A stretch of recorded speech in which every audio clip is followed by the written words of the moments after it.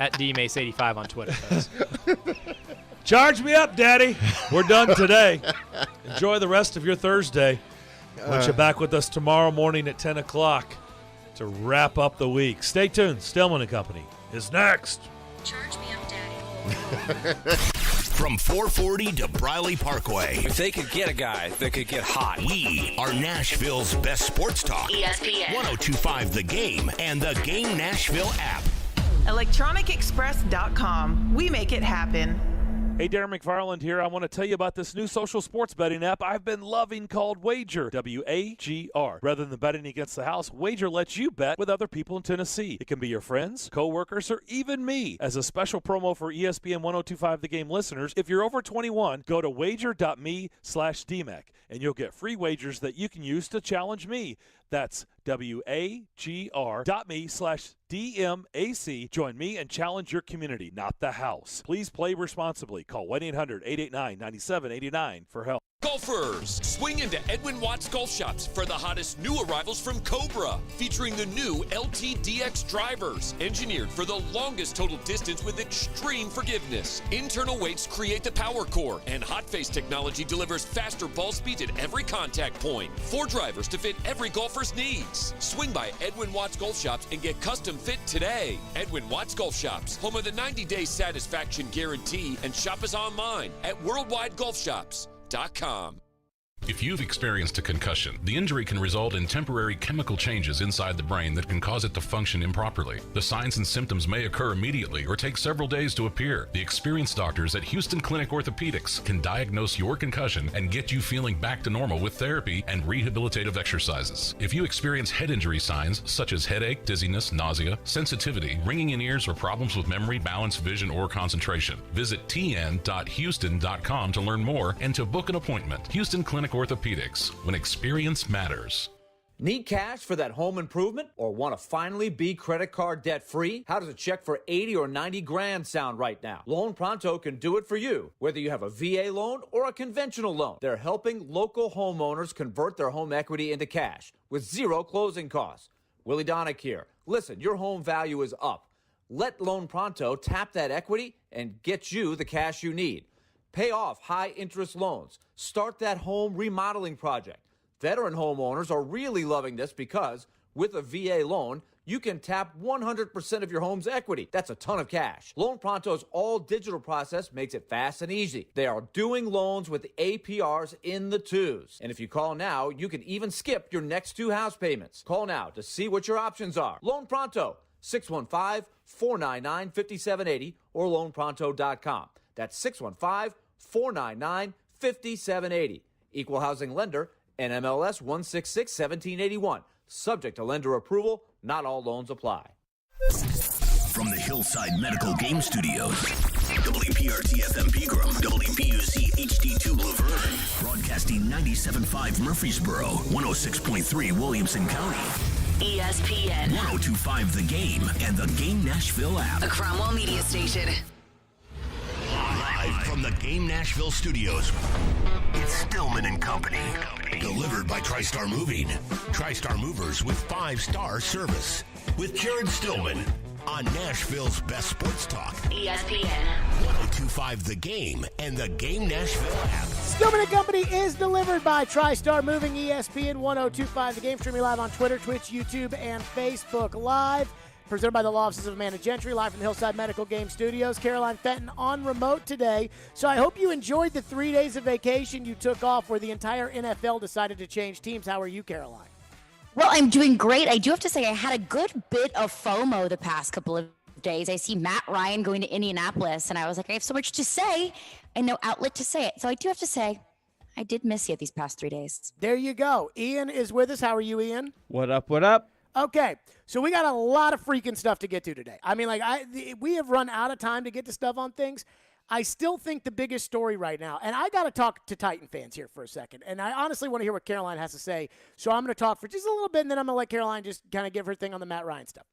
I'm going to start with this, which is this, and that is that Titan fans are like one of two things on Matt Ryan, and I am neither.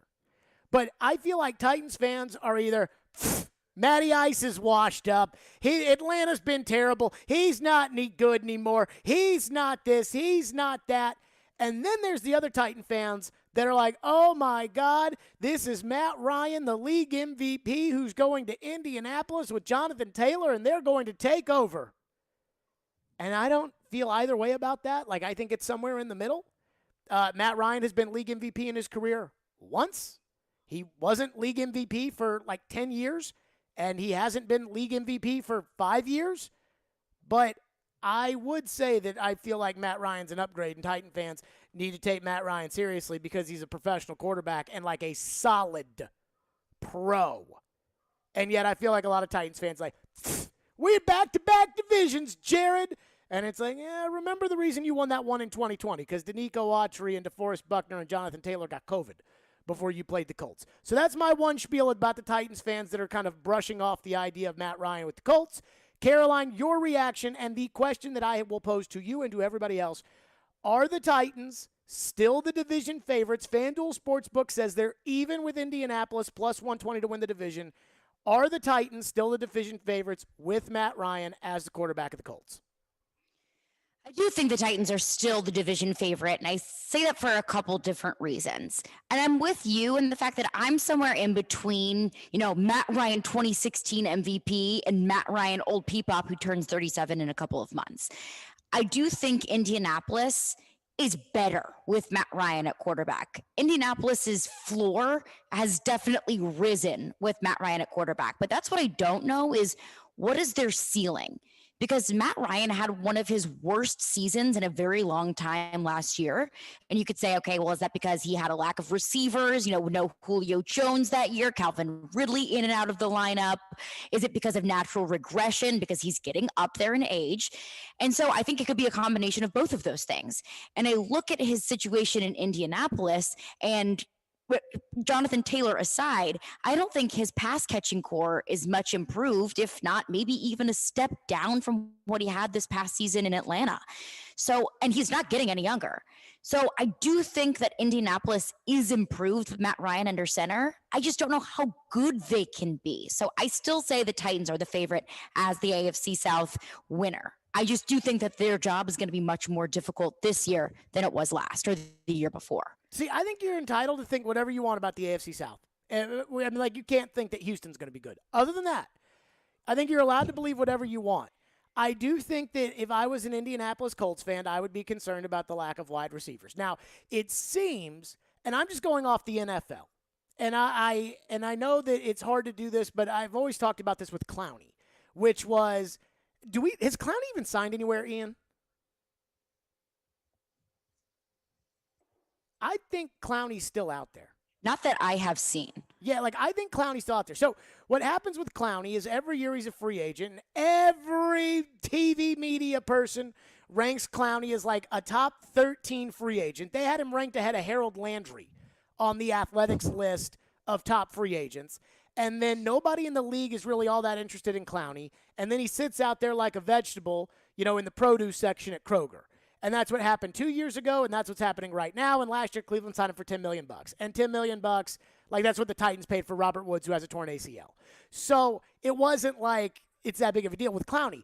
And so there's a difference between what the media people like and what the NFL likes. And what I garnered from the Tyreek Hill trade yesterday is that the NFL, or at least teams in the NFL, think that they can do this with draft picks. They think that there's enough wide receivers in this year's draft, and TD will be with us at 3 o'clock in the TD Power Hour, and he's been watching the tape and the pro days.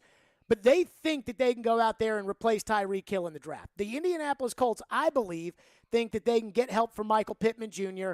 and Matt Ryan at tight end and receiver in the draft. Now, they have some picks, but they don't have a first-round pick anymore because they used that in the Wentz trade. My thing is, I think that they're going to be able to find a wide receiver in Indianapolis, and I think they're going to be able to find a tight end in Indianapolis, or they'll trade for one.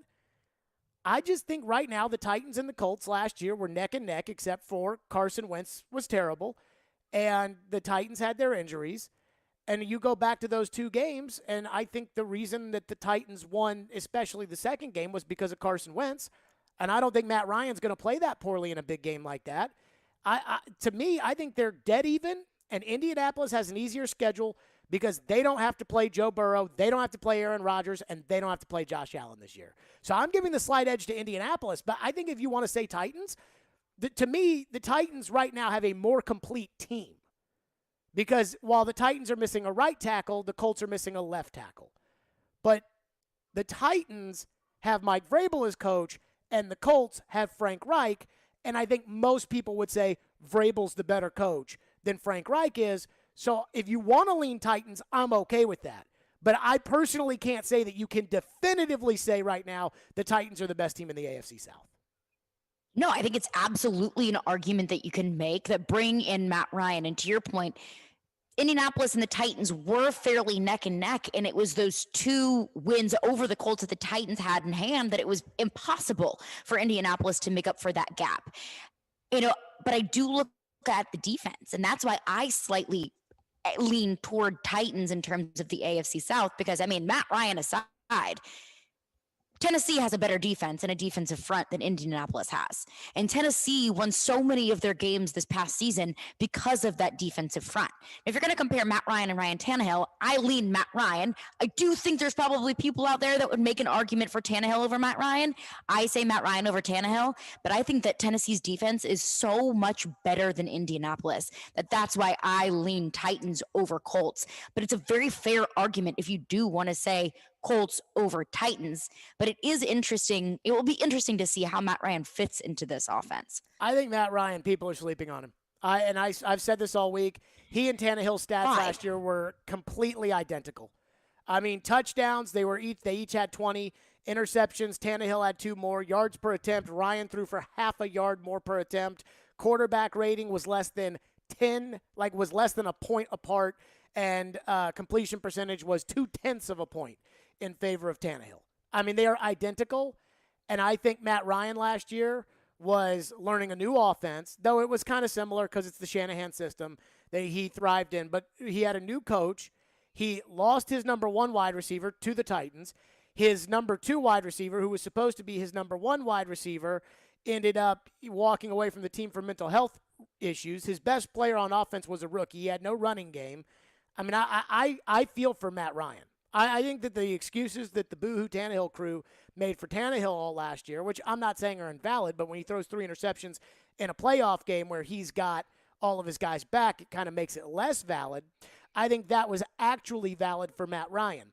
And the other thing is, I think everybody in Indianapolis, including Ryan, is going to get a boost because there's some sort of mental excitement for Indy of like, oh, yes, we have a quarterback.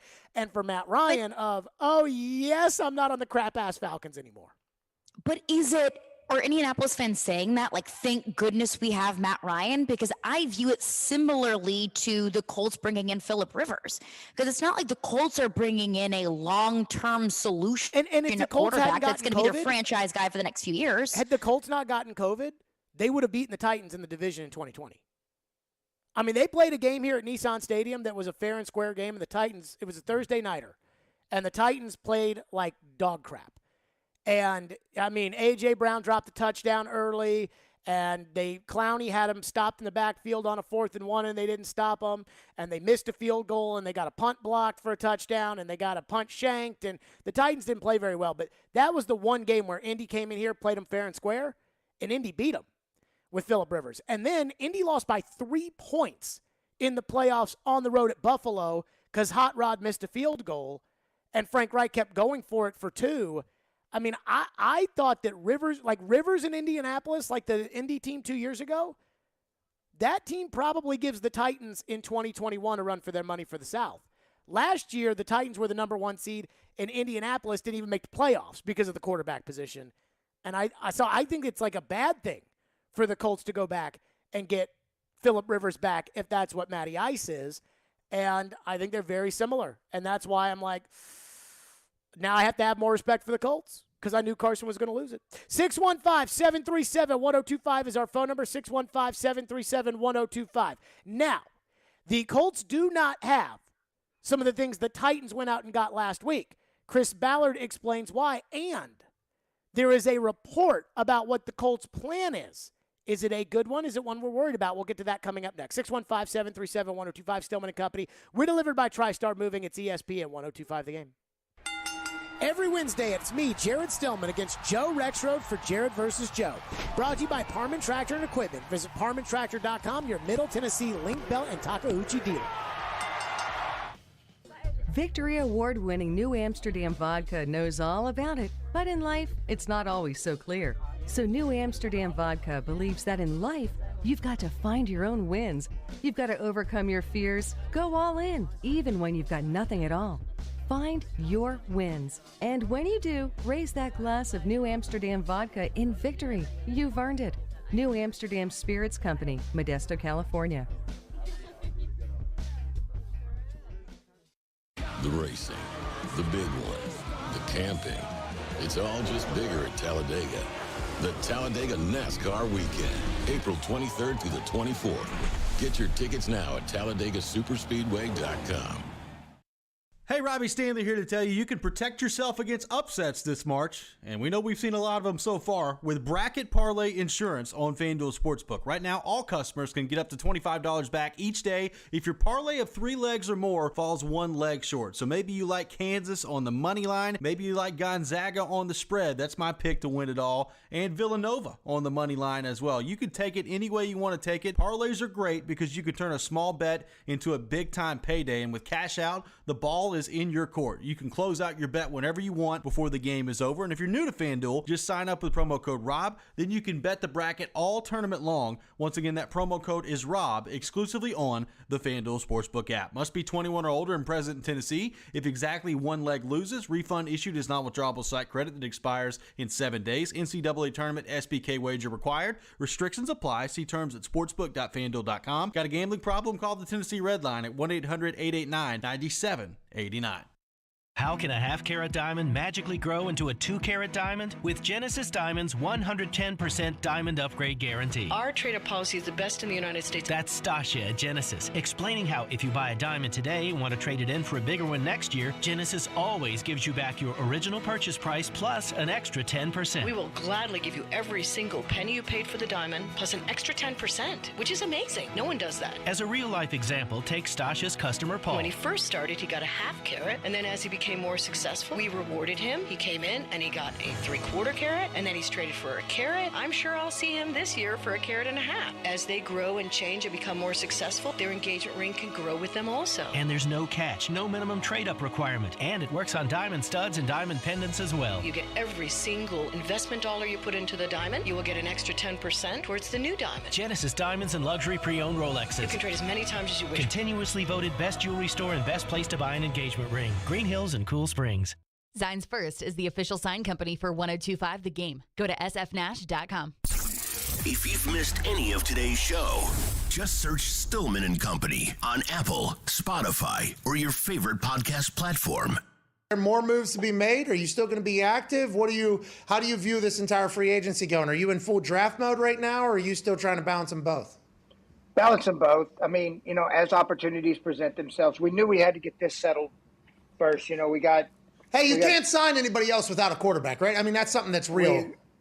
And let me tell you something. It's hard to convince them to come here when you say, hey, we'd love you to be here, but Pat McAfee's going to be throwing you balls. No, they would have came. Hey, listen, I don't have to wear the glove. I got 9 inches here. You know what I mean? Oh, yeah. I got 9 inches here. Something to pick you. But I assume that is something difficult that you knew you had to get in play. We have to get a quarterback first before we can pitch everybody else, because your team and building seems amazing. But without a quarterback, you can't do right? Understood. And look, I understood it from their end. I mean, you have players out there and they want to know who's throwing them the football. And so that kind of indecision, caused some apprehension on guys, and that's okay. I understood it. But we also knew we weren't going to rush the decision, and we wanted to make sure we got it right, and we felt we did. There you go. That was Chris Ballard, the general manager of the Indianapolis Colts. Now, here's what's crazy about the Colts. And I don't understand it. You know me. And I have felt much better about my life once I let go of the idea of cap space mattering, because it doesn't.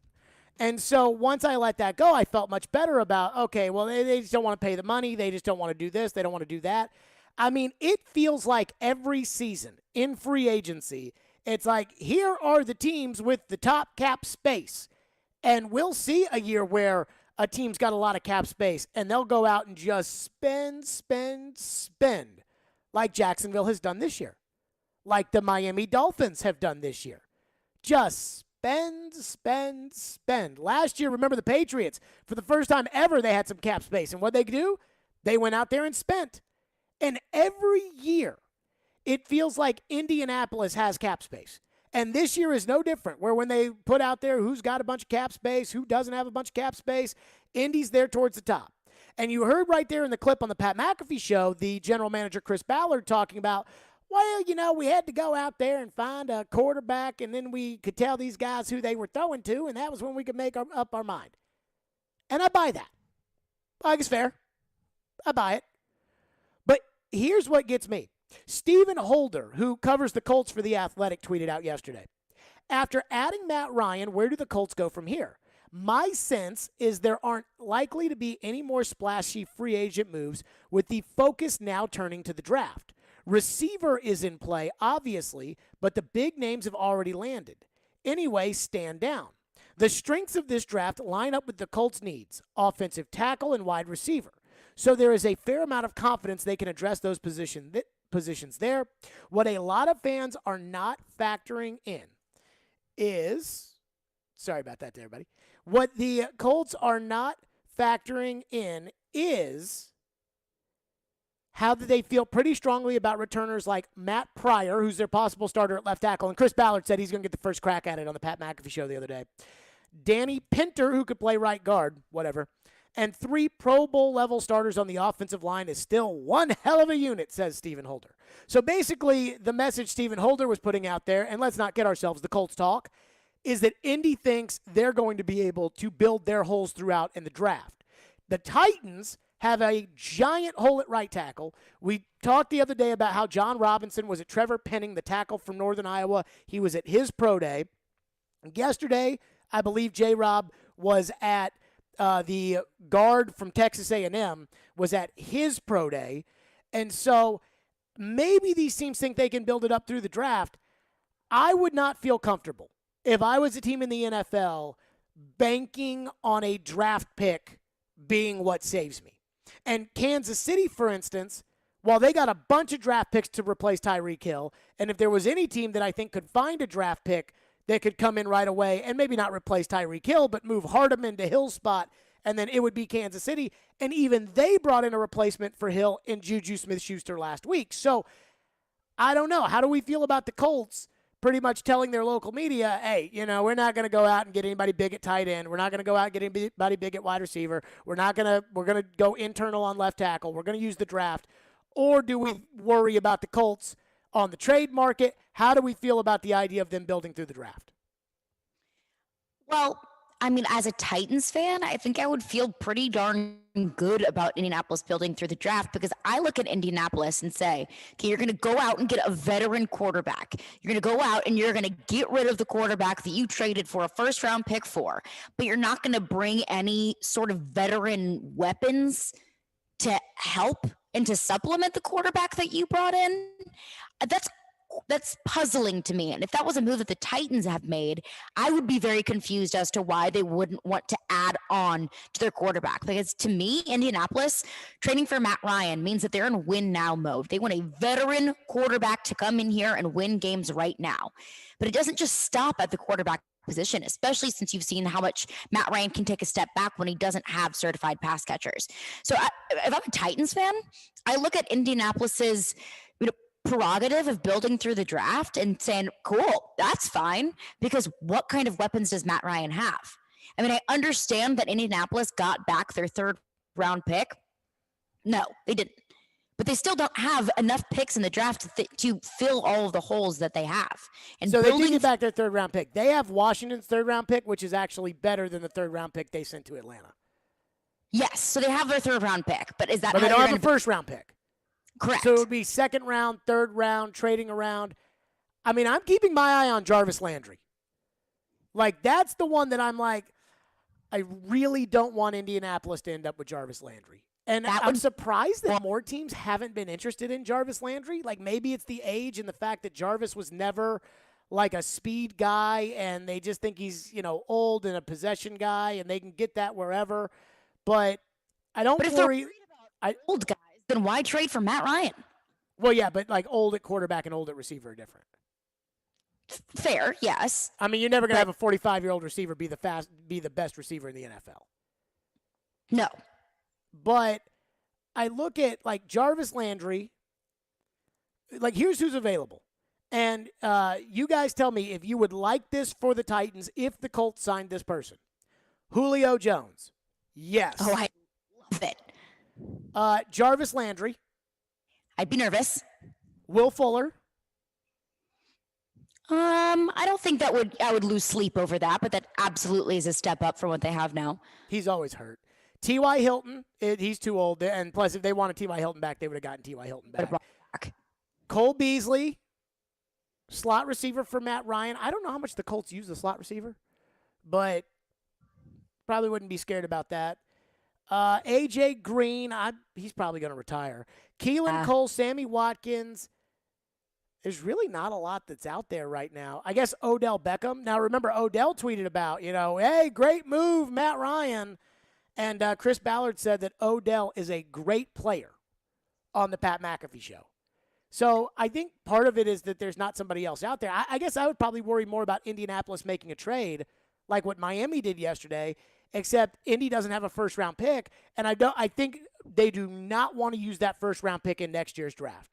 So I think they're going to probably try to wing this, and maybe that's an advantage the Titans have because the Titans have Robert Woods, who I really like. I'm not as sold on Austin Hooper because I heard he was soft. And I like Robert Woods, and A.J. Brown's pretty good. They've got Michael Pittman, who's not A.J. Brown, and they've got nothing else after that. And they've got nothing at tight end, and they're going to probably put their swing guy at left tackle. So that would concern me if I was Indianapolis, the way they want to build it. 615-737-1025 is our phone number. Phone lines are driven by WilsonCountyHyundai.com. Caroline, what do we have in our text line? Well, I have wondered how much people have texted in about this over the past couple of days since I've been gone because we got a lot of people asking about Baker Mayfield. Randy texts in and says, what do you think about Baker Mayfield? He'll probably be released. Nobody's going to pick him up as a starter. What do you think about trying to bring Baker here to Tennessee as a quality backup? Not going to happen. If Baker's cut free, then the teams that don't have a quarterback, except for maybe the Panthers, will be interested in Baker.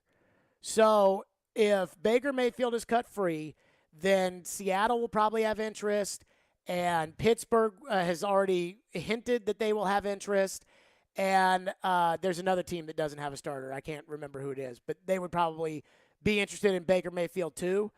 I think the thing here is nobody wants to pay Baker $19 million. Mm-hmm. Like, at the end of the day, that's it. Nobody wants to pay Baker $19 million, and nobody wants to give anything up. By the way, did you guys hear about this new report out of Houston? I don't know. About? So the I-team of Houston News, I think it's like the Fox affiliate there, or maybe it's somebody else, I can't remember. They came out today, and they said that there is a chance that there will be a second grand jury hearing on Deshaun Watson in a different county for another one of the alleged assaults. So the Cleveland Browns could find themselves giving up part of the franchise to Deshaun Watson, and then Deshaun, we all thought that he was cleared, and apparently there may be another grand jury investigation. Now, I don't think the Browns can keep both him and Baker on the team. Maybe they can. I mean, Baker would be a giant a-hole if he was there, but maybe that's part of the reason why Cleveland hasn't moved him. I don't know. But that is interesting. Something to keep an eye on. Boy, how would you feel if you're a Cleveland fan? And they're like, we did our due diligence on Deshaun. And then, boom, Deshaun gets, there's another grand jury, and Deshaun goes to jail. And then I don't think you'd be very happy about that. 615-737-1025 is our phone number, 615-737-1025. Coming up next, somebody told me, because I said this draft's not that interesting, it's, well, what is it? Somebody told me there's going to be a prospect that you fall in love with. And I was like, I don't know. Like, this draft has been boring, and there is a prospect that I have fallen in love with, and maybe the Tennessee Titans have too. And it's a big deal. We'll explain next. Stillman and Company. Caroline, let's tell you about Caesar Sportsbook. Go ahead, Caroline.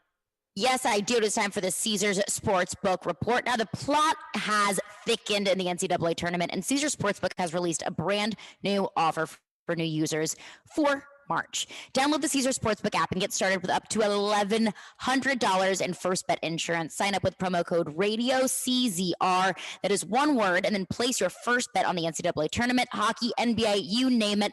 Of course, there are plenty of bets that you can make on the NCAA tournament, but I'm sure at this point people have a bad taste in their mouth about their brackets being busted and some bets that you may have lost. So if you're over making bets on the NCAA tournament, do it on the NFL, because there have been some massive moves in the NFL betting with all of the free agency and trades around here. You can bet on the Miami Dolphins to win the Super Bowl. Their odds since acquiring Tyreek Hill have gone from 70-1 to 40-1. So if you feel good and you think that Tua is going to bounce back with a new wide receiver on the team, then put some money on it and do it with the Caesars Sportsbook app. Must be 21 and physically present in Tennessee. New users only. Bet amount of qualifying wager returned only if wager is settled as a loss. Paid as a single bet credit. Must be used within 14 days. See Caesars.com/promos for full terms. Gambling problem? Call or text the Tennessee Redline at 1-800-889-9789. Caesars Sportsbook. Download it, people. Hi, I'm Jussi Saros. And this is Smash Roll. Now here's a try off to the side. What a stop made by Jussi Saros there. Unreal. You're listening to the flagship of the Nashville Predators radio network. ESPN 1025, The Game.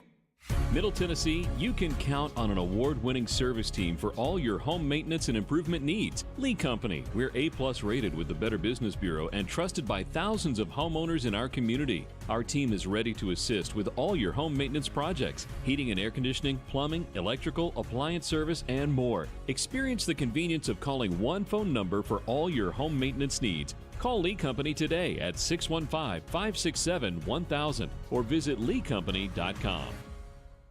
Your home value is way up. You can use that money now to pay off credit cards or remodel your house, or both. Hey, Willie Donner for Loan Pronto. Loan Pronto can convert that home equity into cash as little as 2 weeks from now with no cost to you and zero hassle. Mike and Joan in Brentwood called Loan Pronto and they did a Loan Pronto zero cost cash out refi. They got a check for $100,000. They used $50,000 to pay off all of their credit cards and a car loan. Used the other $50K to upgrade their master bath and kitchen. They locked in a new APR in the 2s and lowered their total monthly bills by hundreds of dollars. Hello? What are you waiting on? Call Loan Pronto now and convert your home value into cash. Put that money to good use. Do it now, and you can even skip your next 2 house payments. Call 615-499-5780 or loanpronto.com. 615-499-5780 or lowpronto.com. Equal housing lender. NMLS 166-1781. Subject to lender approval. Not all loans apply. You know it's going to happen, and when your car needs service or repair, remember Mitchell's Mr. Transmission on Gallatin Road, just north of Briley Parkway. Now here's Jim Mitchell. At Mitchell's Mr. Transmission, we also offer free towing with any major repairs. If your vehicle has a breakdown and you should need any type towing is available through Dad's Towing Service. Dad's is a professional towing company in Nashville that provides all types towing and recovery, 24 hours a day. You know it's going to happen, and when your car needs service or repair, remember Mitchell's Mr. Transmission on Gallatin Road, just north of Briley Parkway. ESPN's Teron Davenport breaks down the Titans like no other. On the field chemistry, I don't think it's going to be a problem. It's just going to be a process. Catch TD Mondays at 11, Thursdays at 3, and Fridays at 8. Plus, the Talking with TD podcast drops every Wednesday. When you draft players, it's not just for one season, it's for a career. Nashville's best sports talk. ESPN 1025 The Game and the Game Nashville app. Hey Nashville, this is Rick Stockstill, and you're listening to Nashville's best sports talk, ESPN 1025 The Game. You know, it does seem like this quarterback class is not maybe as a group, you know, collectively thought of in the same way that quarterback draft classes in the past have been considered. A lot of people talking about a mid to late first round, but so much is put into where they go in terms of the pick, but the fit is going to be important as well with these particular quarterbacks. But I mean, you got Pickett, Corral, Willis, Ritter, Howell. Those are the main names everyone's mentioning. There you go. That was Ed McCaffrey this morning on Sirius XM NFL Radio. And he was talking about, you know, hey, it's going to be about the fit this year, and we're told that this is a bad quarterback class. And I don't know what to believe, because all the Mel Kiper Juniors and everybody else say bad quarterback class. And they've been saying it for forever. But then at the Combine, we saw Malik Willis throw the ball, and I didn't see any difference between Malik Willis and the previous quarterbacks. And we saw Desmond Ridder throw the ball, and I didn't feel any different about Desmond Ridder and the other NFL quarterbacks. And so today, and I've been keeping an eye on this, and we talked about this the other day, about which pro days the Titans were sending people to. They didn't send John Robinson to Kenny Pickett's pro day, but they sent Pat O'Hara. And I'm like, well, they probably don't think they're going to be in the mix on Pickett, and Pickett's got small hands, so whatever. Today was Desmond Ridder, and I love Desmond Ridder. And somebody told me at the beginning of the draft process, and I was like, man, this draft is boring. I'm not sure any of these prospects are interesting. It's like offensive line and, the pass rusher out of Michigan and, like, whatever. And somebody said, before the draft, you will fall in love with somebody. Before the draft, there will be somebody that you look at the Titans and you will say, the Titans need to take them. Today was Desmond Ridder's pro day, and guess who was there? Mike Vrabel was at Desmond Ridder's pro day. Now, we've heard that Desmond Ridder might be back into the first round, somewhere in the second round, and I got to tell you that if you like Desmond Ridder, and TD, who's going to join us at 3 o'clock for the TD Power Hour, told us at the Combine, the guy who is the most John Robinson and Mike Vrabel-like is Desmond Ridder. And when you watch some of the games he played at Cincinnati, and I know he didn't blow out the crap bum teams, but I've seen quarterbacks not do that. John Elway didn't blow out the crap bum teams when he was at Stanford. But Desmond Ridder, he elevated Cincinnati to a place that they had never been before. And now Mike Vrabel's at the pro day. Now remember, Cincinnati's coach is Mike Vrabel's best friend, Luke Fickell. But I actually think that that's good. Like, I'm for that. I'm rooting for that. So here's who was at Desmond Ridder's pro day, Cincinnati's pro day. The head coaches for Atlanta, Arthur Smith, Houston, Lovie Smith, New Orleans, Pittsburgh, Tennessee, Washington. All of those teams could use a quarterback. But I can't imagine that, say, the Houston Texans. Now, I know they got a bunch of first-round picks because of that Deshaun trade, but they're not going to use the third overall pick on Desmond Ridder. But all these other teams are picking ahead of the Titans. That makes me nervous. Atlanta sent their general manager, as did Pittsburgh and Washington. So Atlanta, today at Desmond Ridder's pro day, they had their GM and their coach, Atlanta, Pittsburgh, and Washington, at Desmond Ridder's pro day. And Atlanta, Pittsburgh, and Washington all had their QB coaches and their offensive coordinators there. So they're looking at Desmond Ridder. And those are teams that need quarterbacks. And in the case of Houston, they've got multiple first-round picks. Washington, Pittsburgh, they all pick ahead of the Titans. And I'm starting to convince myself that I think a lot of people are really loving Desmond Ridder. And I told you this before when we were talking about the quarterback position and we're talking about what the media says and what the actual NFL says. And I'm just going off the NFL because the NFL has told me, hey, we think we can get wide receivers in the draft. Indianapolis, not interested in going and getting a big-time free agent.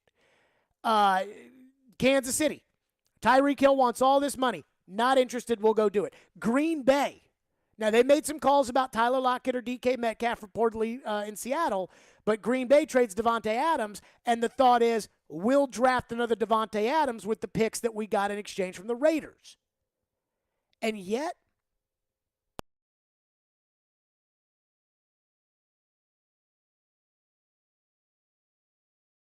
teams are there. We had Trevor Mattich on the other day, and I asked Trevor, I said, when Mike Tomlin has been so forward on Malik Willis, stalking him at the Senior Bowl, sending everybody to his pro day, going to dinner with him the night before the pro day, the Steelers have not hid their interest in Malik Willis. And every mock draft at ESPN, whether it's Todd McShay or Mel Kiper, they've got the Steelers taking Malik Willis number 20. I'm like, that's got to be a smokescreen, right? Like, these guys hide every little nugget of information. Floyd used to tell me that he wouldn't even tell Rich Sneed, who was the number 2 in personnel, he wouldn't even tell Rich Sneed who he was interested in drafting. And Pittsburgh is going to circle around Malik Willis. It's got to be a smokescreen. And they've sent everybody to Desmond Ritter's pro day. And I'm starting to buy the Desmond Ritter hype.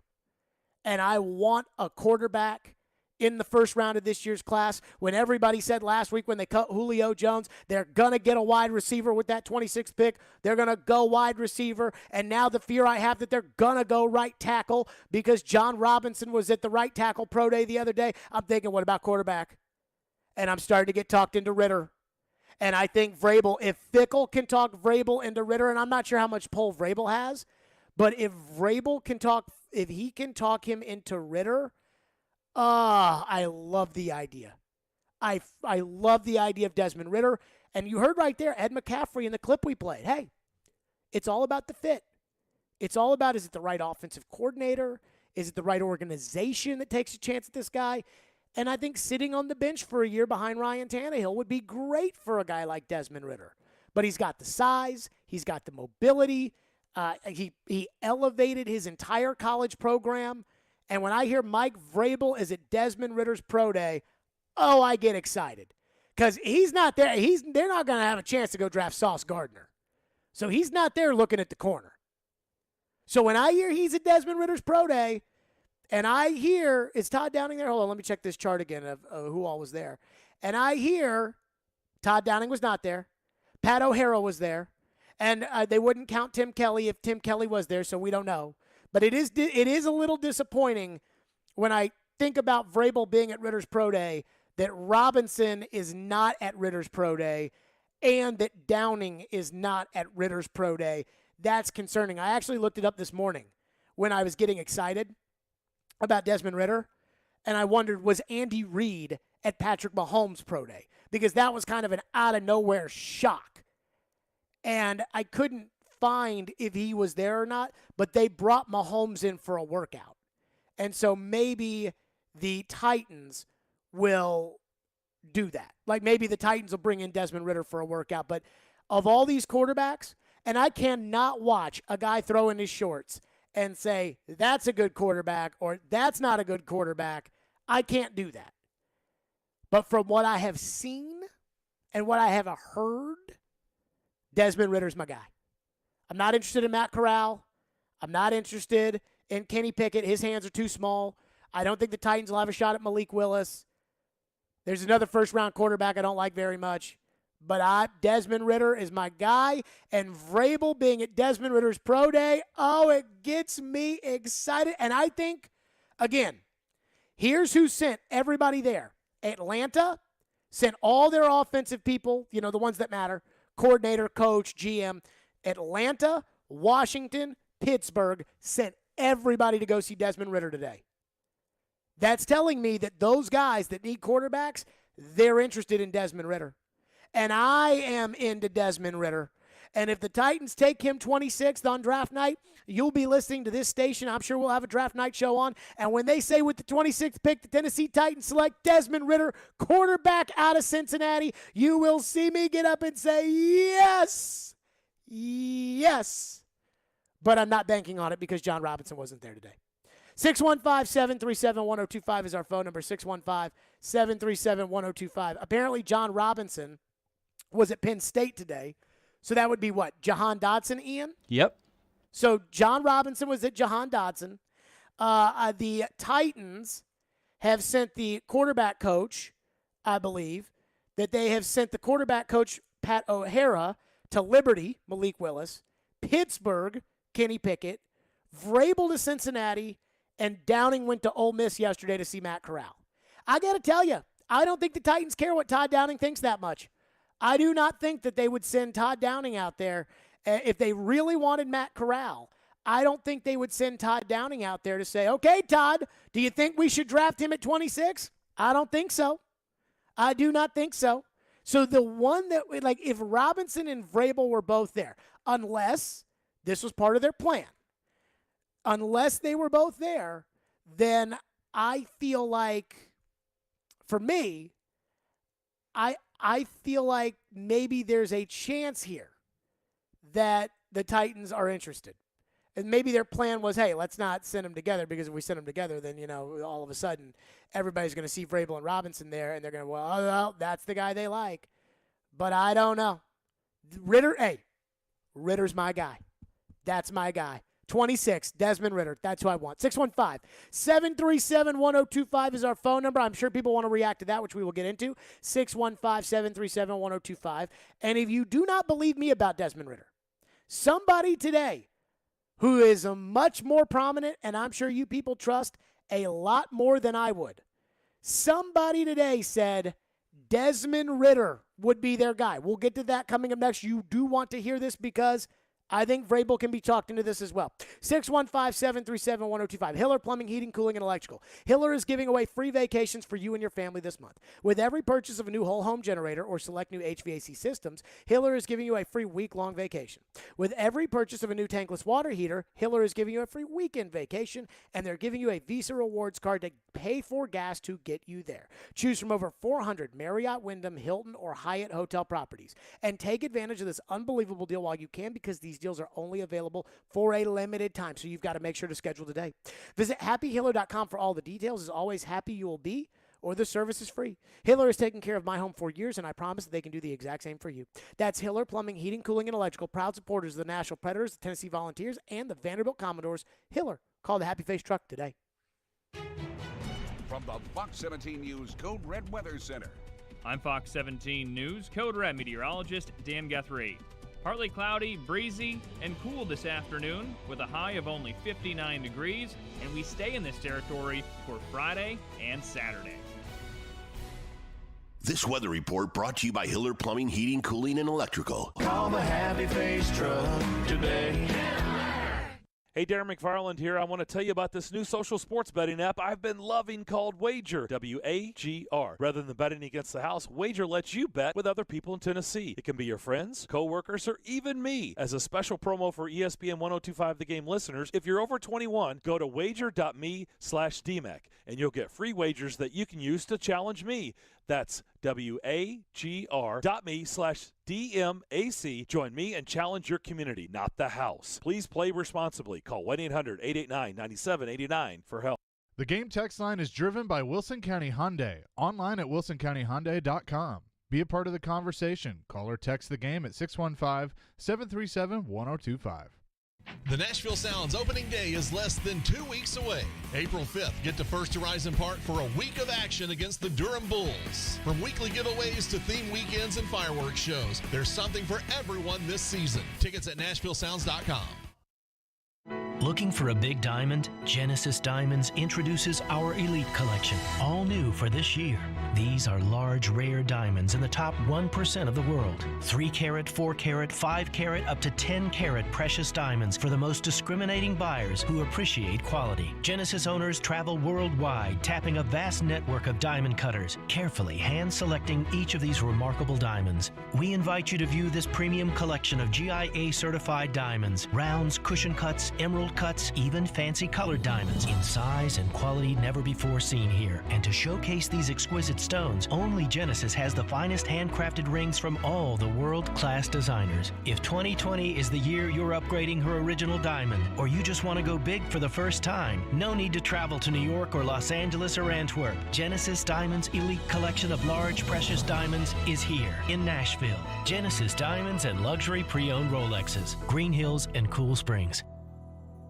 Sometimes their glass is half full. That was unbelievable. It was the best NFL draft they've ever had. Sometimes glass half empty. What are we getting ourselves into here? Tough game. And sometimes it's all about the numbers. One win, and they've gone on this streak, and now they're at 500. Hang out with Darren, Donick, and Chase from 10 to 2 during your workday. Presented by Curacion CBD on Nashville's best sports talk. ESPN 1025 The Game and the Game Nashville app. Watch live on Twitter, Twitch, and YouTube.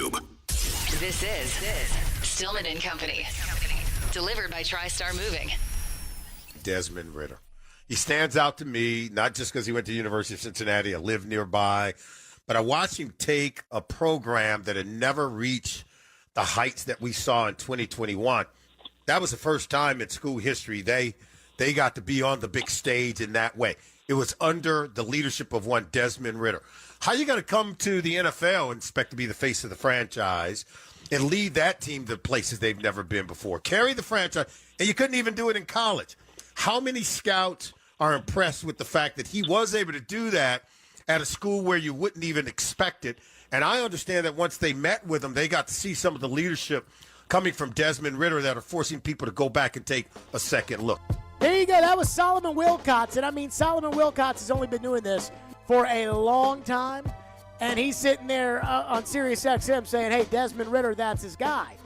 And the one I want to get to, though, because I know a lot of people, you've probably heard Solomon Wilcots call games. What does Solomon Wilcots know about evaluating quarterback? That's a fair question.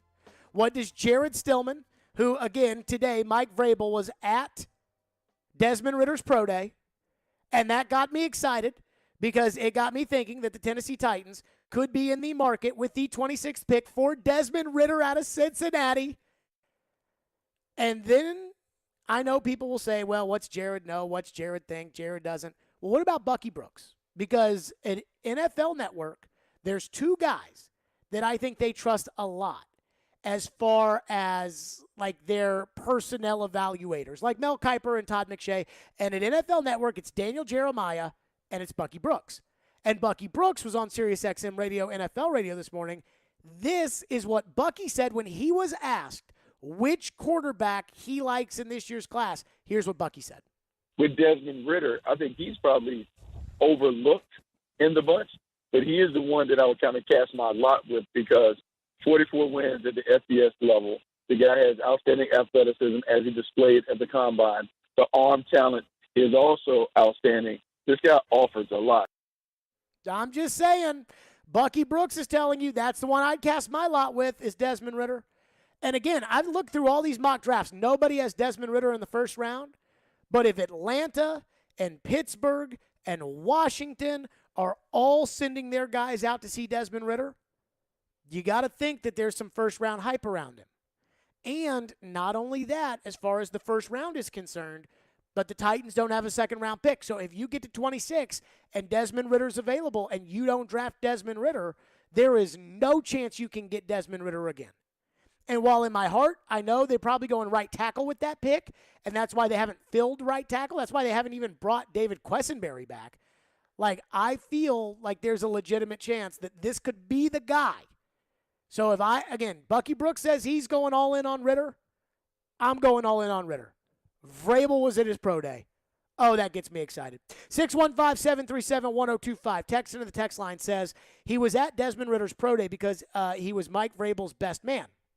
Has Vrabel been to all of the pro days of all of the Titans' first-round picks? No. Now, I don't know if that's true or not. I'd have to look that up, or I'd have to ask, or I'd have to check. Like, was he at Alabama's pro day when they took Rashaan Evans? Was he? I mean, it wouldn't have mattered for Simmons. Was he at, who'd they take in 2020? Isaiah Wilson didn't have a pro day, and I can't remember what happened last year. Caleb Farley obviously didn't do anything either. So, I mean, considering that most of the Titans guys are all hurt, and can't participate in pro days anyways, I'm not sure it really matters. I think it matters. Here's the one thing I do like about the fact that Vrabel and Fickell have their relationship. Fickell is not going to lie to Vrabel about this. I used to talk to Floyd about it, and I would say, how would you know that Nick Saban, for example, wasn't lying to you? Because it only makes Nick look good if you draft Nick's guys in the first round. And he said, you got to know the coach. And he knew that Nick Saban would never lie to him about that. And so if Nick Saban didn't think that a guy was good enough, Nick Saban would tell him, hey, I don't think he's good enough. I have to believe the relationship between Fickell and Vrabel would leave Luke Fickell the ability to turn to Vrabel and say, yeah, look, Dez is not worth the 26th pick in this draft.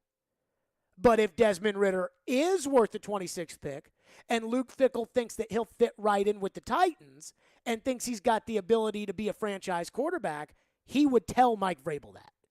And then if Mike Vrabel heard that from Luke Fickell, I think he has to trust Fickell enough to be able to say, okay, I got to check this guy out. What I'm concerned about is the quarterbacks always go higher than people say. And every time that a mock draft comes out, they don't have any quarterbacks in the top 10. They have a couple of quarterbacks in the top 20, and then they got one right there at the end of the Lions. And in Mel Kiper's latest mock draft, it was Matt Corral at 32. Desmond Ridder is not in the first round of any of these mock drafts. If they think he can play quarterback, especially with all the teams that have multiple first-round picks this year, somebody will take him in the first round. This idea that the Titans can wait on him, I don't think that he's not going to be there in the third round. And so unless you want to mortgage 2 picks next year to get back into the second round to go get Desmond Ridder, if he's there, and I'm not sure he will be, that makes me a little nervous. Texter says, I take a chance on Ridder. He seems like a serviceable quarterback in the very least. I think, and maybe this is unfair, I think Ridder has the potential to be better than Mariota. And I don't think that Ridder was the quarterback in college that Mariota was at Oregon. Obviously, Mariota won the Heisman. But I think Marcus, when he got here with his athleticism, and Ridder runs a 4.25, when Marcus got here, the Titans screwed him up. They didn't have an offensive line. They had a right guard who couldn't even stay in the NFL as a rookie playing right tackle. And that's what Mariota had to put up with. He had Ken Wisenhunt as his coach. He's getting killed back there. He's got no offensive line, and they're sending 5 guys into the pattern. Bishop Sankey was his running back. I mean, it was a mess for Mariota. And then they fire Wisenhunt, so now he's got somebody else in there. And then after they fire Wisenhunt, they put Jason Michaels calling the plays, and then they hire Terry Robisky, and then Mariota's got a little consistency, and then they fire Malarkey and Robisky, and then in comes LaFleur, and now he's got the injuries, and now he's injury prone, and now he's on the hot seat. And I just felt like, even though Marcus may not be able, the guy, I've said that I think that if Marcus is the starter in Atlanta for the next 2 years, Arthur Smith's getting fired. But I think that a lot of this is that nature versus nurture, and some teams don't nurture quarterbacks very well, and the Titans didn't nurture Marcus very well. Well, if they bring in Desmond Ridder, and he can sit the bench for a year and sit behind Ryan Tannehill, and they've got an offensive line, and they've got A.J. Brown, and maybe they go get another receiver in this draft or something else, then I think you can see the potential for Desmond Ridder. And I'm buying the hype. I'm buying the hype on Ridder. I'm not interested in Matt Corral. I would love Malik Willis. I don't think they can get him. And Kenny Pickett's hands are too small. Texter into the text line says, Jared, you have so much hate for Tannehill that you have lost your mind regarding the Titans and Desmond Ridder. And there might be some truth there. Like and not the hate for Tannehill, but my desire for there to be a succession plan at quarterback so that you're not stuck in the same spot the Carolina Panthers are, that I think is legitimate. Andrew says, better than Mariota, there went my confidence. Again, potential to be better. Potential to be better. That's all I'm saying. 615-737-1025 is our phone number. The Chiefs have signed Marquez Valdez-Scantling, the wide receiver out of Green Bay. And MVS does one thing. He runs. And so Indianapolis's goal, this is my opinion or assessment, would be that Kansas City's goal is, hey, Marquez Valdez-Scantling, go deep. Patrick Mahomes, throw it as far as you can. What I think they're going to do is they're going to look to replace Tyreek Hill with 3 guys. Instead of saying, okay, Mecole Hardman, you're the guy that goes in there to take that spot, I want you to be Mecole Hardman. Juju Smith-Schuster, I want you to be the short possession receiver. Think Sammy Watkins. Marquez Valdez-Scantling, I want you to be the deep guy. I'm chucking it down the field to you. And I think they're going to draft somebody. So I think that they're going, instead of just saying, okay, well, they signed Juju Smith-Schuster. Juju, you're Tyreek Hill. I don't think that that's going to happen. I think what they're going to do is I think they're going to feel good about this of replacing it by committee. Now, Valdez-Scantling has an injury history. Juju has an injury history, and draft picks are no sure thing. And Tyreek Hill has been a great player for Kansas City. But I think this is the path they're going. They've signed Valdez-Scantling. And I heard Seren Petro, who's a very talented afternoon show host out in Kansas City, and he said today on Darren Donick and Chase that he thinks that they can sign 3 or 4 players with the money they saved this year for Tyreek Hill. 615-737-1025 is our phone number. Again, the Chiefs are signing Marquez Valdez-Scantling from the Green Bay Packers now that they've lost Tyreek Hill. TD is here for the TD Power Hour. Robert Woods is a Titan. Austin Hooper is a Titan. The Chiefs are moving things around. The Colts are moving things around. We'll get TD's thoughts on it next. Stillman & Company. It's ESPN 102.5 The Game.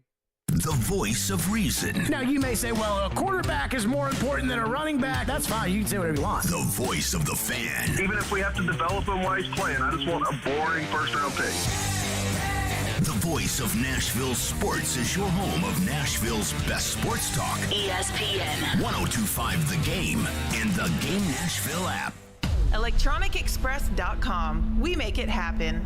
Hey Nashville, it's Jared, and there's a new go-to for home furnishing. Social Furniture on the West Side is independently home-owned furniture store in Nashville. Forget the big box stores. Shop local, shop social. They have all the best brand mattresses, sofas, recliners, love seats, sectionals, coffee tables, and more with no waiting. They will deliver it the same day. That's with everything at Social Furniture. Enjoy new furniture now with no waiting. Shop local, shop social. 5412 Charlotte Avenue near White Bridge Road, and tell them Jared Stillman sent you.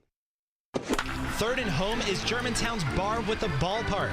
Overlooking the Nashville Sounds, you can have the best seats in the house when baseball season returns April 5th. Pro tip, stop by before the game to watch batting practice from the patio and enjoy happy hour food and drink specials. The mouth-watering menu at Third and Home includes signature items such as wings, stuffed breadsticks, classic burgers, and hot chicken and waffles. Third and Home is open Tuesday through Sunday at 11 a.m. For more, visit thirdandhome.com. Erectile dysfunction ruins sex, but it's more than that. It harms otherwise good relationships. It destroys marriages. It can cause depression and anxiety, and it can be extremely hard on a man's self-esteem. This is Kim for the Tennessee Men's Clinic, and if you're suffering with ED, if it's affecting you, I want you to know that if you're like most men, we can treat it and get you back to the man you used to be. At the Tennessee Men's Clinic, we're ED experts. Our protocols have success rates as high as 90%. We've successfully treated thousands of men in the Music City, and we have a variety of treatment options and treatment combinations that could have you performing like you haven't in years. You could even last up to an hour and experience great sex again that is satisfying for both you and your partner. In treating your health, expertise matters, so make an appointment today. Your initial appointment is only $99 and includes blood work and a medical consult. Call 615-208-9090 or go to TennesseeMen'sClinic.com. Visit our website to learn more, including side effects. Treatments extra. Results vary. It's that time of year again as college basketball's tournament is finally upon us. From all the latest odds, contests, and player props, BetOnline.net is the #1 source for sports betting needs and info. And it's not just basketball. BetOnline.net is your continued source for all your sporting wagering information needs, including live betting and your favorite Vegas casino games. BetOnline.net remains the best spot for sports scores, podcasts, and news this season. BetOnline.net, where the game starts. From the Hillside Medical Game Studios, WPRT-FM Pegram, WPUC HD2 Laverne, with Darren, Donick, and Chase middays from 10 to 2. Talk amongst themselves. It's not a star-studded group. They're not all there. ESPN 102.5 The Game and the Game Nashville a app. Cromwell Media Station. Live from the Game Nashville studios, it's Stillman and Company. Delivered by TriStar Moving. TriStar Movers with 5-star service. With Jared Stillman on Nashville's best sports talk. ESPN 102.5 The Game and the Game Nashville app. Stillman & Company is delivered by TriStar Moving. ESPN 102.5 The Game, streaming live on Twitter, Twitch, YouTube, and Facebook Live. Thanks to the law offices of Amanda Gentry. Live from the Hillside Medical Game Studios. The Titans have made a lot of moves, TD, since the last time we talked. The TD Power Hour here on the program. Teron Davenport is with us. TD, how are we today? Hey, every day's a good day, man. So you asked how I am. I'm excellent. All right. Let's just go one by one, break it down, because the Titans have made a lot of moves since we last talked. Big ones that we were sitting here last week saying, oh, my God, what are they going to do? What are they going to do at wide receiver? What are they going to do at tight end? And then they literally went out there and figured it out at wide receiver and tight end. I think the Robert Woods one is the big one. I think it was a trade for both sides where the Rams essentially got rid of $10 million and the Titans bought a wide receiver with a 6th-round pick. And now when you see some of the prices wide receivers are going for, you understand why. they bought a wide receiver with a 6th-round pick. TD, I love the move. What was your reaction to the Robert Woods trade? Yeah, and that 6th-round pick is not just any ordinary 6th-round pick. It's next year's 6th-round pick. So I think you have to look at that.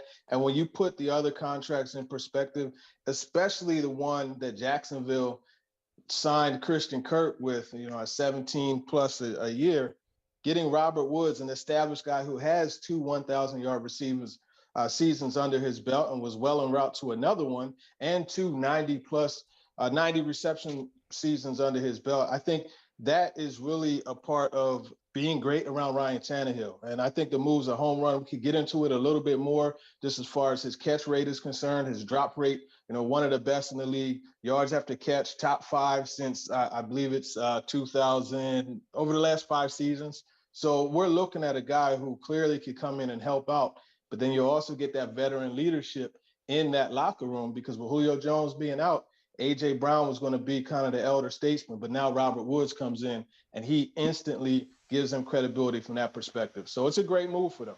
So when I think of Robert Woods, what I think of is the fact that when Jared Goff was the quarterback of the L.A. Rams, he loved throwing the ball to Robert Woods and Cooper Kupp. But when we used to watch the Rams before Woods got hurt, and we talked about this because we were breaking down the game when they played right before Woods did get hurt, Cooper Kupp, yes, great, and, set all kinds of records this year. But we always talked about it, at least I remember it's Cooper Kupp and Robert Woods, not Cooper Kupp and then everybody else. And I think that's the thing where I look at this and I see Robert Woods as like the perfect number 2 wide receiver on a team that has A.J. Brown. Yeah, he's absolutely the perfect number 2 wide receiver. And he actually mentioned how he and A.J. Brown complement each other. But there was something he said that no one took note of. And I mentioned it on Talking with TD this week. And he talked about running routes when he's on the backside of the play call, running routes when he's the decoy of the play call. He said, I'm going to run those routes to get open.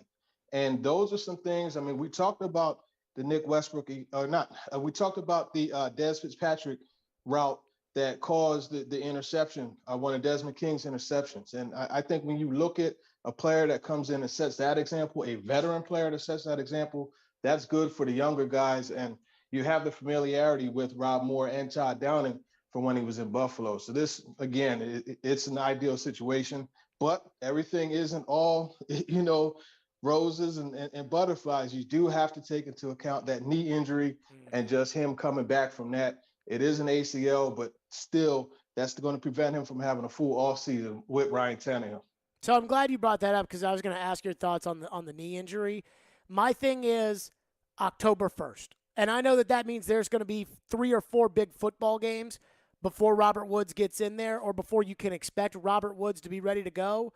But I think if we can all sit here today and say, hey, October 1st, he should be able to get out on the field a little bit during training camp. He should be able to practice some. But really that October 1st kind of window for him to be Robert Woods, I think that's fair. And I think if the Titans can wait until October 1st, and if he's the Robert Woods with the Rams, I'm totally for it. How do you feel about the knee injury? Yeah, no, I agree with you. I think, like I said, the main thing is just figuring out a way to establish that chemistry. And that's to be done while he's not on the field, because he won't be available there. And I think, that's why I asked him that question.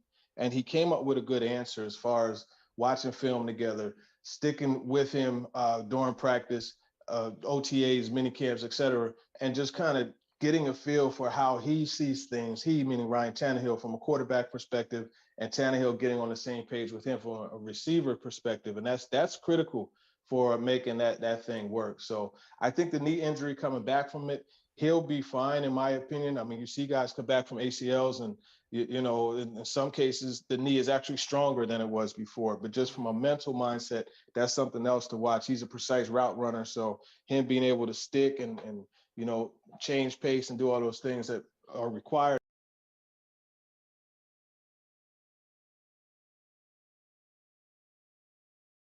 To be tied in 1. Yeah, I like the deal. I like the deal. I think this is a guy that has production in a similar offense. He's not like the most gritty player, but I think it is a good move. It gives them a number 1. It gives them a guy that, is on a hungry on a 1-year deal. And I think he's a proven pass catcher. So that should help them out a lot. And you have Jeff Swain, that $3.5 million run blocker. So you don't have to have as much of an emphasis on Austin Hooper, being the guy that they have featured in the run blocking game. So I'm concerned about Hooper for one reason. I talked to a coach who's worked with Hooper before, or has been on a staff that Hooper was on the team, and said very talented route runner, very smart, sometimes maybe too smart for his own good, but that he's kind of soft. And the coach told me that's not my kind of guy. And that makes me nervous. And again, it's one guy's opinion, but it's a guy whose opinion I trust. But that is something that I'm going to keep an eye on, because I think you and I would agree that if Austin Hooper's soft, Mike Vrabel's going to be all over him. Right. It's subjective. And I think, one guy's trash is another guy's treasure. So that doesn't necessarily mean for sure that, he's going to be trash for the Titans. But it is something, like you said, to stay aware of. But I would imagine, Mike Vrabel and that staff, they don't have, as you mentioned, a tolerance for softness. So I would think that they did their due diligence, and that would have come out somewhere along the line. And I also wonder if that's the reason why Hooper was not as desired when he got released from the Browns. I think more of it was a lot of guys coming off the board. Mm-hmm. I mean, you look, tight ends were signing left and right. And you remember, a few days or maybe a couple of days before the signing actually happened, I was speaking to you and I said Hooper is one of the guys that's left, and he's probably the one that they should look at, but along with Gerald Everett. But I mean, because the other guys were just coming off the board, and he got into the mix a little bit later. TD, what are they going to do at right tackle? Because that's a big gaping hole right now, and you almost have to think it feels draft, but then Vrabel was at Desmond Ritter's pro day today. How do you feel about the right tackle position? Well, you don't have to address the right tackle position in the first round. I think, you look around the league, there's plenty of right tackles who weren't taken, even left tackles who weren't taken in the first round. So I think there's more to the draft than that. It's probably going to be a guy that they pick. You look at a guy from North Dakota, not North Dakota State, just regular North Dakota, by the name of Matt Walesko. He's actually a pretty solid player, athletic guy. I think would be good in that zone scheme. And, that's probably a look. There's guys. I mean, this is a deep tackle draft. So there's options for them later if they choose to go that route. Free agency, I mean, like at this point, I'm not sure what is really left. I mean, if worse comes to worse, they could go and bring back Quesenberry, but they didn't tender him. So I think they are going to gear more towards the draft. Do you think Dennis Kelly is not an option at this point? I was talking to Joe about that yesterday. I'm sure Dennis Kelly was not happy about being released last year, but he is out there, and I think even though he's older, I think we all at least have a level of comfort with Dennis Kelly. Yeah, you know what you're getting in Dennis Kelly, and at worst, he's a swing guy. I'm curious if they feel Jamarco Jones could be, a guy to compete for the right tackle. I'm curious if they feel Dylan Radins is the right tackle, and they go Aaron Brewer, or they get a guy like Marquise Hayes or Zion Johnson, in the draft, which I know we'll talk about. So there's a lot of ways that they could go. It really, Dylan Radins, in my opinion, is the key to it all. What do you think about the left guard position? You take everything we just said and you just put left guard instead of right tackle. No, do you think Brewer could be an option there?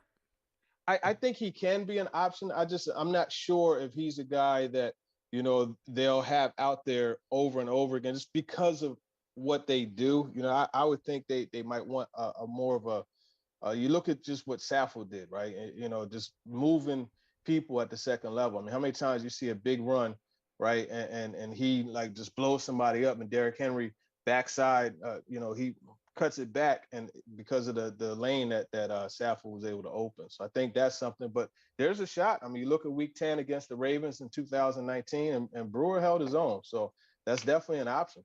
TD's with us for the TD Power Hour, 615-737-1025. Get your questions in for TD. And coming up next, Mike Vrabel was at Desmond Ritter's pro day today, as we know, as were a lot of other coaches and GMs and offensive coordinators. But just kind of tracking John Robinson, tracking Mike Vrabel, the pro day, what's adding up with what TD knows about the draft. We'll get his thoughts on that coming up next, right here on the TD Power Hour. TriStar Moving, that's the presenting sponsor of our show, and they have been my guys for a couple years now. And if you're looking to move, you need to give my friends at TriStar Moving a call. They are 100% the best, hands down, the best moving company in Middle Tennessee. And it's okay if you don't believe me or trust me, but do yourself a favor and go check out their hundreds of 5-star reviews on Google that back up that opinion. And you want to know why they get so many 5-star reviews? Because of the service they provide the entire process, starting with the estimate where their professionals come out and give you a quote, to their administrative staff that is so easy working with you all the way right there to the big day, and they're great movers. I have sent tons of people their way, and everyone calls me back saying, thank you for telling me about TriStar Moving. Garrett and Robert, the owners of TriStar Moving, are Nashville through and through, and all they want is an opportunity to help as many of their fellow Nashvillians make what can be a stressful moving process the most simple and easiest service you've ever had. So I'm asking you, if you're considering a move or are moving and you haven't found that moving company, to give TriStar Moving a call. 615-640-1219, or visit their website at nashvillemoving.org/radio and get your personal discount on me, 5% off your entire move. That's TriStar Moving, 615-640-1219, nashvillemoving.org/radio. Tell them Jared Stillman sent you for 5% off your entire move. For TriStar Moving, my official movers. Do you have that one person or thing that just makes you mad? Join us every Friday at noon on the DDC for You Just Made the List. Fueled by Parman Energy. Visit ParmanEnergy.com, your one-stop petroleum solution, and TriStar Moving on the DDC on ESPN 102.5 The Game. You just made the list. The 2022 Major League Soccer season is officially here, and the Nashville SC Stadium nearly complete. Don't miss Nashville SC's home opener May 1st. Grab a seat at NashvilleSC.com/22ticks. Meet Allison, teammate at Truist Bank. Hi. She was born to care, and she always had your back. You could say that. Like that time back in the mid-'80s when she spotted Stacey Kaminsky with her new perm, and a car was coming, about to hit a puddle. So Allison jumps in front of the splash, just in time to protect Stacey's fresh curls. Look, I had to do it. A wet perm just doesn't work. Today, Allison's a teammate at Truist, the bank that starts with care. When you start with care, you get a different kind of bank. Learn more at truist.com/care. Truist Bank, member FDIC. Love Delta 8? Calm the madness with the help of Dazed. As one of the only Delta 8 brands that is truly single-sourced, quality and consistency is our guarantee. We are local and aim to provide the purest product while educating the consumer every step of the way. Stock up and score with Dazed next time you're at your local smoke shop. To browse our product line, visit dazed8.com. DAZED number 8.com. Ever since you Dierks Bentley. Beers on Me Tour 2022. Friday, August 26th, Bridgestone Arena. I'm a little bit holy water, but still a little bit burning. Dierks Bentley, live in concert. Yeah, I'm somewhere on a beach. If you don't come through, buddy, that's on you, cause the beer's on me. On sale now. Buy tickets at livenation.com. The 2022 Major League Soccer season is officially here, and Nashville SC's new home, Geodis Park, is nearly complete. Don't miss Nashville SC's home opener May 1st. Secure your season tickets now. Come on and grab a seat at NashvilleSC.com/22ticks.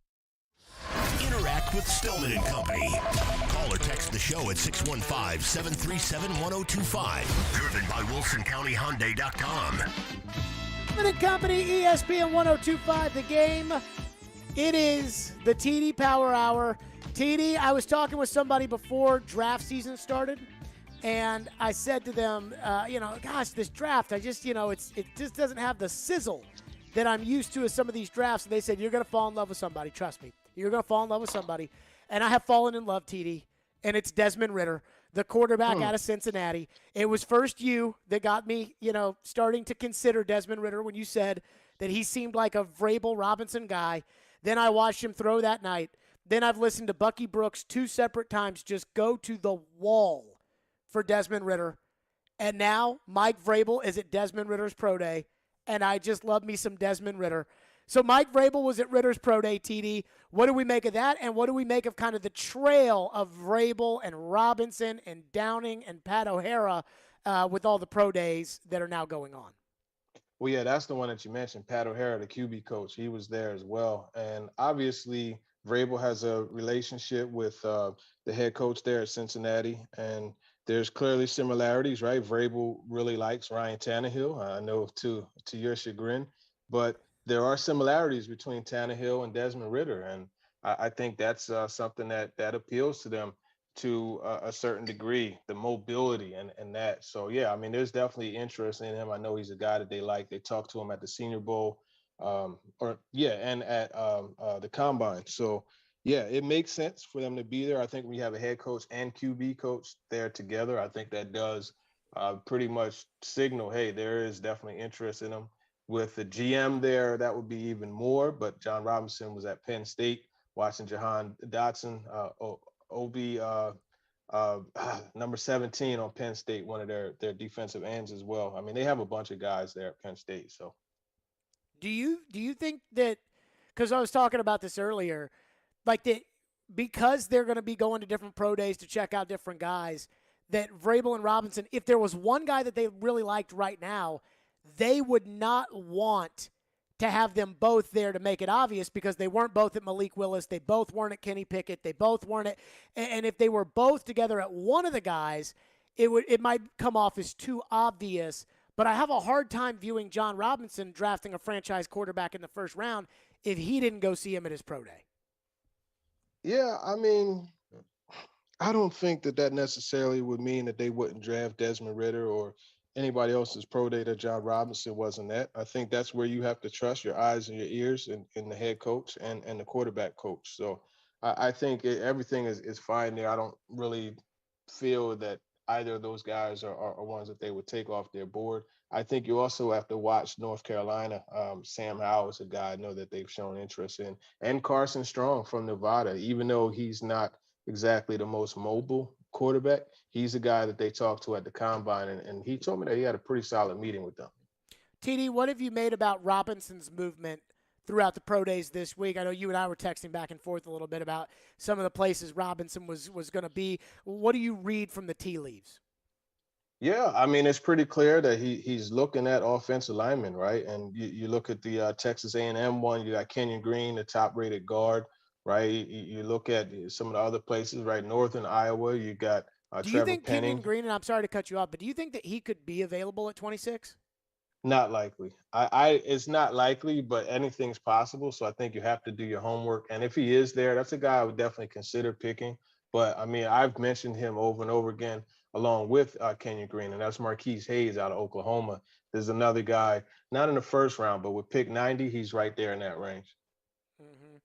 What did you make of, you were talking about Trevor Penning, and Mel Kiper's latest mock draft, he's got Penning going at 19 overall, which means that it's not crazy to think that he could be available at 26. We know he's a right tackle. How do you feel about him? And you brought up the fact that it may not just be Penning that John Robinson's taking a look at there. Yeah, I mean, Penning, if he's there at 19, I could see him going. He's a really good player, right? And teams like offensive linemen with that nasty streak that he has in him. So I don't think that would be too much of an issue, him going top 20. But yeah, I mean, when you look at a team like Northern Iowa, they're not chock full of prospects, but Isaiah Weston, who is 6'3", 218 pounds, he'll be on Talking with TD next week. This guy ran 4.4, right? And he averaged 23.9 yards per catch. And if you turn on, as a matter of fact, that's what did it for me. I didn't even know about this guy until I started watching Trevor Penning, and I kept saying, who the heck is this dude, number 80, always behind the DBs? I mean, like every other play, he was behind the defensive backs. And so then I looked into him, and come to find out he was at some of the All-Star games prior to East-West Shrine and Senior Bowl and all of that. And he was at the Combine, and he blazed it. TD's with us for the TD Power Hour. Mel Kiper Jr.'s latest mock draft came out this week, and this is really the post-Combine into pro days mock from Mel. He's got Zion Johnson, the guard out of Boston College, going to the Titans. I know Zion Johnson showed some versatility at the Senior Bowl, and we know the Boston College connection with Mike Vrabel, Harold Landry, the strength coach, and I believe Zion Johnson played next to Vrabel's son this past year at BC. What did you make of that pick from Mel? Yeah, all of that makes sense because, as you mentioned, he did play next to Vrabel's son at BC. He said that Mike Vrabel was the first NFL head coach that he ever met. through Tyler, and they were actually roommates. So there's definitely an extensive scouting report for Coach Vrabel to pull from, coming from his son. I think when you look at the match, right, Ben Jones is on, a 2-year deal, correct? Mm-hmm. So I think you look at this year and then next year, right, Zion Johnson could be the guy that they play at left guard and then eventually bump over to center, which ironically is the path that Ben Jones went. Brandon Brooks and Ben Jones came in the same class. Brooks was supposed to be the left guard, or right guard, but Jones ended up, being that position as Brooks developed, and then he shifted over to center, and Brooks started at right guard. So, that's something that they could do with Zion Johnson. And when you look at guard and center, it's a position that he's learning how to do. And I asked him why he was so willing to do that, and he said, you do whatever it takes. And he said that he loves the game, and when you have love for the game, when things get a little bit tough and difficult, you could rely on that to kind of push you through those tough times. So I think he would be a polished rookie for them, a guy that would come in and help out right away. And he actually, his body type, his build, when I saw him at the combine, he reminded me kind of a mini Brandon Brooks. B. Brooks is a big dude, but I'm just talking about like the way that they're built as far as like how their body is top to bottom. Let's take out the top 10 guys that are mocked in every draft. So the tackle, for instance, from NC State, I'm sure the Titans would love to take him to play right tackle, but he's going to be gone with like the 4th pick of the draft. Mm-hmm. Who that's out there that you've seen, maybe mocked 15 on, something like that you've seen, or you've seen the film and you're like, this is a Titans kind of guy at something that could help the Titans? Because that's how I always used to remember Floyd would always have like 5 or 6 guys he'd go into the draft night saying, now look, if Kyler Murray falls all the way to 19, then you take Kyler Murray. But if it's not, you kind of want to target some of these guys. Who are some of the guys you're looking at right now and saying, these guys look like Titans guys? Yeah, are you talking about first round options? Or yeah. Yeah, I mean, Trevor Penning. Traylon Burks, to me, is a Titans guy. When you look at the receiver position, he coincidentally has a visit set up to go see the Titans here in Nashville. That's a second one. Desmond Ridder again. Let's see. And we're talking first round. Kenyon Green, without a doubt, because of just the nastiness that he plays with. Let's see another guy. And we're talking about somebody that would be in range, right? Mm-hmm. So, like, every time Chris Sanders comes on the show, he starts talking about Chris Olave. And I know why Chris loves Chris Olave, because he can run. He went to Ohio State, and he's a good player. But I don't think the Titans are ever going to have a shot at Chris Olave. And they wore the same number. When Olave – see, that's how much I like Olave. I've liked him since his first game. He had a block punt and a touchdown, a block field goal, rather, a block punt. And he wore number 17, which coincidentally, that's what Chris Sanders wore. I was going to say Olave, but again, I think he's kind of out of the picture. I'm trying to just kind of cycle through some different positions here. I think Zion Johnson, really. I mean, he's another one that just fits with what they want to do. A guy that loves ball, right? A guy that has versatility, and a guy that just he's devoted to the game and willing to do whatever it takes. He's a team player. He played all like 3 different positions on the offensive line. So I would say those 5 guys. TD is with us. Coming up next, Matt Ryan to the Colts. What does TD make of it? What does TD make of the reports that they're going to look to fill their holes through the draft? Tyreek Hill to the Dolphins. Marquez Valdez-Scantling and Juju Smith-Schuster to the Chiefs. Deshaun Watson to the Browns. And I'm sure I've left something out that's happened over the last 2 or 3 days, but that's just the new NFL apparently. We'll get TD's thoughts on the league. We'll do that coming up next. And get your questions in for TD, 615-737-1025, ESPN 1025 The Game and 94.9. Are Nashville's official homes of NASCAR. Tune in this Sunday to ESPN 94.9 at 1:30 for the Echo Park Automotive Texas Grand Prix at the Circuit of the Americas. Also get set for the race with Chasing Checkers every Sunday at 8 a.m. on ESPN 1025 The Game. Hey, this is Matt Duchene, and this is Smash Nashville. Drummond down the left side with Duchesne. Duchesne scores! Matt Duchesne with the overtime winner. You're listening to the flagship of the Nashville Predators radio network, ESPN 102.5 The Game. Shine down in 3, 2, 1. Cut the car! The hottest rock band on the planet, Shine Down. May 4th, Bridgestone Arena. It's about to get... With special guests, The Pretty Reckless and Diamante. Shine Down. Tickets are on sale now at the box office and Ticketmaster.com. Presented by 102.9 The Buzz, Nashville's rock station. Hey, it's me, Chase McCabe, and listen, you know that I love BetMGM. I use it all the time, and I talk about it all the time. They are the king of sportsbooks, and they unleash the spirit of Las Vegas with BetMGM rewards. Every time you make a wager at BetMGM, you can earn BetMGM rewards points that you can redeem for online bonus credits like free bets and risk-free tokens.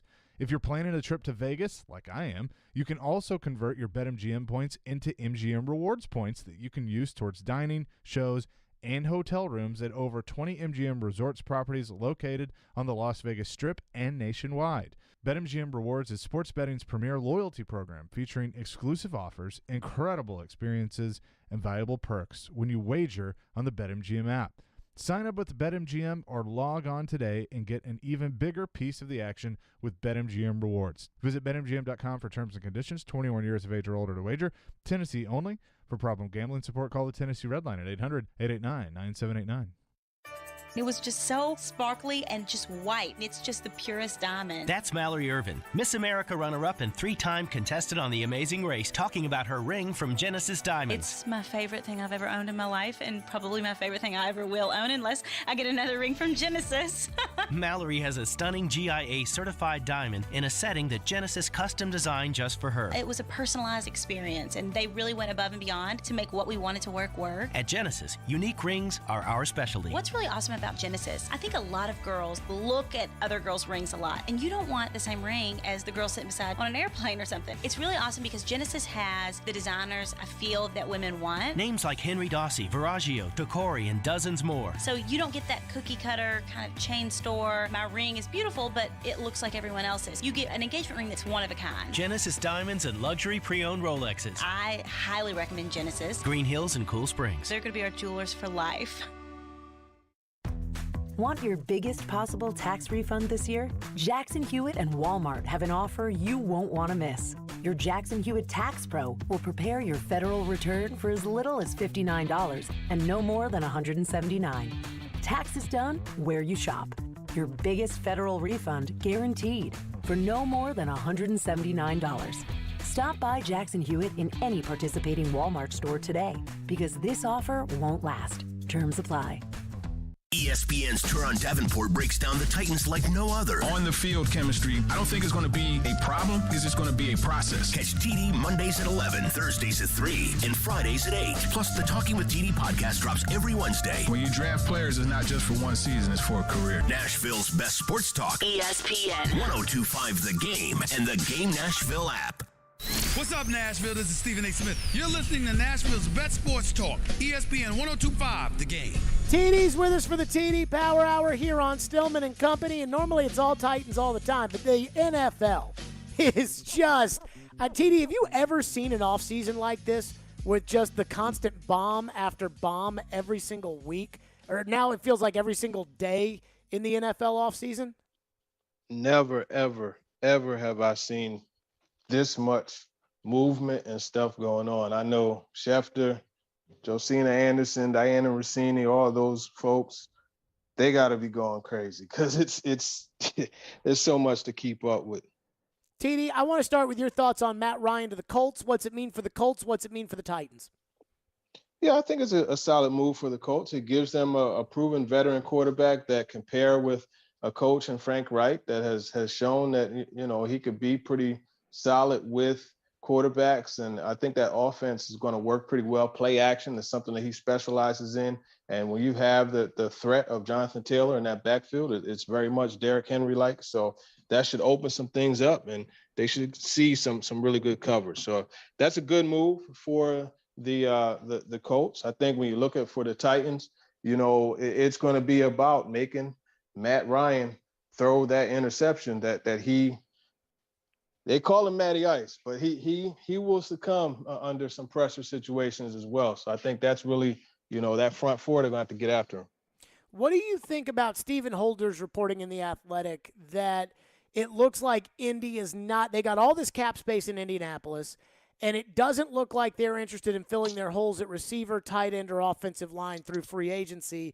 They've got some incumbents that have been backups that they'd like to give some shots to on the offensive line, and that they look like they can build – they don't have a first-round pick, but through the draft at wide receiver and tight end. Yeah, I mean, this is a very deep wide receiver draft.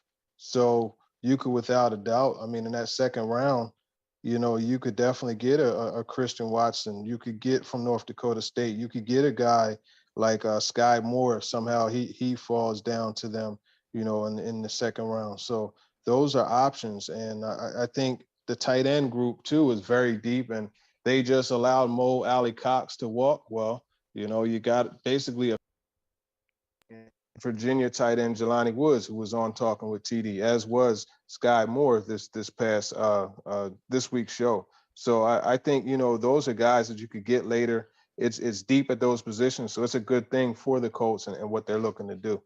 TD, what do you make of Tyreek Hill being out in Kansas City, Juju Smith-Schuster, Marquez Valdez-Scantling in, and all those draft picks for Tyreek Hill?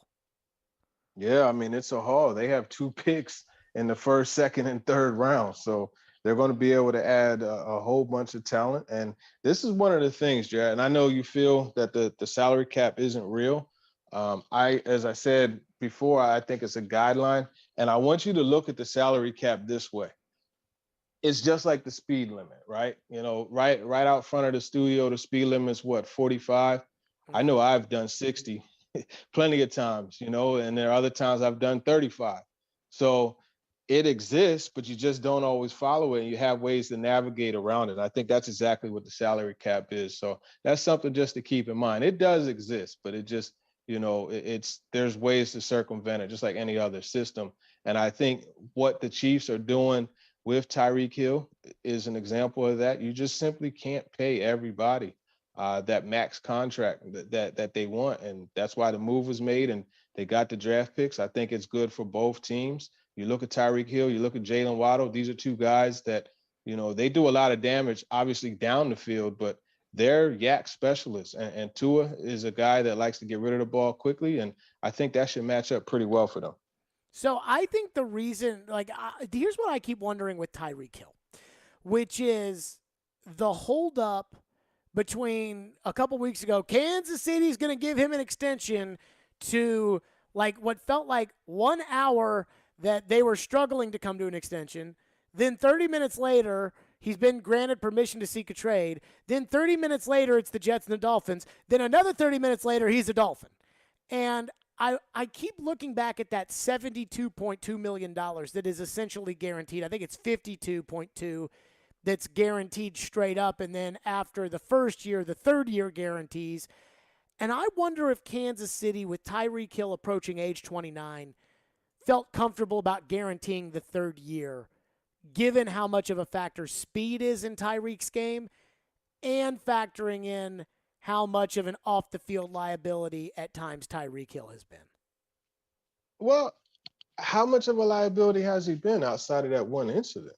I think, the things that came out, right, obviously were not, anything that I would want to be involved with. They were things that deserved, some type of attention because they were wrong. But outside of that, I don't think that he's been a consistent off the field problem. And then as far as the speed is concerned, when you look at that, I mean, this is a 4.2 guy. So, okay, let's say he loses a little bit. He's still 4.4. That's solid speed. So he'll still be able to be an effective player, maybe not the same type of player that he is now, when that speed starts to break down. But there's other aspects to his game that we don't really look at, and that's the ability to attack the football, the ability, the confidence he has, to be able to catch the football and get upfield quickly, and the versatility, whereas you could put him in the backfield, you could put him all over the place, slot, outside, all of that. Do you think the Chiefs are a better team with the picks and Valdez-Scantling and Juju Smith-Schuster than they were last year with Tyreek Hill? Right now, absolutely not. Absolutely not right now. But in the future, very possible. I mean, now Chris Olave, let's say they want to package picks together, right? A first and or move up into the teens and grab Olave. Now you have that option to do that. Let's say they want to sit and teams continue to overlook Jameson Williams and he's there. Man, you get that gas. Now you still got a track team. You know what I mean? You still got a track team at the receiver position. What do you think, TD's with us for the TD Power Hour, what do you think as far as the dynamics of the AFC? How did that get affected by Davante Adams last week? I mean, I was freaking shocked when I saw Davante Adams going to the Raiders. You talk about the world's best kept secret, considering that Adams knew he wasn't coming back to Green Bay. Green Bay knew Adams wasn't coming back to Green Bay. The Raiders knew he wasn't coming back to Green Bay. And apparently Aaron Rodgers knew he wasn't coming back to Green Bay. And nobody else knew. A stunner last week that Davante Adams is a Raider. How does that, now that we kind of see the shifting there, Tyreek Hill out in Kansas City, Davante Adams in with the Raiders, Russell Wilson with the Broncos, what do you make of all that? Yeah, I think the Raiders are a contender, and it's not just because of Davante Adams. You look defensively, Chandler Jones was added too, so that's no slouch either. And that, in turn, sent Yannick Ngakoue to the Colts, so that's going to be interesting seeing that. So, yeah, it's caused a couple ruffles, and just that AFC West, man, the Wild Wild West is going to be fun to watch, and especially with us being able to see that firsthand because the Titans play that division. So, I think it puts the Raiders right there at the top.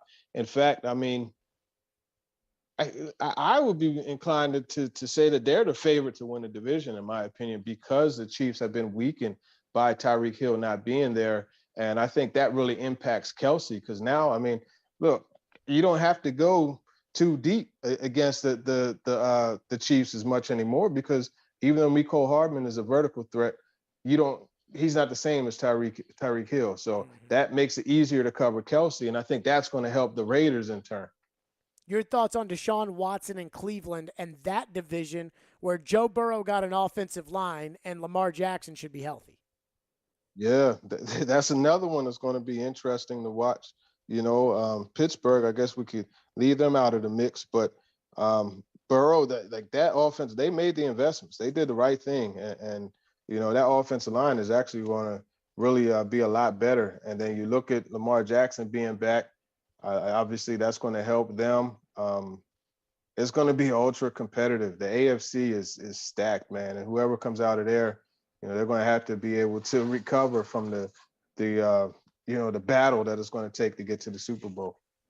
I wonder, too, with Deshaun Watson and what they're all like, what is Pittsburgh thinking? Because Joe Burrow's not going anywhere. Lamar Jackson's not going anywhere. Deshaun is essentially now a co-owner of the Cleveland Browns with Jimmy Haslam. And they've been all over Malik Willis, but I almost feel like Tomlin has been too all over Malik Willis that it feels to me like they're not really interested in Malik Willis. They're interested in somebody else. They just don't want anybody else to know who they're interested in. Well, if that's the case, they say Mike Tomlin looks like Omar Epps. And if that's the case, then he acts as well as Omar Epps too, because that excitement that he has for Malik Willis, in my opinion, is real.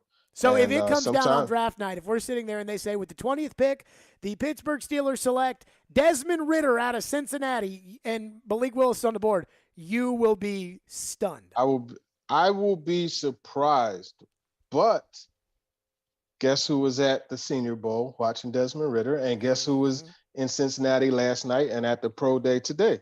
Mike Tomlin. So yeah. I wouldn't be too shocked. I look at that division and I wonder how long it's going to take the Bengals offensive line to get together. But I think that's the scariest element that no one has talked much about, which is if Joe Burrow gets protection and the Bengals just run it back with a good offensive line, it'd be hard for me to say that they're not the favorites right there with Buffalo in the AFC. Yeah, I mean, I agree with you. They should be the favorites right there with Buffalo in the AFC. I mean, when you look now, obviously we still got the draft, so we'll see how this thing plays out. But yeah, those two teams are top teams, and I think the Chargers, you got to look at them.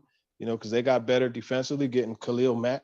I mean, again, that AFC West is just, it's ridiculous, man. It's crazy. TD's with us, 615-737-1025 is our phone number. Get them in, 615-737-1025 for the TD Power Hour, or right to your questions, free agency, draft, Titans, all there. Caroline, tell us about Caesar Sportsbook. Yet another Caesar Sportsbook report for y'all today. So the plot is thickening in the NCAA tournament. We're getting into some really fun matchups. So Caesar Sportsbook has released a brand new offer for all of their new users. All you got to do is download the Caesar Sportsbook app. Get started with up to $1,100 in first bet insurance. Sign up with the promo code RadioCZR. That is one word, RadioCZR. And then place your first bet on the NCAA tournament, on hockey, on NBA, you name it. If you've won big in the NCAA tournament, you're trying to win even bigger, or if you lost some money with the NCAA tournament but are trying to make that money back, then you should look into putting money on Houston tonight against Arizona. Number 1 seed Arizona taking on Houston tonight. Now, Arizona is only a slight 1.5 point favorite over Houston. You can bet on them plus 105 on the money line on Caesar Sportsbook. But Arizona barely escaped the 9th seed TCU in overtime on Sunday night. I think Houston is coming in, and they're looking at this Arizona team. This is absolutely a team that they could beat. So, hey, if you're feeling risky and you think there's going to be an upset tonight, put some money on the Cougars. Must be 21 and physically present in Tennessee. New users only. Bet amount of playing qualifying wager return only if wager is settled as a loss. Paid as a single bet credit. Must be used within 14 days. See Caesars.com/promos for full terms. Gambling problem? Call or text the Tennessee Redline at 1-800-889-9789. Caesars Sportsbook. Download it, people. Hey, it's Hal Gill here. Do you want to ride on the Zamboni before Sunday night's game against the Flyers? Be caller 3 at 615-737-1025 now to qualify. We'll announce the winner Friday morning at 9 o'clock. I've got a golden ticket. I've got a golden ticket. Your home for every moment of Predators action is right here on ESPN. 1025 The Game and the Game Nashville app. From the Fox 17 News Code Red Weather Center. I'm Fox 17 News Code Red meteorologist Dan Guthrie. Partly cloudy, breezy, and cool this afternoon with a high of only 59 degrees, and we stay in this territory for Friday and Saturday. This weather report brought to you by Hiller Plumbing, Heating, Cooling, and Electrical. Call the Happy Face Truck today. The free AutoZone Fix Finder service can help troubleshoot the likely cause of your pesky check engine light for free and get you back on the road. Restrictions apply. Get in the zone. AutoZone.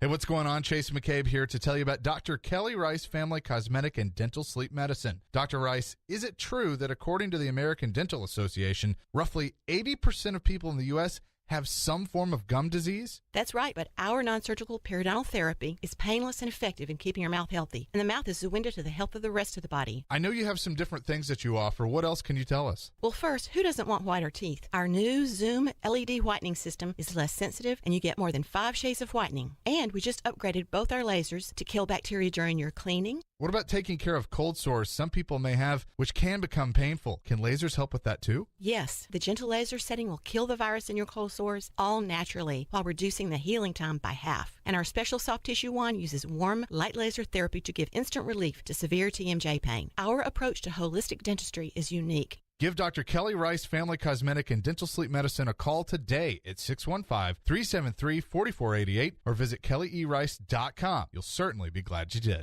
Ever since you Dierks Bentley. Beers on Me Tour 2022. Friday, August 26th, Bridgestone Arena. I'm a little bit holy water, but still a little bit burning. Dierks Bentley, live in concert.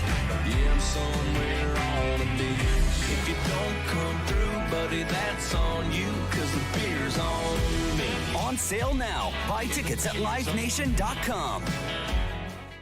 Inside knowledge on the Titans. Todd Downey's got his notepad out right now, just writing things down. Inside knowledge on the Predators. They can go right into the forecheck, and boom, you get a beautiful goal from Colton Sissons. And then there's a team in Knoxville. How excited should Tennessee fans be by what they've seen from Josh Heupel in year one? Wake up and hang out with Robby and Rexrode. Weekday mornings from 6 to 10. Brought to you by Little Guys Movers on Nashville's best sports talk. ESPN 1025 The Game and the Game Nashville app. Watch live on Twitter, Twitch, and YouTube. You're listening to Stillman and Company. Delivered by TriStar Moving. Stillman and Company right here, ESPN 1025 The Game. It's the TD Power Hour. Hey, be sure to join us tonight for the Preds Bud Light Watch Party at Headquarters Beercade. Drink specials, enter to win Preds tickets, and watch the Predators take on the Vegas Golden Knights. It's the Preds Bud Light Watch Party at Headquarters Beercade, 114 2nd Avenue South, downtown. Puck drop at 9 o'clock tonight. Let's get right to the questions for TD. Our phone lines are driven by WilsonCountyHyundai.com, 615-737-1025. Caroline, what do we have for TD? One texter texted and asked TD, with the addition of Robert Woods, or as this texter affectionately calls him, Bobby Trees, and Austin Hooper, do you still put wide receiver as the number one draft need or shift to offensive line? I still think receiver is a little bit higher on the list than offensive line, just because, yes, you did sign Robert Woods or trade for him, but you still have the injury factor. He's not going to be back 100%. So there's still left room to be desired at the wide receiver position. But I think, as always, you match your board to your need and you look at it horizontally. You don't go into the first round saying, hey, I absolutely have to have a guy at this position with this pick. I mean, the one thing I'll say about that, too, is go back 3 years and imagine sitting there saying, you know, what position do the Titans need to draft in the first round? Defensive tackle. Everyone would say, wait, they got Jarrell Casey. What are you defensive tackle? And obviously picking Jeffrey Simmons was one of the smartest moves that they've made. Bingo. Another texter texted in and asks, is there any other number two wide receiver available? I know we got Robert Woods, but I feel like the Titans still need a solid number two guy. Yeah, I think Will Fuller, a guy we talked about last week, is a nice option at this point in free agency also, because, you know, it's pretty clear that there are some issues with him as far as the injuries and stuff. But, I mean, before he had the injury last year, he was, you know, so we're looking at in 2020, he had a pretty productive season before the suspension. So I think, you know, he's a guy that will be relatively inexpensive. He could come in ready to go, and there's familiarity, right? Because Tim Kelly worked with him in Houston, and obviously Vrabel and, you know, a lot of the other people on the staff. So I think that's a good option there. I could see like a 1 year, $6 million type of thing for Will Fuller. Another texter texted in and asked, TD, can the Titans trade and get 5 picks in the top 4 rounds? Well, I guess this texter is saying move down. Yeah, I mean, I think they can move down and have a total of 5 picks in those first few rounds. But I mean, it all depends on you know, it takes 2 to tango. So, you know, I'm not sure if a team's going to want to move up. Maybe they want to get ahead of Detroit to get one of these quarterbacks, or maybe Detroit wants to move up of another team supposedly moving up. I mean, it really varies. So there's no real well to wish from, you know, when it comes to adding more picks. Here's my thought on that, too. It sounds good to go get more picks. And sometimes it's practical. But if you do that, you know, the way to probably get 2 picks with your first round pick is you're probably looking at like a late second and a late third in exchange for your first, in order to have 5 picks in the first 4 rounds. And now you're not picking until, you know, 57.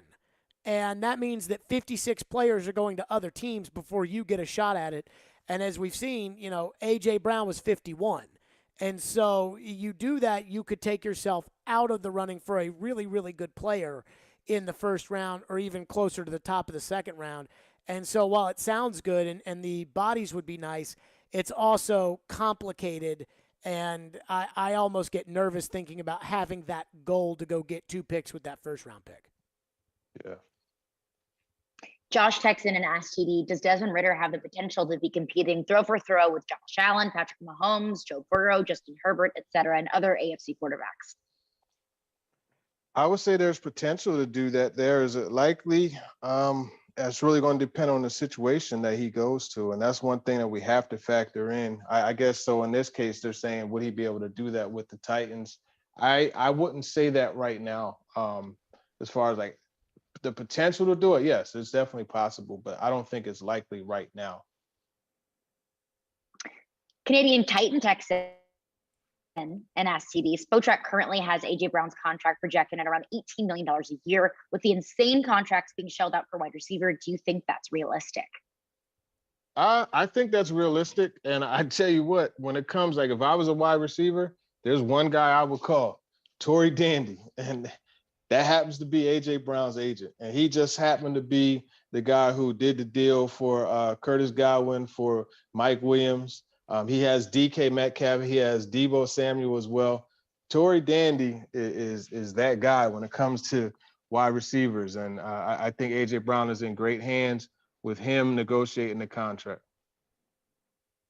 Another texter asked, with the offseason moves, are the Titans in position to draft best available at pick 26? I don't see why not. I don't see why they wouldn't be. And I mean, you can never have too many good players. So yeah, I think they're very much in position to do that. And especially knowing that this draft is deep at tight end, this draft is deep at receiver, this draft is deep at guard. It's so at tackle. So different supplementary needs are still options to handle on the rest of the draft. Do you feel though like I was talking? Joe said this yesterday, and this kind of bothered me, which was maybe the Titans go into training camp with the idea that Dylan Radins can win the job, or the hope that Dylan Radins can win the job. And I don't feel comfortable with the Titans doing the same thing they did last year, which was a backup guy in Kendall Lamb and Dylan Radins. And those two guys, quickly they learned it wasn't going to be a fact. They weren't going to be, starting at right tackle. And then they pivoted to Quessenberry. Well, they don't even have Quessenberry right now. And that makes me nervous of like, oh, yeah, pick a guy in the third round. And they got him, and they got Radins, and they got Jamarco Jones. And one of those guys is going to win right tackle because I think there's a big premium on right tackle. And that makes me nervous. Yeah, right tackle. And here's why, Jared. And you're right. There is a premium on right tackle because you're getting guys rushing the passer from both sides of the line. You know what I mean? So that's a position that you can't take lightly. I think when you look at some of these guys that they have, again, it goes back to Dylan Radins, what they feel he's going to start at, but they definitely feel he's going to be a starter. He's really the key to this offensive line, having any type of transition from last year to this year. Donovan texted and asked, TD, as of right now, how would you grade the Titans 1 to 10, 10 being the best, the Titans' current job of filling their needs cost-wise and talent? I would say probably a 7. It could be an 8 or 9 if Robert Woods is healthy, in my opinion. But I think they've done a solid job, and it's tough. Like, you're always going to lose players, and they lost, a pretty good one in Roger Saffold. So you hate to see that one for them, but I think bringing back, and that's the thing, no one really looks at re-signing Harold Landry and Ben Jones as part of free agency, but guess what it is? These guys were going to be free agents, and they kept them from being there. So that is a part of free agency, and I think those moves are really good. TD, I know Sky Moore is coming on Talking with TD. He was a guy who really impressed at the Combine, and you said that apparently he's going to be meeting with the Titans. Yeah, he's not only coming on Talking with TD this week, he's coming to Nashville in the near future. He said that was one of his first visits that he has scheduled. And Chris Sanders and I got to interview him and talk shop with him. I love his releases. He has some of the best work at the line of scrimmage out of all the draft picks, including Olave and Garrett Wilson and all of them. This guy is outstanding. So we got to talk to him.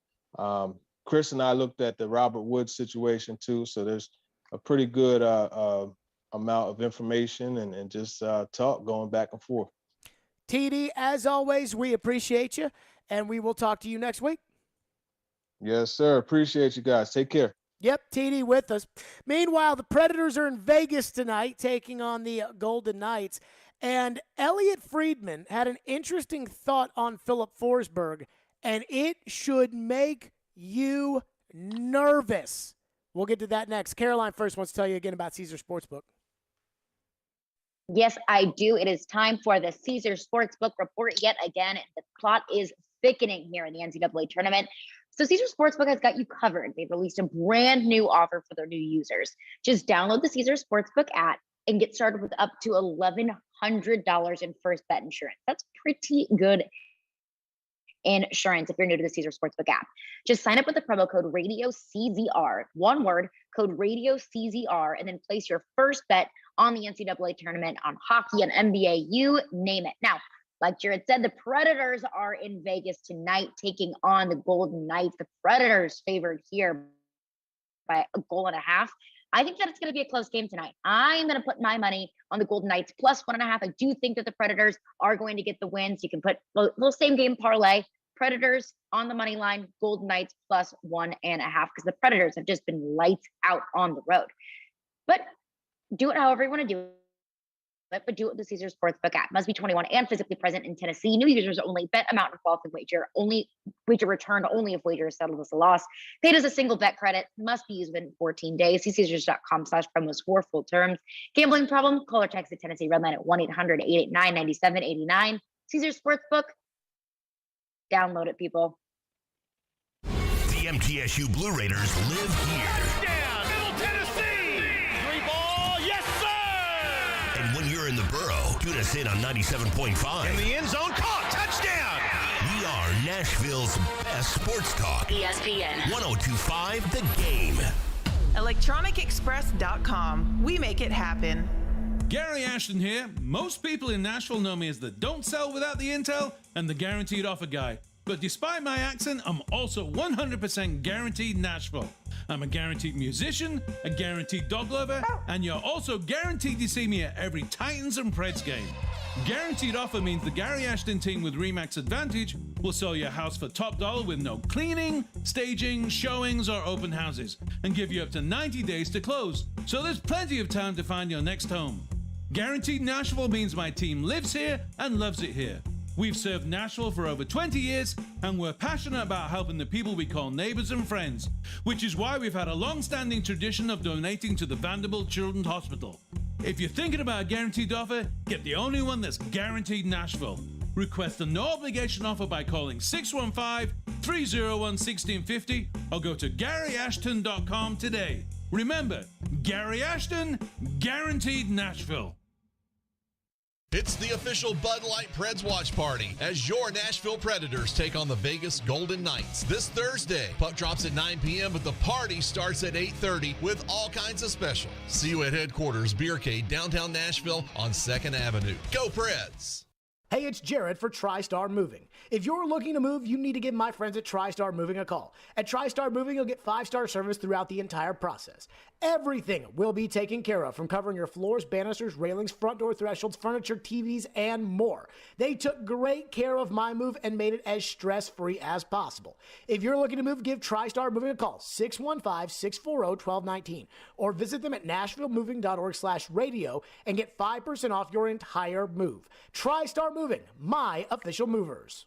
Need cash for that home improvement or want to finally be credit card debt free? How does a check for 80 or 90 grand sound right now? Loan Pronto can do it for you, whether you have a VA loan or a conventional loan. They're helping local homeowners convert their home equity into cash with zero closing costs. Willie Donick here. Listen, your home value is up. Let Loan Pronto tap that equity and get you the cash you need.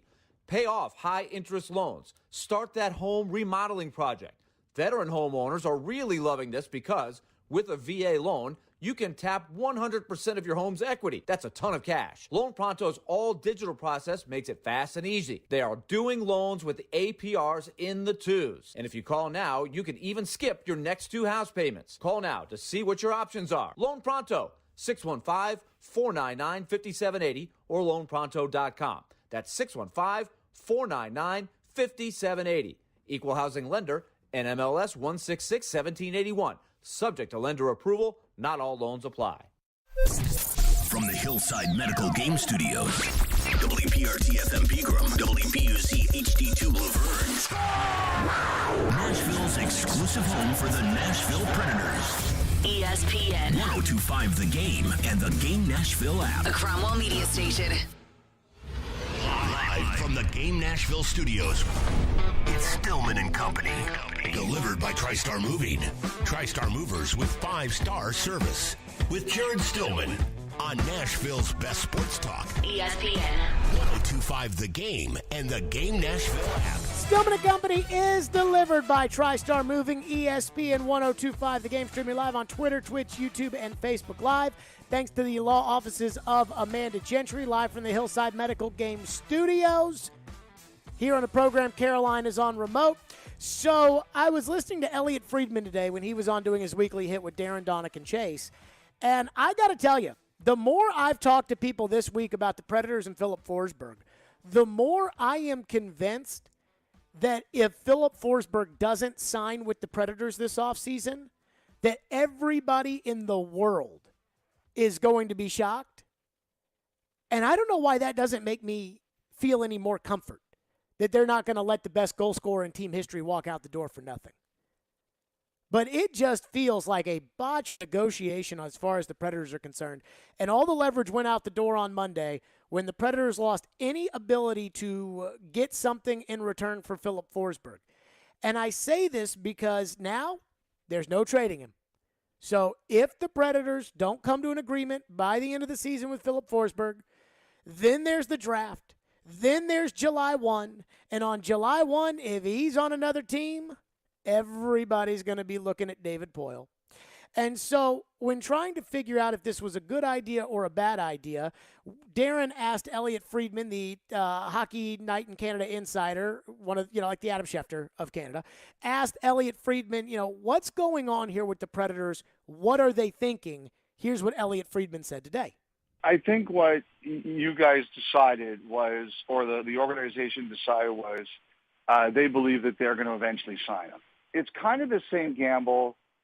Colorado, if you go back to Colorado last year, they kind of went through this with Landeskog, where everybody thought that, Colorado made a bet. Joe Sakic made a bet that at the end of the day, Gabriel Landeskog wanted to be an Avalanche. But it got emotional, and it got close. It was a really intense negotiation. Some hard feelings developed. But at the end of the day, the Avalanche found a way to get it done. And I wonder if history is going to repeat itself. I wonder if we're in a situation where the Predators believe that Philip Forsberg wants to be a Predator. I think Forsberg does want to be a Predator. And, one of the things that happened last year was I think the Avalanche asked some of their players, do you think that Gabriel wants to be here? And they all said yes. I'm wondering, have the Predators asked any of their players, what do you think on Philip? What do you think his future is? And I have no doubt they've asked. And at the end of the day, they got it done. And they got it done in Colorado for two reasons. Number one, they knew he wanted to be there. And number two, they had the ability to do the 8th year of a contract. So they're saying, hey, it worked with Colorado last year, and that's the risk the Predators are taking here. Now, here's what bothers me about this. Number one, Colorado last year was in a much different situation than the Predators are this year. Colorado was the favorite at the time to win the Stanley Cup. No disrespect to the Predators, they're not. And so that's a big difference where you're Colorado and you've got Landeskog, and it's like, well, you're not going to trade him because you're the favorite to win the Cup. The Predators are not. The second thing is the Colorado Avalanche haven't been burned by Ryan Suter, and the Nashville Predators have. And that is a sticking point to this day with these fans and a fear that they have. And the third thing that bothers me about the comparison is that that's a different situation. That's like, you know what? Kansas City rolled the dice in the NFL to move up in the first round to draft Patrick Mahomes, sat him on the bench for a year, and he was their quarterback.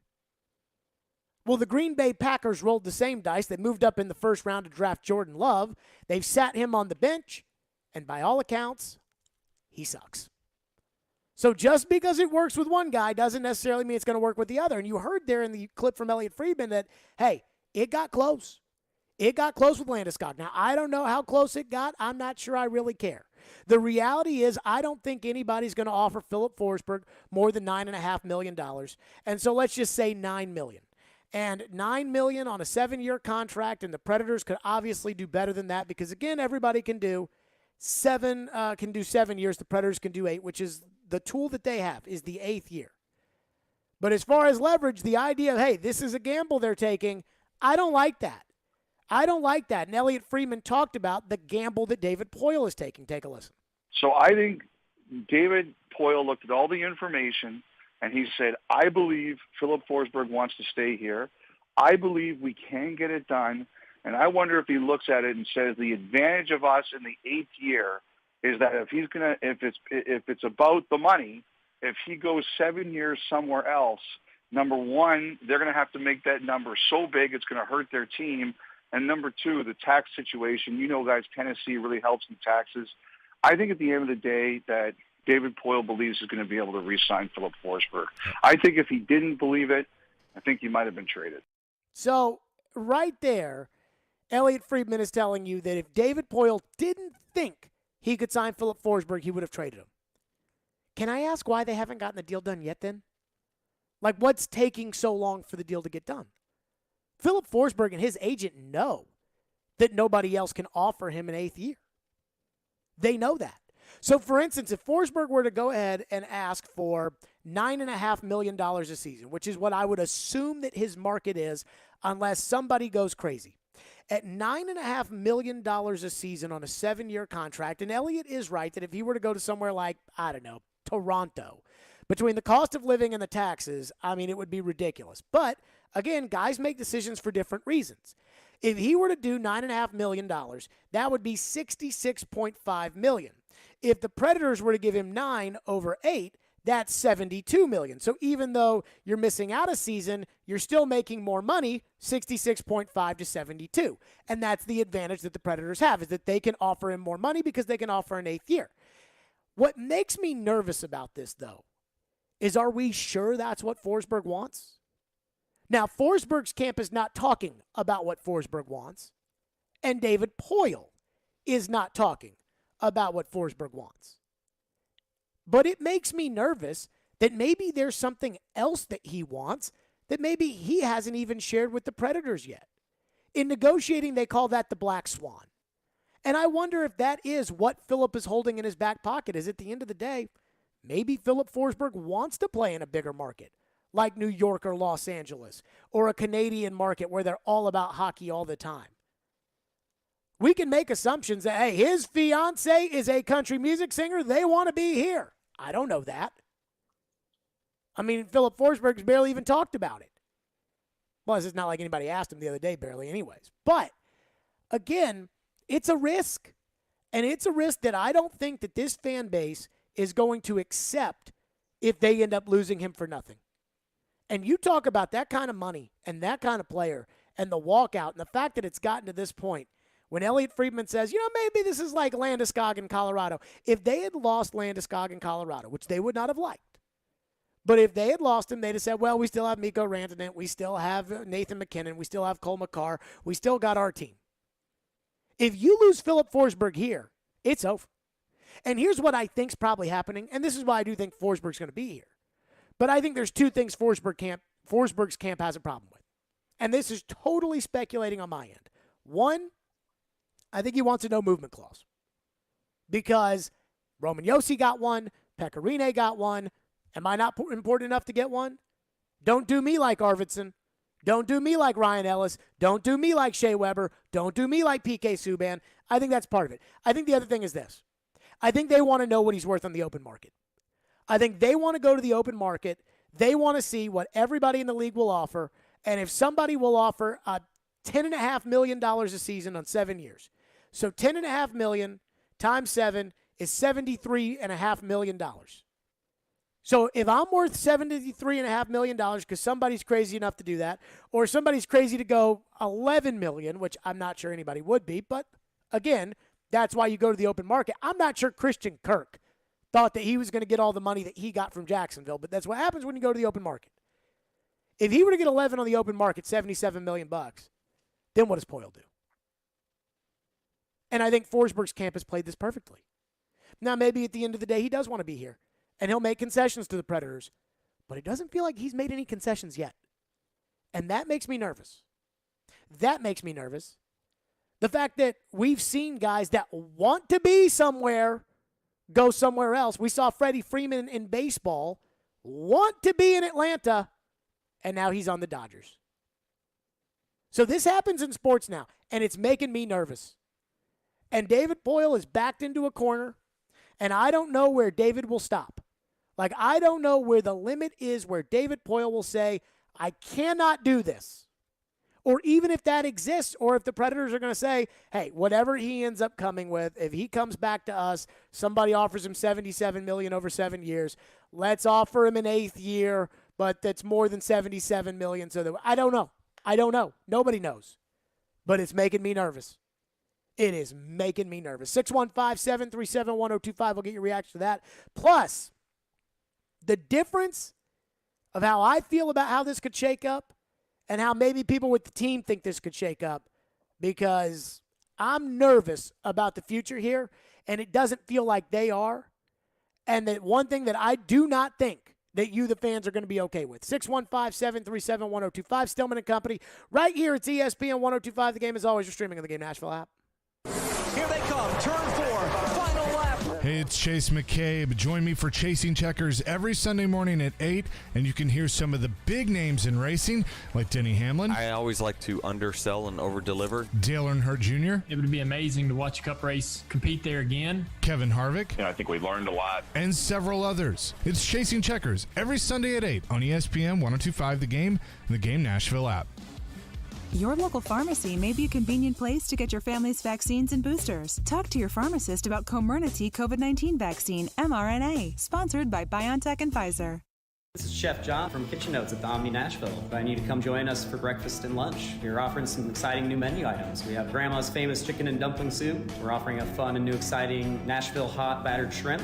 We're also very excited about our confit chicken hash. Join us in Kitchen Notes for our award-winning patty melt made with our house-made pimento cheese, local Blackhawk Farms beef patty. Come join us in Kitchen Notes and create a memorable experience here at the Omni Hotel. Food is all about memories for us. We'd like you to start a new memory here at Kitchen Notes in the Omni Hotel. Lunch at Kitchen Notes in the Omni Nashville Hotel. Hey Nashville, it's Jared, and there's a new go-to for home furnishing. Social Furniture on the West Side is independently home-owned furniture store in Nashville. Forget the big box store. Shop local, shop social. They have all the best brand mattresses, sofas, recliners, love seats, sectionals, coffee tables, and more with no waiting. They will deliver it the same day. That's with everything at Social Furniture. Enjoy new furniture now with no waiting. Shop local, shop social. 5412 Charlotte Avenue near White Bridge Road, and tell them Jared Stillman sent you.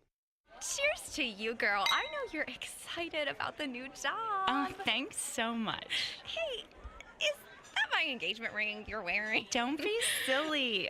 Oh, wow. They are identical. How did that happen? Don't tell me. He went to jail. Yeah, yours too, I guess. Wow. Don't make her settle for one of those cookie cutter rings from the big corporate chain jewelry stores. At Genesis Diamonds, you can get her a stunning one-of-a-kind designer ring, one that's as unique as she is. Genesis has over 4,000 handcrafted rings from world-class designers like Tacori, Verragio, Henry Dossi, and others. These are designers that you'll never see in one of those mega corporate stores, but we have them starting at under $1,000. So ladies, don't settle for the ordinary, for a ring that will be yours and yours alone. Make sure he goes to Genesis Diamonds. Continuously voted best jewelry store and best place to buy an engagement ring. Green Hills and Cool Springs. Thinking about making a change? You've put in the years and had success, but ready for something more? Well, good news. Little Guys Movers is looking for folks just like you to own and operate their very own Little Guys Movers franchise. From Broadway to Brentwood to Mount Juliet, if you can hear my voice, there's an affordable, profitable Little Guys franchise opportunity nearby. Use your existing 401k to invest in yourself. Financing options are available. Join a team with 30 plus years of growth and good times. Learn more at littleguysfranchise.com and then make that call. Hey, it's Elijah Campbell from Darren, Donick, and Chase, and I got my radio start right here as an intern at ESPN 1025 The Game. It was an excellent experience, and we're now looking for new interns. If you think that's you, go ahead and send your resume over to together@cromwellmedia.com to apply. If you've missed any of today's show, just search Stillman and Company on Apple, Spotify, or your favorite podcast platform. Ryan Suter's situation, how hard was it for you to trust in that process, in that decision? Well, that brings up bad memories. So I think it's different here in terms of Philip's desire to be here, and I think with Ryan, I think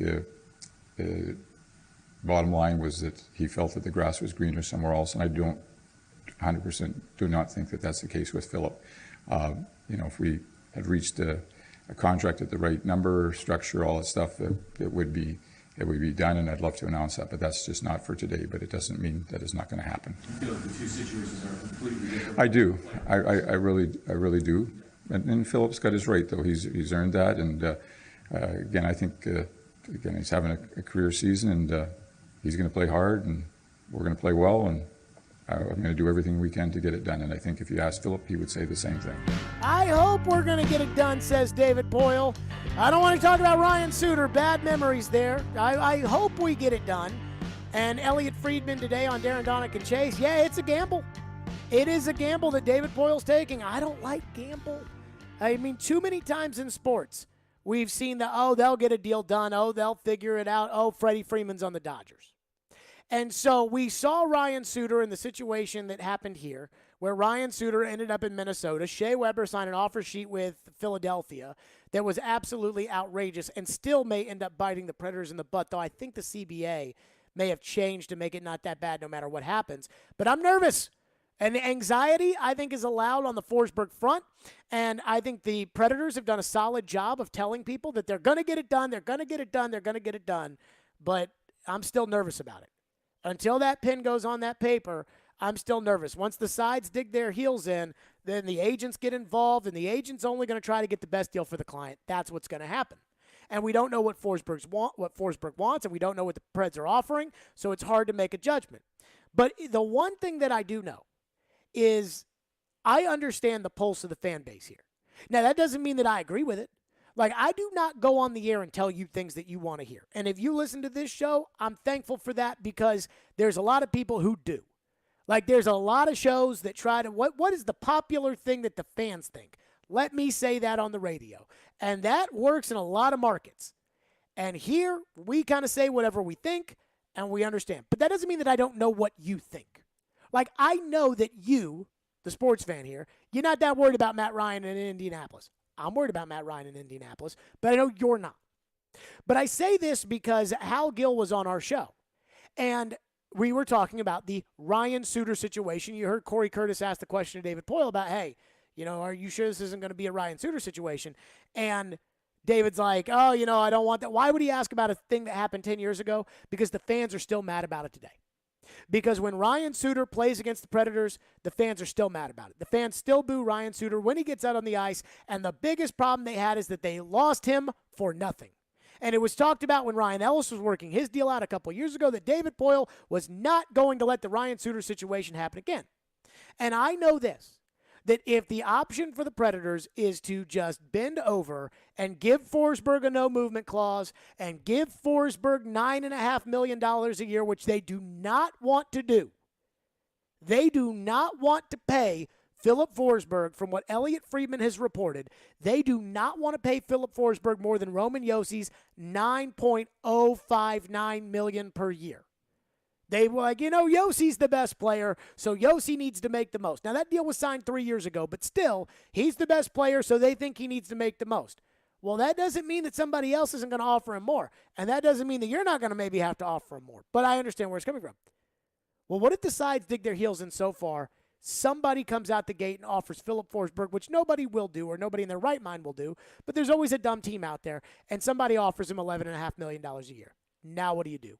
You lose him for nothing. And that is an absolute no-no for this fan base. So Hal Gill was on our show on Tuesday, and I said to Hal, Like, the one thing I know about this fan base is that losing Philip Forsberg for absolutely nothing is an absolute no-no, and Hal disagreed. I disagree. I don't think fans would be furious. I just think it's part of the business, and if you can't sign someone for what you consider a reasonable amount of money, and I don't know what those numbers are, Sure.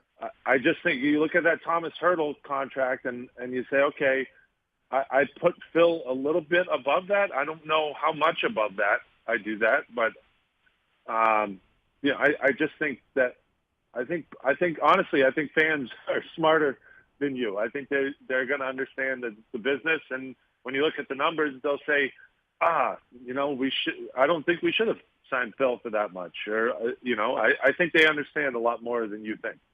So I disagree. And I think Predators fans, if Philip Forsberg walks out the door, and the Predators traded Forsberg on Monday, and in all seriousness, and this is where I will give David Poile a little bit of credit, you should know, like, if you're going to be able to sign somebody, you should have a good idea how far apart you are by the time you get to the trade deadline. And you heard Elliot Friedman say that if Poile didn't think he could sign him, he would have traded him.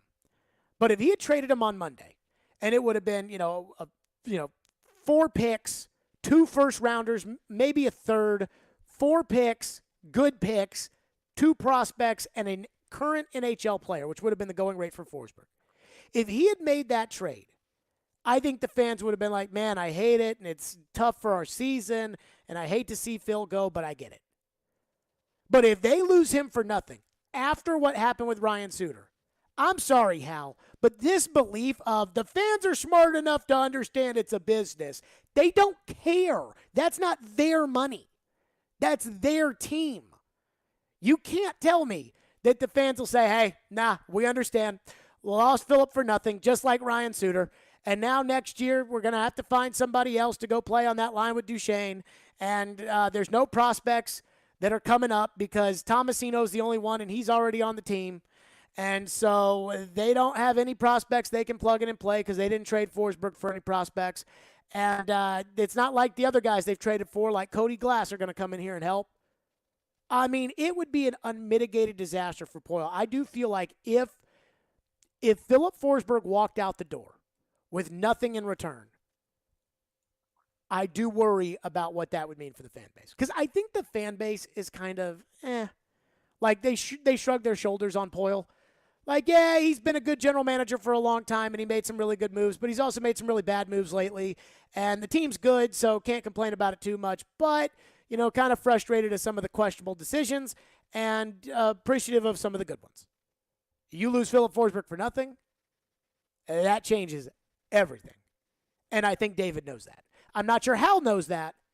I think David knows that. I know that because I know how you all feel.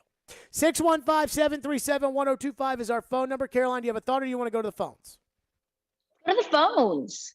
Ooh, phone lines are driven by WilsonCountyHyundai.com. What do we have in our text line?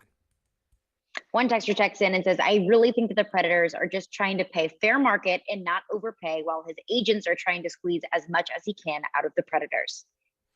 Well, duh. But here's the problem. They've lost the leverage. Now they have the 8th year. So that I will give them credit on, that they have the 8th year. And when you've got the 8th year that you can give extra money to that nobody else can, yes, you've got the leverage there. But, I think when you're negotiating with somebody, you get a sense, I would say rather early in a negotiation, if this is somebody that I can work with, or this is somebody that I can't work with. And maybe they've gotten the sense that they can work with him, and that's why they can do it. But of course Forsberg's camp wants to go to market now. He's so close to free agency. Of course they want to go to market so they can see what everybody else will pay, to see if there's some team out there that'll say, yeah, $11 million a year for Forsberg. And now what are you going to do about it, David Poile? And David Poile's looking at it, and you heard Hal Gill bring up the Thomas Hertl contract. And Thomas Hertl is $8.1 million. Well, you ain't getting Philip Forsberg for $8.1 million. That's just not how it works. And so, of course, but I watched it happen with my team just 2 weeks ago. I watched Freddie Freeman, and I saw how that went down. And I just know that that's possible. What else we got?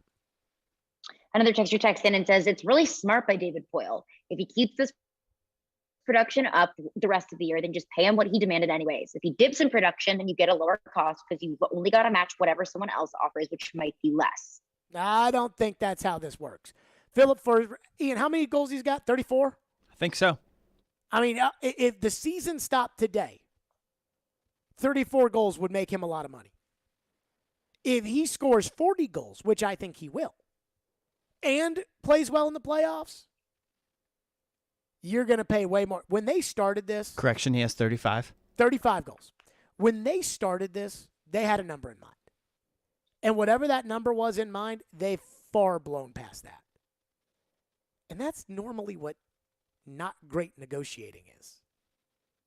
You want to know why Deshaun Watson told the Cleveland Browns they were out? Because he didn't want to play there. And then all of a sudden, the Saints and the Falcons caught wind because I'm sure that Deshaun told them that, hey, Cleveland has offered us a fully guaranteed contract for $240 million. And Atlanta and New Orleans, who are not as poorly run as the Browns, looked at that and said, no. And that's a situation you don't want to be in if you're the Predators, where Philip Forsberg comes back to you and says, hey, it's going to be $12 million a year. I mean, like, and again, that's not going to, but just saying if, because then you're going to have to look and say, no. But then you lose them for nothing, and everybody here loses their minds. 615-737-1025 is the phone number, 615-737-1025. There was a question surrounding a star quarterback in the NFL. That has been answered. We'll get to that next right here. Stillman and Company. It's ESPN 102.5 The Game. Want the latest on the Predators from the people that cover them?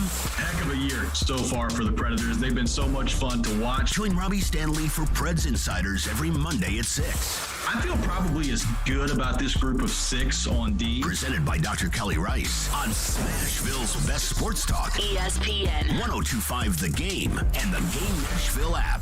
Hey guys, it's the new year. Are you still struggling with erectile dysfunction? I've yet to meet anyone that enjoys timing those intimate moments around a pill. Well, now you don't have to. The advanced wave technology at Hillside Medical has been shown by Cambridge University and the Cleveland Clinic to restore and even regrow blood vessels. It can improve circulation and eliminate erectile dysfunction. No pills and no side effects. If you're ready to put a stop to your ED, call us in the next 2 minutes and you'll receive a consultation, assessment, and blood flow ultrasound free. Plus, a special gift that produces immediate results in the bedroom. You're going to love that. Trust me. This is a $600 value, free to callers now. 615-576-5000. That's 615-576-5000. Guys, get rid of your ED and get that spark back. Call Hillside Medical now to qualify. 615-576-5000.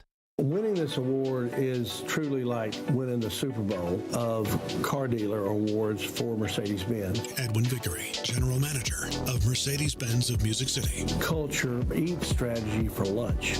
You have to hit on all cylinders to win this award. You can strategize all you want. You got to still have the right tools, and our tools are our people. Live the dream with 3-time Mercedes-Benz Best of the Best award winner, Mercedes-Benz of Music City. Go to mbofmc.com. It's Markdown Madness at Electronic Express. Bring the tournament to your living room with 4K TVs from Samsung, LG, Sony, Hisense, TCL, and more. We've also got huge savings in every department. Computers and gaming, smart home, housewares, mattresses, and more. Plus, save up to 40% on all appliances with up to 36 months free financing. Shop in-store or online with free express delivery on most items. Markdown Madness is going on now at Electronic Express. We make it happen. Jim Gaffigan Live in the Fun Tour. When you have kids, you lie to them all the time. You're like, you wouldn't like this ice cream. It's very spicy. March 30th, Bridgestone Arena. Tickets are on sale now at Ticketmaster.com. Produced by Outback Presents. Signs First is the official sign company for 102.5 The Game. Go to sfnash.com. Coach's Corner Sports Grill, nestled in Spring Hill, Tennessee, is your hometown sports bar. Coaches, players, grandparents, parents, kids, all are welcome. Hang out after a ball game or watch your team win on the big screens. Try their signature hand-patted burgers from the All-American to the X's and O's. Or choose something from the dog pound, such as their chili cheese dog. And don't forget to wash it all down with their 20-plus beers on tap. Coach's Corner Sports Grill, open every day with daily food and drink specials for lunch and dinner. Off Port Royal Road in Spring Hill. Online at coachescornersportsgrill.com. ESPN's Turon Davenport breaks down the Titans like no other. On the field chemistry, I don't think it's going to be a problem. It's just going to be a process. Catch TD Mondays at 11, Thursdays at 3, and Fridays at 8. Plus, the Talking with TD podcast drops every Wednesday. When you draft players, it's not just for one season, it's for a career. Nashville's best sports talk. ESPN 102.5 The Game and the Game Nashville app. Hey Nashville, this is Gary Bettman. You're listening to Nashville's best sports talk, ESPN 102.5 The Game. So Deshaun Watson, I didn't even know about this until I saw Pat McAfee talking about it today. Deshaun Watson was facing a second grand jury in Texas. There was another grand jury, indictment, or was there going to be an indictment of Deshaun Watson, another grand jury hearing? And again, I don't know the legalese. I don't know whatever else. That's not my lane, and I stay out of it. But there was a second one. And I heard this today. Pat McAfee was talking about it, and I was like, oh, my God. So wait a minute. Because when I saw that he was cleared of that first grand jury thing, I thought, okay, well, that means no charges, play ball, right? Like, that's what that means. And then we heard today that there was a chance there was going to be a second one because it was a different county in Houston. Now, think about it.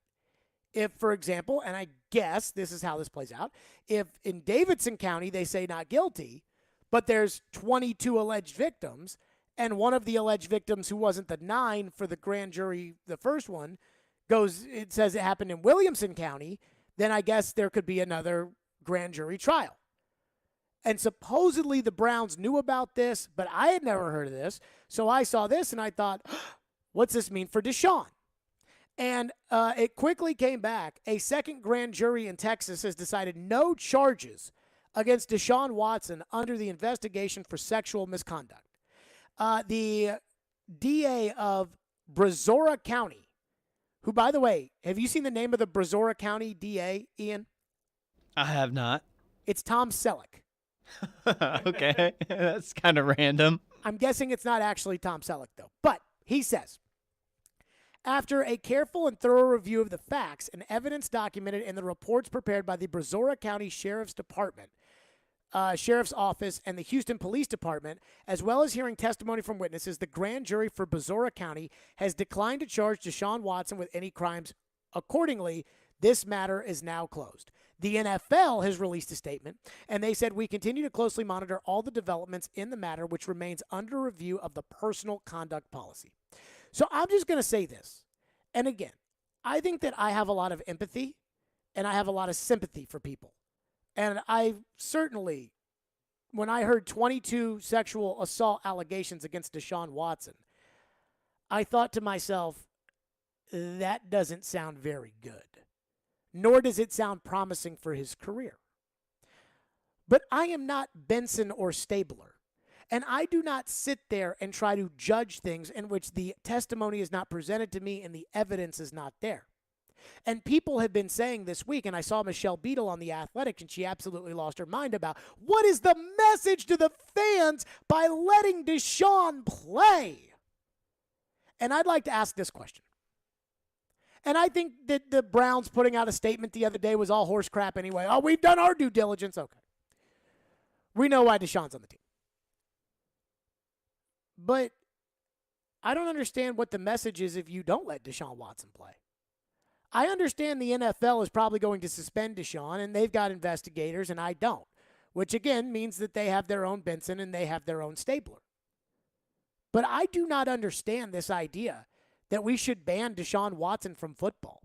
Somebody last week told me this false equivalence of Calvin Ridley bets $1,500 on NFL games, and he's banned for the year, and Deshaun Watson gets a fully guaranteed contract from the Cleveland Browns, and he had 22 women accusing him of sexual assault. Yes. Because betting games in the NFL is against the NFL rules. being accused of a crime, no matter how heinous, no matter how many there are of that crime, is not against the NFL rules. Committing the crime is against the NFL rules. And while I find it hard to believe that 22 women are all lying, at the end of the day, I'm not the judge and I'm not the jury. I'm a talk radio host in Nashville, Tennessee, and I love watching the NFL. And I don't understand how people can sit there, as now 2 grand juries have said no charges on Deshaun Watson, and they can still demand that he should be withheld from playing football. I don't get it. And I mean this with all sincerity and with all due respect, not just to women, but to everybody. I'm not just against violence against women. I'm against all violence. But when I hear this idea of what's the message that it sends that Deshaun Watson is allowed to play, I ask you, what's the message that if he's not allowed to play? The message is, hey, if enough people accuse you of a crime, no matter what the local authorities say, the people who are in charge with investigating, who are in charge with processing, the jury of your peers that is afforded to you as a citizen of this country, we should still keep you from playing? That doesn't make any sense. And the Cleveland Browns and the Houston Texans and everybody else involved in the Deshaun Watson deal, they're not happy that Deshaun Watson was accused of sexual assault. Of course they weren't. But that also doesn't mean that it's their jobs to sit there and say, well, you know what? We should just decide that he's guilty and not allow him to play football because there's a lot of people that accused him of a crime. And I just don't think that that's very fair. I have no idea what the motive of the people who charged him with civil cases. I have no idea what the motive is. That's none of my business. I have no idea what the evidence that was presented in the first grand jury trial that ended up with no charges. I have no idea what the second evidence in grand jury trial had against Deshaun Watson. All I know is no charges in Houston and no charges in Brazoria County. You got to let the guy play ball. People will argue, but Jared, what about Colin Kaepernick? Again, a total false equivalence. There is no rule in the NFL that says Colin Kaepernick can't play. But the biggest problem with Colin Kaepernick, and you all, if you listen to the show, know that Floyd thought this because he said it, was that he thought Colin Kaepernick wasn't very good. And name me a quarterback who hasn't played in 5 years, who if they tweet out that they want to play in the NFL, all of a sudden it's all over television of Brandon Weeden wants to play football again. There are 2 guys that if they say they want to play in the NFL, for some reason it's a number 1 story, even though they haven't played real football in years. It's Colin Kaepernick and for some reason Tim Tebow. And other than that, and maybe if Johnny Manziel said it, but that's what I'm talking. No team wants to bring that in as a backup quarterback. But again, that has nothing to do with Deshaun Watson. Deshaun Watson is good. And again, while I find, the idea of being accused by 22 women to be absolutely reprehensible, I'm not going to sit there and let the court of public opinion decide what this man's future should be. There was a political issue years ago. It was during a commercial break one time. And there were allegations against somebody. And I remember during a commercial break looking at Floyd and saying, I probably think the guy who's accused of what he did probably did it, but I have a hard time when there's not any proof, like saying that this should ruin his career. And Floyd looked at me and he was like, I'm not going to ruin another man's life without proof. And that's why in America it is innocent until proven guilty. And people will say that the no charges brought by the grand jury does not mean that Deshaun Watson is off the hook. I don't know if that's true or not. I don't know how this works. I just know that if you're going to be charged, then the grand jury's going to do it. And the fact the grand jury didn't do it, you heard right there in the statement that I read from the DA that said case closed. And if the case is closed, then you got to let Deshaun play. And I don't see this idea of, well, you know what? Deshaun Watson, I just think that it's so bad. It's so awful. The optics are, well, I'm not going to guilt trip the Cleveland Browns into not playing the quarterback that they just traded for because you think the optics are bad. Because Michelle Beadle gets on there and says, what's the message that's being sent? Again, what's the message that's sent when the courts come back and say no charges, which to the average American citizen, and I don't know if this is true, I'm not a lawyer, but to the average American citizen, no charges means not guilty, right? Is it fair to assume that, Ian? I think so. Okay. So if they're saying not guilty, and then a second court is saying not guilty, then why should the Cleveland Browns feel bad about what they did? And why should people shame the Cleveland Browns into saying, how dare you do this? Again, I have no idea about the specifics of Deshaun's case. I have no idea about the women that Tony Busby is representing that are suing Deshaun Watson civilly. I have no idea what's going to come out of that civil trial. I have no clue. All I know is 2 grand juries declined to press charges on Deshaun Watson. And to me, that means play ball. We have a justice system for a reason. It's not perfect. I'll be the first to say it. But again, don't tell me that Deshaun Watson shouldn't play football. Because, again, I don't want to say he's had his day in court, but the courts have had the opportunity to charge him with crimes, and they have not done that. And again, this is America. Innocent until proven guilty, and they won't even charge him. 615-737-1025 is our phone number. We'll get your reaction in on that. Again, a second grand jury has come back and said no charges on Deshaun. And to me, play ball. Now, there's another element to this that I want to get to, 615-737-1025, which we will, that I find to be incredibly interesting on the Deshaun Watson front because this will play a role. So we'll get to that next. 615-737-1025. Stillman and Company, it's ESPN 1025 The Game. From the Fox 17 News Code Red Weather Center. Our cool weather pattern will continue into Friday. Look for mostly cloudy skies and even a few showers through the afternoon and early evening. Highs top off in the upper 50s. For Fox 17, I'm Chief Meteorologist Katie Morgan. This weather report brought to you by Hiller Plumbing, Heating, Cooling, and Electrical. Call the Happy Face Truck today. If you need to hire, you need Indeed. With Indeed, you can attract, screen, and interview candidates all from one place. Visit Indeed.com/credit. Hey, what's up? It's Chase McKay. Make your first wager with the King of Sportsbooks and win big during BetMGM's March matchups. This is what you need to do. Download the BetMGM app and place a $10 moneyline wager on any college tournament game. If any team hits a three-pointer during the tournament, you'll win $200 in free bets. Just use the code MM200 when you register. Plus, you'll earn BetMGM rewards points that can be redeemed for online bonuses or converted into comps at MGM resorts. I've done this. It's awesome. Sign up today and use the code MM200 to win $200 if any team hits a three during BetMGM's March matchups. Visit BetMGM.com for terms and conditions. 21 years of age or older to wager. Tennessee only. New customer offer. All promotions are subject to qualification and eligibility requirements. Rewards issued as non-withdrawable free bets or site credit. Free bets expire 7 days from issuance. For problem gambling support, just call the Tennessee Red Line at 800-889-9789.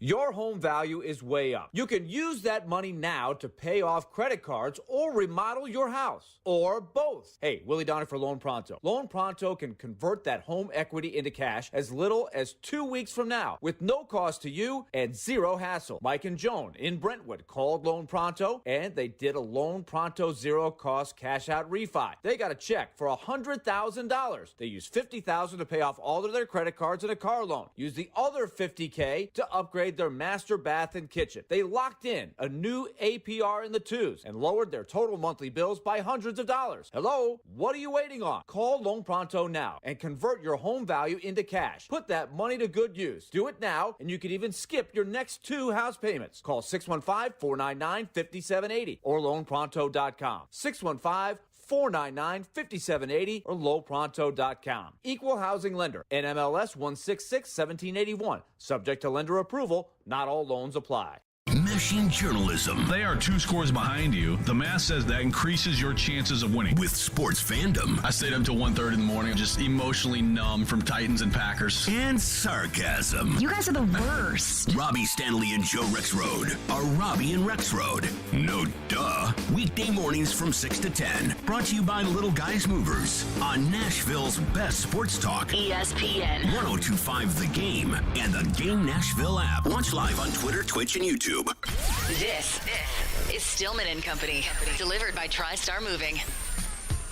Stillman and Company, again, the big news that has come out of a second Texas county is no charges against Deshaun Watson, the new Cleveland Browns quarterback, and the district attorney saying the case is closed. That is now 2 grand jury hearings and no charges on Deshaun Watson. Caroline, who's on remote, I have this question, which is, Michelle Beadle, I saw it on Twitter that The Athletic put out there where Michelle Beadle was just losing her mind at the idea of, how dare an NFL team play Deshaun Watson after he was accused? I'm not a woman, but I will say this again. We've got a justice system, and the justice system in 2 separate occasions has said no charges for Deshaun Watson. I have a problem with people saying that Deshaun Watson should not be allowed to play football. How do you feel? Well, I think that you have to separate your personal feelings from a professional business side of things, because I've seen plenty of people outraged that the Cleveland Browns would even consider paying this man money, especially the amount that they're paying him. And I understand a lot of people out there don't think he should ever play football again. And as a woman, I am equally as outraged as these other people that he was accused of these things if those things were true. Sure. But those are my personal feelings. I would not buy a Deshaun Watson jersey because I don't like what he was accused of. I will probably not, cheer for Deshaun Watson every time he throws a touchdown pass because those are my personal feelings about Deshaun Watson. But I also understand that there's a professional and business side to things. That in the United States of America, you are innocent until you are proven guilty. Deshaun Watson was not proven guilty of the charges that he was accused against. And I'm with you. Do I think that 22 women are lying? No, I do not. Do I think that Deshaun Watson is completely innocent and didn't do anything wrong? No, I do not. But the United States court found Deshaun Watson not guilty of criminal charges. And to say that Deshaun Watson doesn't deserve to play football again and doesn't deserve to get paid, and shame on the Cleveland Browns for paying him and giving him another opportunity, I don't think is very fair. Because he was accused of these things. He was not charged of these things. In the eyes of the NFL, in the eyes of the court, criminally, he's an innocent man. So, when you're an innocent man, you get to play football. Here's what bothers me. What I think about, 22 women that have accused Deshaun Watson, it doesn't matter what I think. And what the hell do I know? I didn't hear the evidence. I'm not part of the grand jury. So for me to be there's no way 22 women didn't tell the truth. You don't know that. I don't know these women. Right. You don't know. I didn't read all of the court details. I haven't seen all of the evidence. I know what I know. I know the basics of what were reported by ESPN and various outlets. That's what I know. I don't know these women. I don't know what happened. I probably will not read into every single detail of the case. Let's go to your phone. Or go ahead. I'm saying I have my personal opinion on it, and that's completely different than your professional or NFL opinion. Now, I wouldn't give Deshaun Watson the contract the Browns gave Deshaun Watson, not because Deshaun Watson, it might be a bad guy. I wouldn't give it to Deshaun Watson because it was stupid. That's why I wouldn't give it to Deshaun Watson. But let's go to your phones, which are driven by WilsonCountyHunter.com. Ellie is up next here on the program. Thank you for calling. Go ahead, Ellie. You look at this. This guy's obviously a piece of crap, Deshaun Watson. And I think the only difference between him and Ray Rice is you got video on Ray Rice, but he was never convicted of anything. I believe Ray Rice was charged and agreed to a plea bargain. But I think it was a little dropped because she would not testify against him. I believe that it was a plea bargain, but I can't remember that. But again, with Deshaun Watson, you don't know that he did this. We know Ray Rice did it because we saw Ray Rice do it. But 22 women. But you don't know that. 22 women. Is Brian Tannehill being accused of even having a masseuse do anything? I wasn't charged with murder, but that doesn't mean that Ray Lewis did it or didn't do it. The PR joke is they're making Baker Mayfield look like the worst person in the world so they could deflect from Deshaun Watson. The news Ray story. Rice was charged with simple assault after the issue with his wife. So he was charged third-degree aggravated assault. So there were charges there for Ray Rice. So there is a difference between Ray Rice and Deshaun Watson. Well, they bring it up in front of a grand jury. I mean, there's obviously there is consideration for some charges. There's obviously they wouldn't even bring up to the grand jury unless they thought that there's something there. No, so I appreciate your call, Ellie. Here's my thing. Let's use tax evasion, right? Because tax evasion feels like a somewhat victimless crime. So let's say that Jared Stillman gets brought up on charges of tax evasion. And I'm up there on charges of tax evasion, and I swear to you, Caroline, I didn't do it. I'm like, I did not do it. I paid my taxes. I had the CPA fill it out. I signed the return. I wrote the check. I sent it to the IRS. Signed, sealed, delivered. You're innocent. And they say no charges against Jared Stillman. Right? Uh-huh. Would anybody say, well, I don't see Ian Safar getting charged, so obviously Jared did it? No, because that doesn't mean anything. Right. It's a total false There's equivalence. No correlation I get between it. those two. I get the public opinion of 22. I get it. I'm not saying you're wrong. But you don't know. Just like I don't know. Jared, what do you think? I don't. What the hell do I know? I never talk to these people. John is up next here on the program. Thank you for calling. Go ahead, John. So, I think you need to stop going ahead and saying he's not guilty, because that is not what a grand jury is there for, to decide whether he's guilty or not guilty. But if they say case closed, doesn't that mean that they're not going to bring up charges? That means they're not going to bring up charges, but that just means they didn't have enough evidence to go ahead and present to a jury that they could reasonably find him guilty. Well, isn't that a big deal? He said, she said. It's a he said, she said. In the state of Texas, Texas is notorious for going ahead and not bringing cases for rape. Not just what we're talking about, Look, I didn't say I said the justice system was not perfect. And they don't have. I said the justice system was not perfect. When you said on here that, well, because there's not a grand jury, that means he's not guilty. No, it doesn't mean I didn't he's not say that. I said I didn't know what the difference was, but, and I appreciate your call, John. I said, this was all I said. All I said was, if there's no charges, then that means he's not going to be guilty. Play ball. That's all I said. And let me reiterate this factor into all this. And you can stop me if I'm wrong, Caroline. But if he's saying that the grand jury, and I'm not an expert on this, if he's saying that the reason the grand jury doesn't press charges doesn't mean you're innocent, it just means that they don't think that a jury would find you guilty at a trial, how is that any different? It's not, and I can understand the caller that just because you're not charged criminally in court doesn't mean that you're necessarily innocent. Like, yes, I understand that. I understand that there are plenty of people who have been guilty of crimes, who've been proven innocent, and vice versa. But the NFL isn't the morals committee. The NFL doesn't say, oh, no, we think that you did it, even though the court says that you didn't. So I understand, and I hear you, and I understand people saying, well, it's 22-0. And how could they possibly lying? I hear that, but I go back to the fact that what did the court say? Because that's all the NFL cares about. Well, the NFL is going to suspend Deshaun.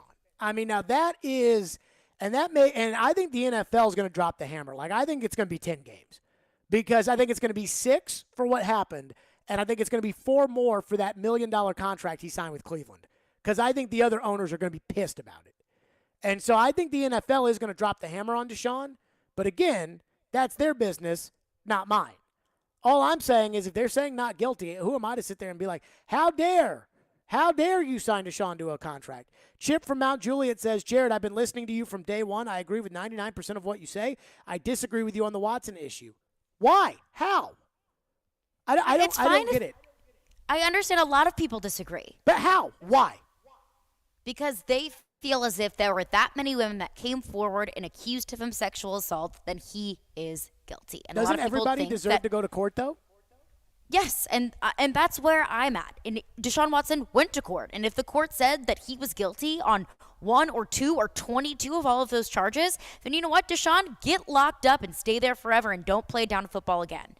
But that's not what happened. I mean, the Ray court found him Lewis- criminally not guilty. Ray Lewis was involved in a double murder. And when he testified against the other guys, it got dropped to obstruction of justice. And he was the Super Bowl MVP the next year. There are no charges in 2 different counties that have been brought against Deshaun. I think it's not fair. I mean, I think it's not fair to say that, that we shouldn't care what the court said. Who cares what the court says? I care. Who cares what the grand jury says? I care what the grand jury says. That's all I'm saying.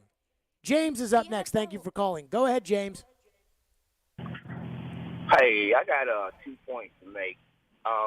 First one is people get really caught up in these famous people's lives when, if you had, for instance, a barber that you like and he had these same charges, would you switch? Honestly? If you had a dentist that you like who really was pain-free, didn't hurt you, didn't tear your mouth up every time when you had a procedure. They don't even switch churches when things happen in their churches, but we're all supposed to cut Deshaun Watson off, and he's not being charged with anything. Truth be told, I believe some of it's guilty. He's guilty on some of them. Second point, after Michael Vick got in trouble, every time Atlanta Falcons played for 10 years, we heard his ordeal. Every time Philadelphia played, the team he was on, we heard his ordeal. It's going to be the same way with Deshaun Watson. It's going to be the same way for Houston and the Cleveland Browns every time he hits the field. Yeah, but you know what, though? People, James, and I appreciate the call, people don't care. I mean, I go back to Ray Lewis. Like, at the end of the day, Ben Roethlisberger. Yeah, people get over it. Let us not forget about Kobe Bryant. Unfortunately, the league is full of men who did a lot of things, a lot of bad things, a lot of illegal things in the past. And while that doesn't make what Deshaun Watson was accused of right, this isn't the first time this has happened. Yeah, I mean, again, like deep down, there'll be people who will move on. 615-737-1025 is our phone number, and you can stay if we want to get some calls. There is big Titans news, though, that I want to get to coming up next. Today, a development that I absolutely love surrounding the Titans, and we'll get to that next. Stillman and Company, it's ESPN 1025, The Game. Keyshawn, J. Will, and Max. Weekday mornings from 5 to 9. Did you see the Tennessee Titans? He has all the weapons to make it happen. There's so much to pay attention to. Greeny from 9 to 11. Ryan Tannehill is the most disrespected player. Art and Han from 11 to 2. You never stop punching. They've got to learn how to close the deal. And the Paul Feinbaum Show afternoons from 2 to 6. Are these legitimate contenders to the party? Your exclusive home for ESPN Radio in the Music City. ESPN 94.9 and the Game Nashville app. ElectronicExpress.com. We make it happen. At the law office of Amanda J. Gentry, we are committed to defending your rights. Being arrested doesn't have to be the worst day of your life. Being served with custody paperwork doesn't have to be the worst day of your life. It may feel that way, but if you have Amanda J. Gentry representing you, you can feel confident that you're going to have the best quality representation in all of Middle Tennessee. Amanda J. Gentry goes wherever justice demands. 615-604-6263. AmandaJGentry.com. It's that time of year again as college basketball's tournament is finally upon us. From all the latest odds, contests, and player props, BetOnline.net is the #1 source for sports betting needs and info. And it's not just basketball. BetOnline.net is your continued source for all your sporting wagering information needs, including live betting and your favorite Vegas casino games. BetOnline.net remains the best spot for sports scores, podcasts, and news this season. BetOnline.net, where the game starts. To understand what makes Genesis Diamonds so different than other jewelry stores, you have to go back over 40 years to the diamond cutting capital of Tel Aviv, Israel. That's where Genesis owner Boaz Ramon grew up, in the center of the diamond universe. His connections with the best diamond cutters allowed him special access, giving rise to a thriving wholesale business here in the United States. Then, after a few years, this wholesaler changed the game and started selling these precious diamonds direct to the public at the same prices he had sold to the jewelry stores. The no middleman concept became an instant success. Today, Genesis Diamonds provides that extraordinary value to people right here in Middle Tennessee, leading the industry with the highest quality diamonds that still come straight from the best cutters, offered at the guaranteed best price of any jewelry store in America. Genesis Diamonds, a truly revolutionary concept with a unique history rooted in quality, committed to excellence, and always focused on value. Genesis Diamonds and luxury pre-owned Rolexes, Green Hills and Cool Springs. You know it's going to happen, and when your car needs service or repair, remember Mitchell's Mr. Transmission on Gallatin Road, just north of Briley Parkway. Now here's Jim Mitchell. Our fleet vehicle program is a great benefit to all the fleet companies in Nashville. We are able to get their vehicle back on the road a lot quicker than the downtime of most dealers and most general repair shops, simply because we have the transmissions available. We're able to put priority on their vehicles to get them back on the road quickly. You know it's going to happen, and when your car needs service or repair, remember Mitchell's Mr. Transmission on Gallatin Road, just north of Briley Parkway. CSX, a growing Fortune 500 logistics company, has immediate openings for freight train conductors. If you're looking for a rewarding career offering paid training at nearly $25 per hour, competitive benefits, and you share a passion for great service, apply today at csx.com/careers. That's csx.com/careers. CSX, committed to supporting military and veteran families and their communities. CSX is an equal opportunity employer. From the Hillside Medical Game Studios, WPRT-FM Pegram, WPUC HD2 Laverne, broadcasting 97.5 Murfreesboro, 106.3 Williamson County, ESPN 102.5 The Game, and the Game Nashville app. A Cromwell Media Station. Live from the Game Nashville studios, it's Stillman and Company. Delivered by TriStar Moving. TriStar Movers with 5-star service. With Jared Stillman on Nashville's best sports talk. ESPN 102.5 The Game and the Game Nashville app. Stillman and Company is delivered by TriStar Moving, ESPN 102.5 The Game. Streaming live on Twitter, Twitch, YouTube, and Facebook Live. Thanks to the offices of Amanda Gentry. Caroline Fenton is on remote. So I am excited about this. Is news to me. I don't know how big of a news deal it is to you, but the news today, and you know me, I cannot watch like the NFL Network. We'll have live Pro Day coverage, live from Jared Stillman's Pro Day, where we'll have all the experts, and it's like Kurt Warner and Daniel Jeremiah, and it's like, you know, Jared Stillman measured in at 5'8", and really looked, you know, we thought he'd be 5'9", but apparently it's going to be 5'8.5", and his hands measure out. I'm going to guess my hands are like 8 and 6/8. 6/8 is what, like 2/3? Whatever. If my hand, you know, whatever. 3/4. Yep. And so they break it down all the time. 3/4, 8 and 3/4 for my hand, and they do this or whatever. And I couldn't care less about any of that. But there was one big news item today that I thought was important, which was Mike Vrabel and quarterback coach Pat O'Hara at Desmond Ritter's Pro Day at Cincinnati. Now, let's go over the quarterback class here. Kenny Pickett, probably not going to be available at number 26. Plus, I don't like Kenny Pickett, small hands. Malik Willis, probably not going to be available at 26. Everybody says he's a project. Now, I'll say this. I think Malik Willis looks the part. Like, I think he looks like a stud. But, again, you know, people say that he's not a great quarterback because they've been dogging this quarterback class. Matt Corral had his pro day yesterday, and I believe the Titans sent Todd Downing to the Matt Corral pro day. And then today, Desmond Ridder, who is my guy. I just love Desmond Ridder. I've been talked into Desmond Ridder, and I hope the Titans, with that draft pick, draft Desmond Ridder. Here you go. The Titans quarterback coach Pat O'Hara went to Malik Willis's pro day and to Kenny Pickett's pro day. Mike Vrabel and Pat O'Hara went to Desmond Ritter's pro day, and Todd Downing went to Ole Miss's pro day. Now, John Robinson did not go to any of these pro days, which is at least a little bit interesting. We'll get back to that in a second. But this is what Bucky Brooks said this morning on Sirius XM NFL Radio. NFL Network draft analyst Bucky Brooks, when asked about the quarterback class and which one he believes in. With Desmond Ridder, I think he's probably overlooked in the bunch, but he is the one that I would kind of cast my lot with because 44 wins at the FBS level. The guy has outstanding athleticism as he displayed at the combine. The arm talent is also outstanding. This guy offers a lot. Bring on Desmond Ritter with the 26th pick.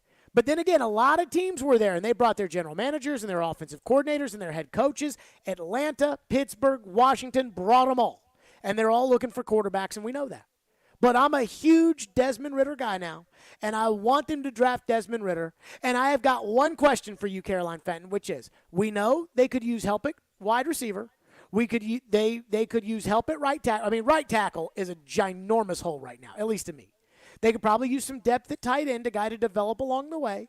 And look, you got to take the best player available. In 2019, I don't think anybody thought that the Tennessee Titans needed a defensive tackle when they had Austin Johnson and Jarrell Casey and Daquan Jones, and they drafted Jeffrey Simmons, and now all those guys are gone, and Simmons is a star.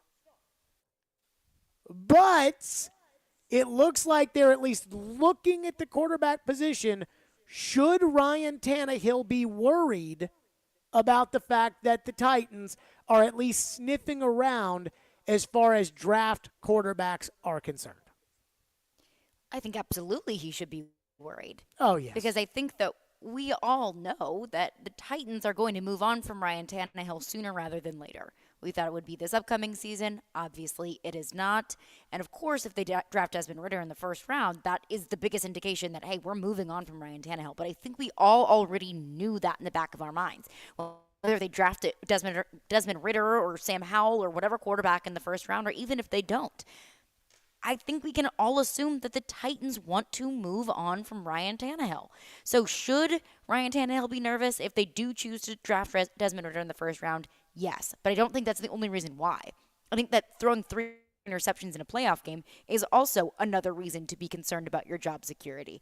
I think not being the guy that you can, kind of put the game on your shoulders and say, I got this. I don't need Derrick Henry. I don't need anybody else on the offense to carry this team. I can do it. I think the fact that Ryan Tannehill cannot do that or cannot say that he can is another reason why he should be nervous for his job security. So, Sure. yeah, I do think Ryan Tannehill absolutely should be nervous, but do you think that he is? I think that Ryan Tannehill knows he's in trouble. I think that Ryan Tannehill knows that, that game in the playoffs, hey, Ryan, we got your back, but just know, that's just not going to continue. Like your days are numbered. And because if your days are numbered means that, you're going to be fired. When I hear your days are numbered, I hear you're getting fired. Let's pick a coach. Mike McCarthy. Mike McCarthy's days they're going to fire him in Dallas. I'm convinced that if they don't win the Super Bowl, they'll fire him in Dallas. With Tannehill, Tannehill, if he had a season like he did in 2020 or he had a season like he did in 2019, Tannehill's going to be the starting quarterback next year. The 49ers went all in to get rid of Jimmy Garoppolo, and now I think it looks like they're going to end up keeping Jimmy Garoppolo. But his days were, in theory, numbered. For Tannehill, I think it's more so if they don't draft a quarterback and they run it back with Logan Woodside, then Tannehill is for sure the starter next year, and at no point can he get pulled. And another reason why I want them to draft a quarterback in the first round this year is not just for the succession plan, but also to have somebody on the bench who, in case Tannehill starts showing us, the shades of the 2021 Ryan Tannehill, the Titans can take up off the bench in the middle of a game or in the middle of the season and put in there. And even if they don't do that, I still want a better option at backup quarterback than Logan Woodside, because obviously Logan's not going to be a guy who replaces Ryan Tannehill, and I'm just not convinced of Ryan Tannehill's ability to lead the team. But I keep going back to this, which is, if you're actually the general manager of the Titans, it's easy to go on the radio and say, go draft the quarterback. Draft the quarterback this year. Okay, well, Atlanta would love to draft a quarterback this year. Washington would love to draft a quarterback. Carolina would love to draft a quarterback. Pittsburgh would love to draft a quarterback. Detroit would love to draft a quarterback. Houston would probably love to draft a quarterback. All these teams would love to be able to draft a quarterback, but there has to be a quarterback who is there. And a lot of people are starting to get convinced about Desmond Ritter. I obviously am getting convinced as well. But I've talked myself into this, maybe more so on Tannehill's front than it is on what we actually know about these quarterbacks, because it's impossible for you to know if Desmond Ritter is going to be able to fit in the NFL. If you've never met the guy, if you didn't cover the guy, if you haven't seen the guy play every week, things that I haven't done. But if they go out and they go get Desmond Ritter, I mean, that is the message to Tannehill that is, hey, you are not the guy long term. And I wonder if, at 34, which Tannehill is, he still could be the guy long term. Denver just traded 4 draft picks and a couple of players to go get Russell Wilson, and he's the same age. And so I do wonder, like, if Ryan Tannehill is keeping up with this, which he says he's not, but let's not kid ourselves. If he's keeping up with this and saying, man, in 1 week, my number 1 star receiver tweets out that another guy whom I beat out for the quarterback position is a better leader than me. And now my head coach is at the pro day of a quarterback, and my offensive coordinator is at the other quarterback's pro day, and my quarterback coach has gone to all of them. I do wonder how Tannehill feels about that. I wonder how Tannehill should feel about that. And I do think that, with quarterback, it's such a delicate balance, right? Like, Matt Ryan was as happy as you could be in Atlanta, never said a word for 15 years, and then all of a sudden they want to go after Deshaun Watson, and Matt Ryan's like, I think I'd rather go somewhere else. Now, he was nice about it. Baker Mayfield threw a fit. So, how is Tannehill going to react to this? I don't know, but I do think Tannehill should be worried. And if they bring in a quarterback. Again, when did Tannehill play his best? When Tannehill was playing for his career. Yeah. So because sometimes a little bit of external motivation isn't a bad thing. No, it's not. Because if Tannehill didn't play the way he played in 2019, he would have been a backup for the rest of his life. He would have been Blaine Gabbert. And because he played the way he played, he got a $30 million contract. And now this year, it seems to be kind of the make or break year for Tannehill. But Vrabel's out at Desmond Ritter's pro day. Now, here's the other thing, too. It's not like it's Desmond Ritter's pro day. They could always make the argument of, we were there to see Sauce Gardner or Kobe Bryant or these other draft-eligible guys at Cincinnati. Oh, we were there to see this wide receiver at this school. They can always say that, and they may be right. I wouldn't buy it for a second, but they can say that. Cincinnati's got some players now. I mean, you don't get the college football playoff with just one good player. So we tried that at Louisville. We fell just a little bit short when we had Lamar Jackson. But, I think Tannehill should be worried. For a lot of reasons. 615-737-1025 is our phone number. That's the question. Should Tannehill be worried? Should the Titans be thinking quarterback? Again, this was a team that was the number 1 seed, and they've got a couple of holes still. Should Tannehill be worried? Should they be going after a quarterback at 26? 615-737-1025 is the phone number. Plus, the one thing I do worry about if they go quarterback in this year's draft. We'll get to that next because I do think that there's a very big question. FanDuel Sportsbook is my official sportsbook app, and I love the FanDuel Sportsbook app. Start your bracket off with a bang because right now FanDuel Sportsbook is giving new customers a $150 instant bonus guaranteed. That's right. You'll get $150 in bonus site credit, and all you have to do is place your first bet of $5 or more. How you bet the bracket is up to you. You can choose from the money line, totals, prop bets, and so much more. I'm going to take Villanova big tonight, baby. I promise no more predictions, but I can't help myself. Villanova, Jay Wright, going to get it done against a Michigan team that Tennessee should have beat. Plus, with cash out, the ball's in your court, so you can close out your bet whenever you want before the game is over. Join FanDuel today with the promo code JGM, and then you can place your first bet of $5 to bet to score $150 in bonus site credit guaranteed. That's promo code JGM on the FanDuel Sportsbook app. 21 and older and present in Tennessee. First online real money wager only. $10 first deposit required. Bonus issued as non-withdrawable site credit that expires in 14 days after receipt. Restrictions apply. See full terms at sportsbook.fanduel.com. Gambling problem? Call the Tennessee Red Line 1-800-889-9789. Tune in every Wednesday at 4:30 p.m. for Nashville's own Jason Fitz with Jarrett Stillman and Company. Fitz started his sports talk career right here on 102.5 The Game, and now he anchors shows for ESPN. Jason Fitz is brought to you by Blood Assurance. Give blood. Give local. Give life. Parman Tractor and Equipment is your one-stop tractor and equipment solution, and Middle Tennessee's Link Belt and Takeuchi dealer. Rent or purchase a track loader, mini excavator, large excavators for your job site, or something in between. Parman is now hiring and seeking qualified candidates for construction equipment truck drivers, service technicians, and more. Apply at parmantractor.com or call 615-865-7800. Come be an employee owner with the Parman team, your Middle Tennessee Link Belt and Takeuchi dealer. 312 Pizza Company is Nashville's authentic Chicago pizzeria, and they're now hiring. Work for a family-owned business and be a part of their incredible team. 312 Pizza Company is hiring for all positions, including host, waitstaff, bartenders, cooks, and more. 312 Pizza Company offers health insurance and paid time off to full-time employees. Contact Kimberly at 615-730-7888 or email at contact@312pizzaco.com. 312 is an equal opportunity employer. From curriculum-based literacy programs and sport leagues to college tours and workforce readiness tracks, Boys and Girls Clubs of Middle Tennessee provide a safe place where youth gain the tools to learn, lead, and reach their full potential. You can support local youth and their great futures by donating at bgcmt.org. Right now at O'Reilly Auto Parts, get up to a $15 gift card after mail-in rebate when you purchase select Superstart batteries. With the power, performance, and reliability your vehicle demands, Superstart batteries are designed for lasting performance and consistent starts. Turn the key with confidence. Superstart batteries only at O'Reilly Auto Parts. O'Reilly Auto Parts. This is Luke Morrison, a senior at St. Andrews Sewanee, a boarding and day school in Sewanee, Tennessee, adjacent to the University of the South.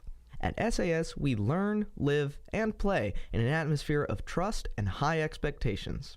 Learn more about admission at sasweb.org. Interact with Stillman and Company.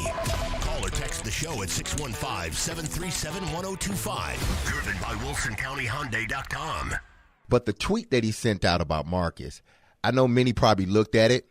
It was gone after a while, and they kind of dismissed it.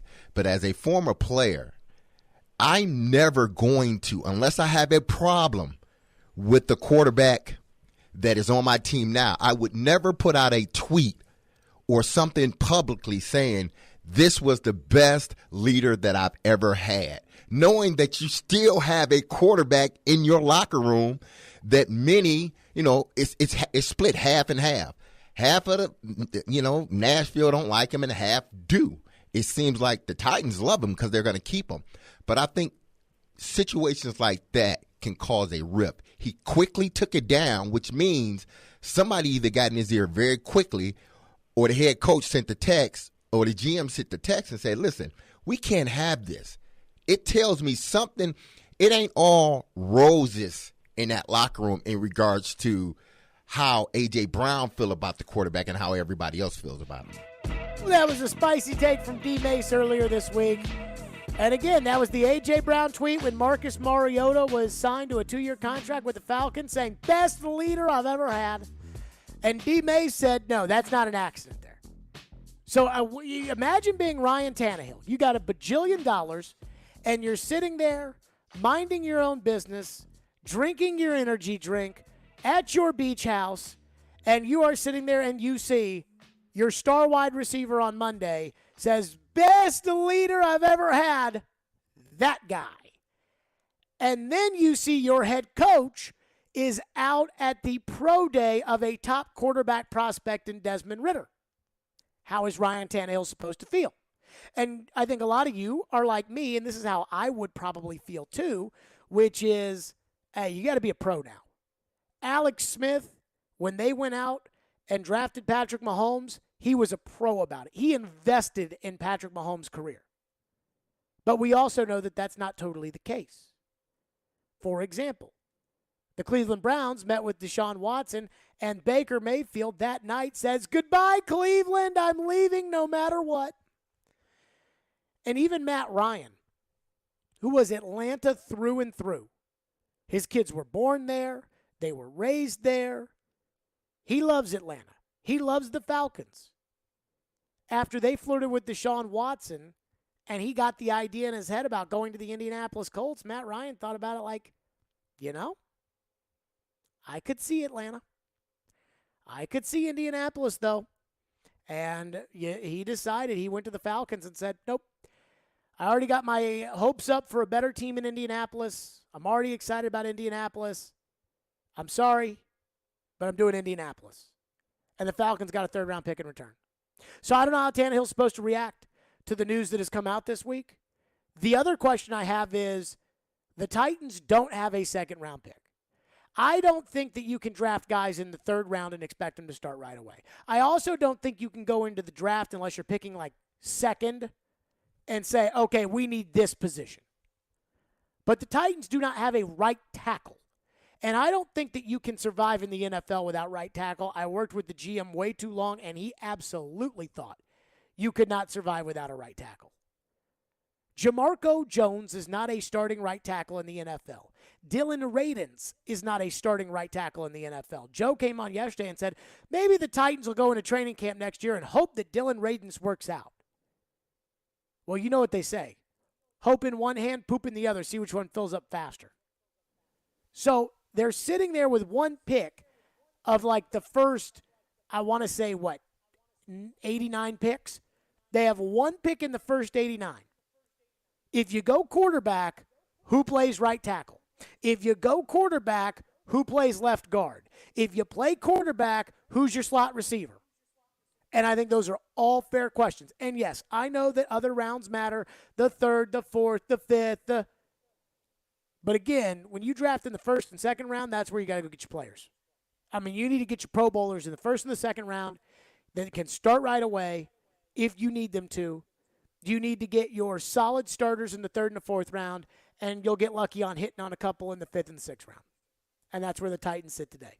615-737-1025 is the phone number. Can they afford to go quarterback in this year's draft, Caroline? I mean, I think they have to look into the possibility, because you say, you can the first, second, third rounds, those are where you find your starters. Yeah, you could find someone serviceable as a wide receiver, an offensive lineman as a depth piece later on in the draft, but you can't find a quarterback, a potential starting quarterback that could really be biting at Ryan Tannehill's heels in training camp in the third, fourth, or fifth round. So I think you kind of have to look at it. Like, if the Titans are really in love with Desmond Ridder or another quarterback in this year's draft, and he's sitting at 26, then who's to say that there's going to be a quarterback in next year's draft that's going to be just as good, or they're going to love him just as much? Sure. I think they absolutely can afford to take a quarterback in the first round, and I think they absolutely should look at it as not just preparing for the future, but also what can he do to help our team right now? And if motivating Ryan Tannehill is what he's going to be able to do to help this team right now, I think that's invaluable. Here's the other side of the coin, though. First of all, I don't think you can bank on a guy motivating Ryan Tannehill, because you could draft. You don't know how Tannehill's going to. You could draft a guy in the first round. Tannehill, but you don't know. But that's a risky thing. I look at Green Bay, and I do think that Jordan Love motivated Aaron Rodgers, but it also pissed Aaron Rodgers off. So it was good and it was bad. But I would say this about the Jordan Love pick. Each of the last 2 years, the Packers have been so close, right? Like, they've been the number one seed in each of the last 2 years in the NFC, and they've lost at home in the playoffs. What if they had used that pick on T. Higgins or Michael Pittman Jr. instead? What if they had used that pick on Jonathan Taylor? Like, what if they had used that pick on a guy that they could have had in that 2020 draft instead of Jordan Love, and it was Jonathan Taylor? And I know Aaron Jones is a good running back, but they could hand the ball to Jonathan Taylor, and, I mean, it's a real pick your poison between him and Rodgers. They went out and drafted T. Higgins. They went out and drafted Michael Pittman Jr. And now it was last year, in the last 2 years, Devontae Adams and Marquez Valdez-Scantling and Michael Pittman Jr., and now they'd still have that guy, even though Adams and Scantling are gone.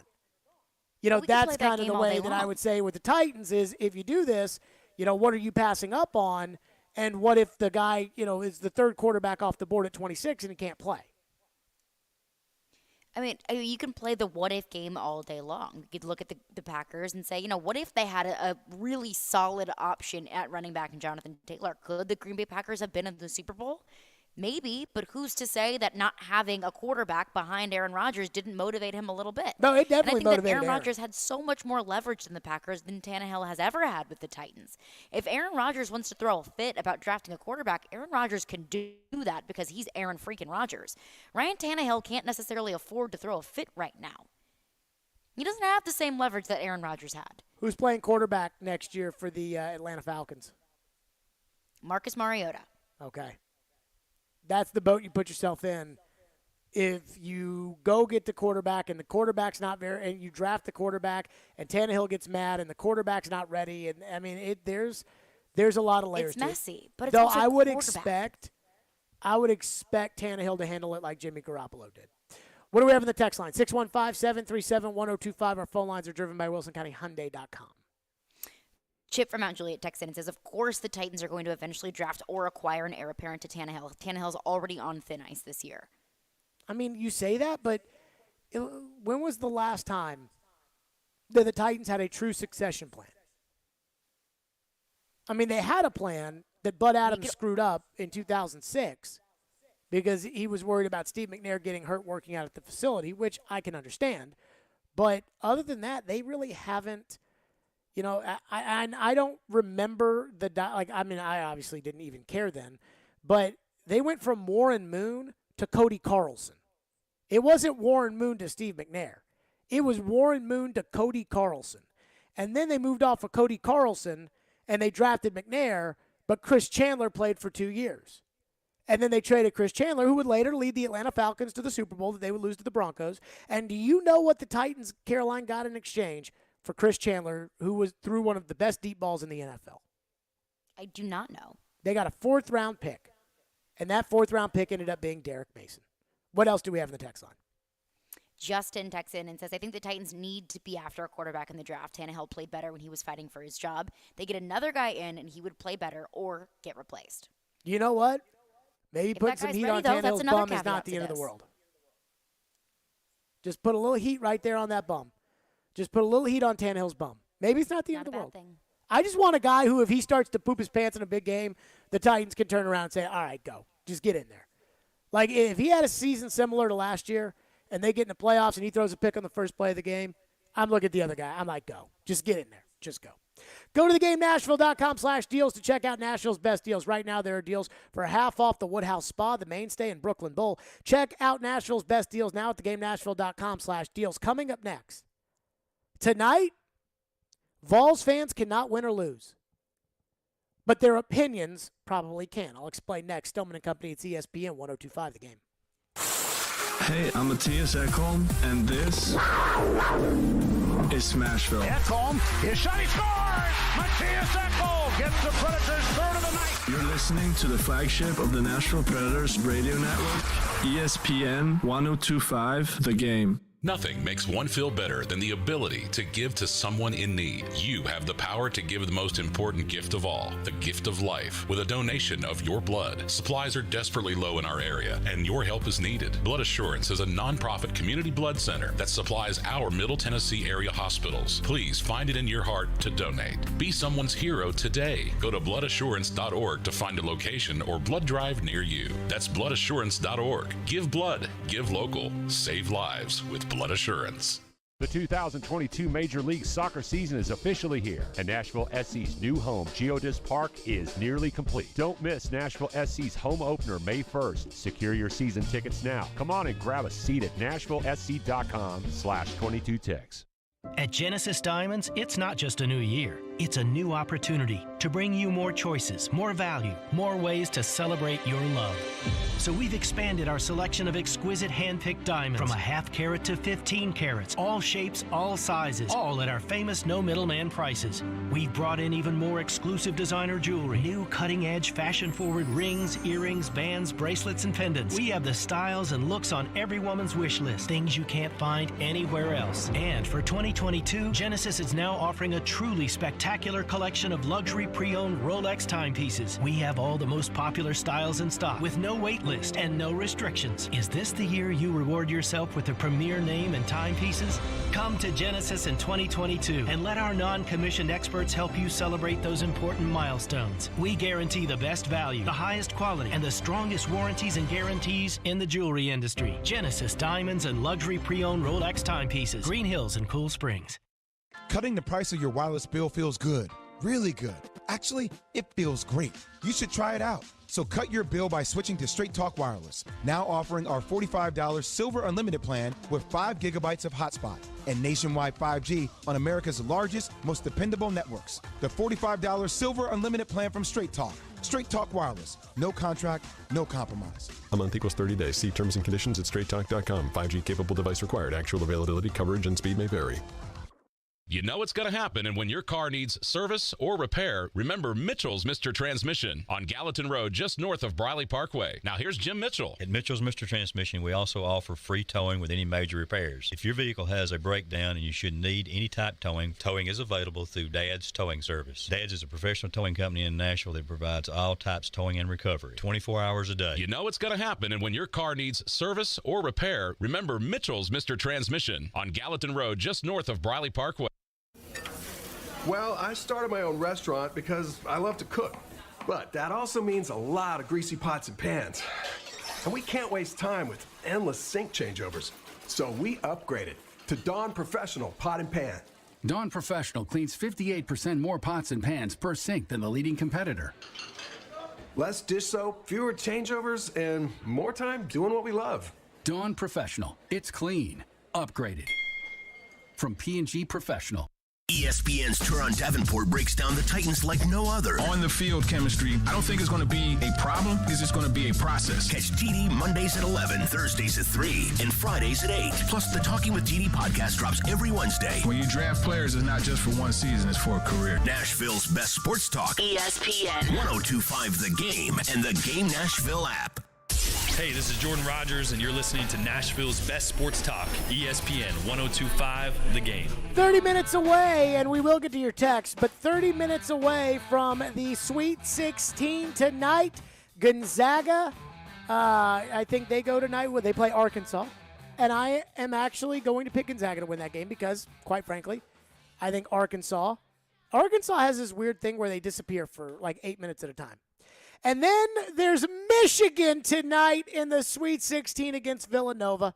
And I have found it so funny, Caroline. It's really disappointed that you missed the first 3 days this week because I got to know how the local Vol fan family of Caroline Fenton felt about another choke job by Rick Barnes last Saturday. Yes, I was actually in Knoxville the night of that game in a house full of die-hard Vol fans. And it was pretty low energy after that game, if I might add. Do you know what kills me? What? And I've said that, I brought this up this week, is that Tennessee fans, like, they will not hold Rick Barnes accountable.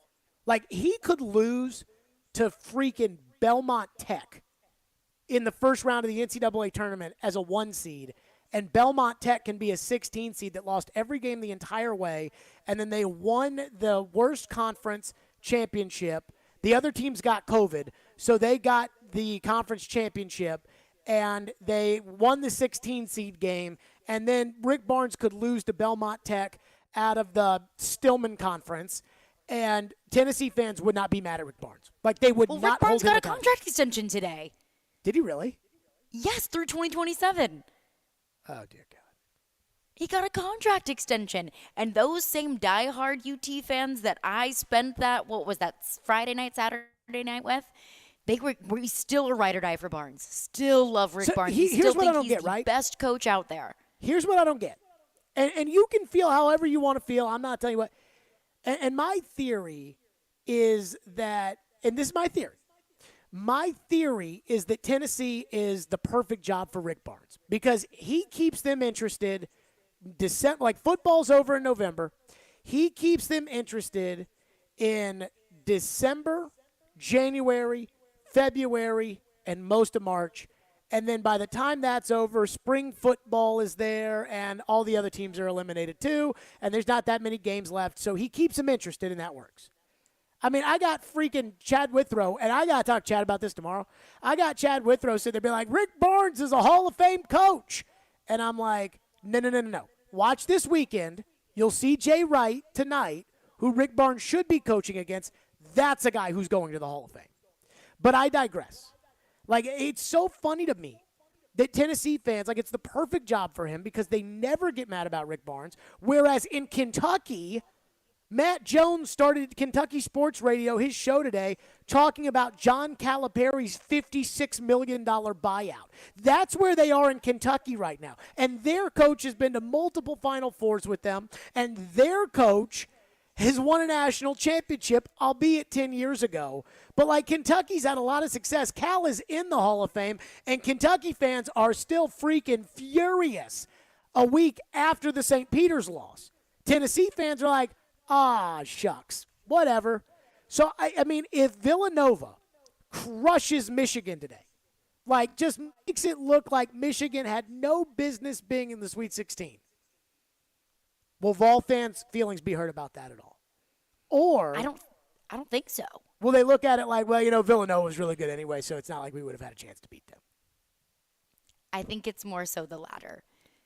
Why will these people not really look at the coach anyway. like this?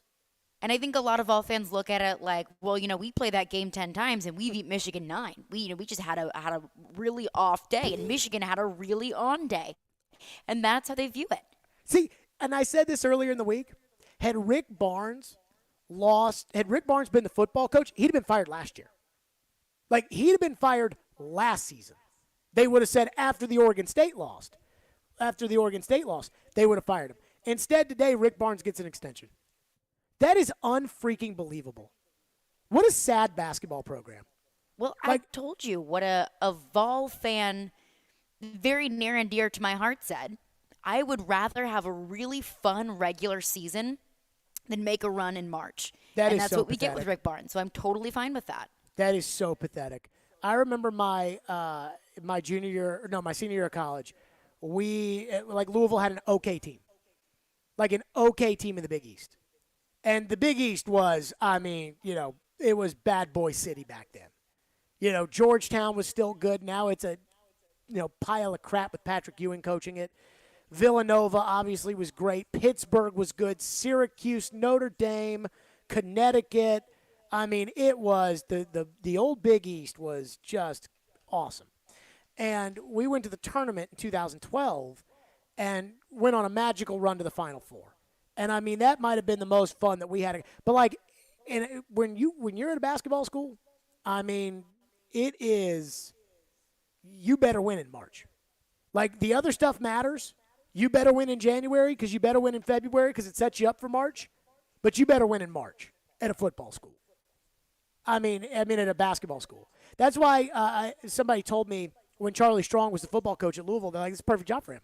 Because he can go 8-4 every year, and it's on to basketball season. And Rick Barnes, he can make the tournament, get knocked out. Vol fans are upset for 10 minutes, on to football. It's amazing. It's amazing. And if Villanova crushes Michigan today, and I think they're going to, if Villanova crushes Michigan, because Michigan has no business in the Sweet 16. Tennessee choked that game away again. They have no business in that Sweet 16. And if Villanova kills them, I'll sit there and say, congratulations to Rick Barnes for getting a contract extension. He's the perfect coach for that job. Texas couldn't do that anymore. And they're not a basketball school, but they couldn't do it anymore. I'll tell you, this state, as far as college basketball is concerned in the SEC with Vanderbilt and Tennessee, please have some expectations for your basketball program. 615-737-1025 is our phone number. Let's go back to your phones on Ryan Tannehill. Again, the news of the day on the Titans front. Mike Vrabel at Desmond Ritter's Pro Day at Cincinnati. Caroline, what do we have in the text line? Well, we do have some insight from a Vols fan on Rick Barnes, if we'd like to get to that before we switch. Go ahead and give it to me. One Vol fan texted, and I have to assume they're a Vol fan, says, "You're an idiot. Why would you fire a coach bringing in top recruiting classes like he is, and we've been ranked high every year basically with him? Who is better out there to bring in? We aren't a basketball school like Kentucky. Let's see. He's brought in a good recruiting class, so that's good. But he doesn't win with those recruiting classes. So he's had Keon Johnson and Jalen Springer, and now he's got Kennedy Chandler, and he's not going to win anything with those guys. And Shaheen Holloway, meanwhile, over at St. Peter's, is still playing basketball. I mean, it's just, it's so sad. It's so sad. The University of Tennessee athletic program and its fans, I mean, just, they never cease to amaze me, right? Like, the level of entitlement. Somebody was talking to me about this, about the superiority complex that Tennessee has.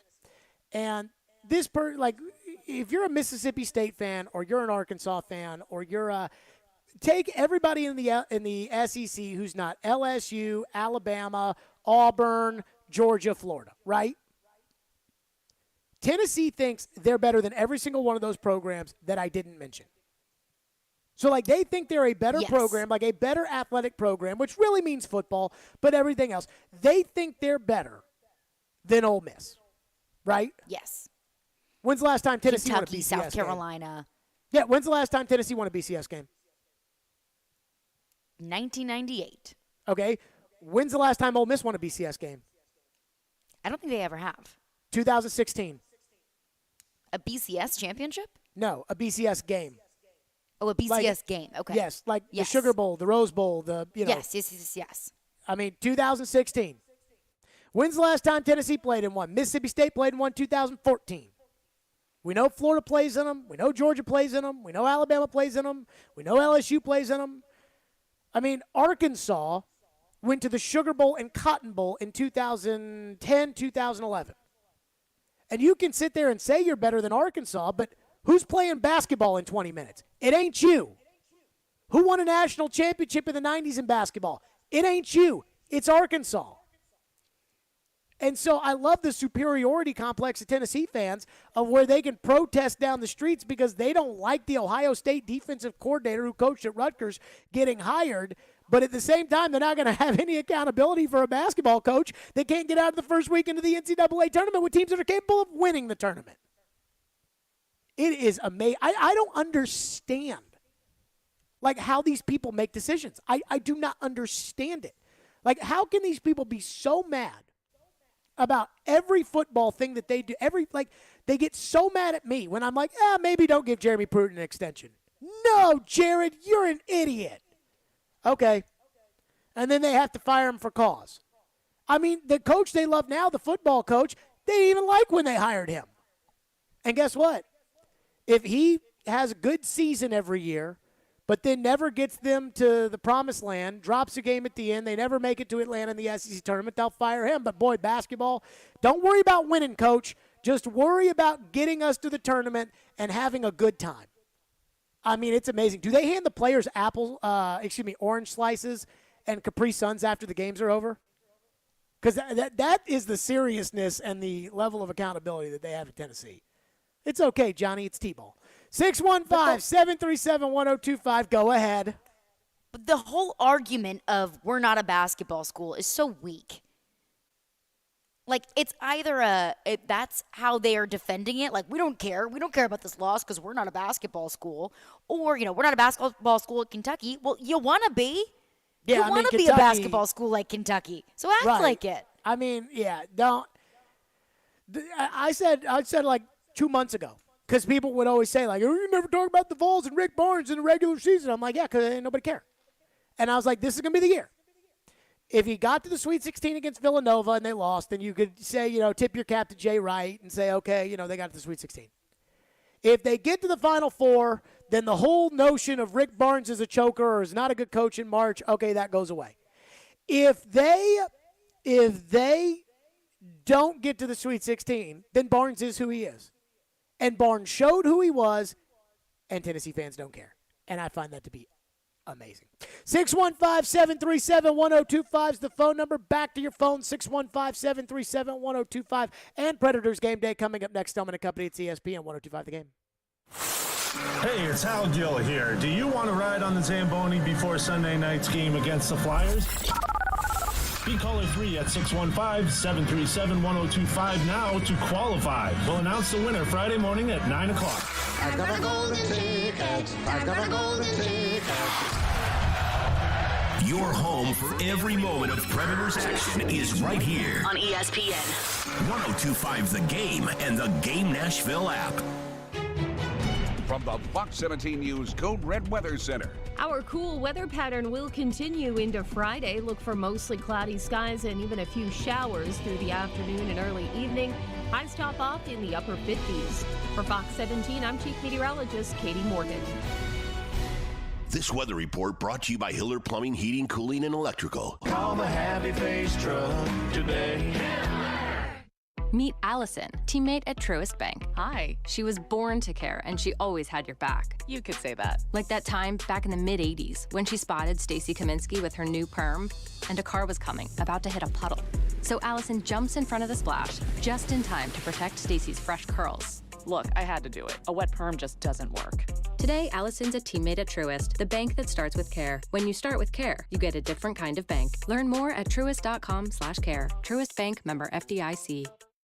If you snore, it may be a sign of a more serious, possibly life-threatening condition. Most people think of snoring as a nuisance, but it's a much more serious medical condition than you think. Snoring has been associated with chest pain, sleep apnea, high blood pressure, chronic pain, obesity, headaches, and sore throat. Take a listen to what some of our patients are saying about the revolutionary Vivo system. Right after I started using it, I noticed the results really, especially with the snoring. My sleep apnea episodes are a fraction of what they were before. This product's phenomenal.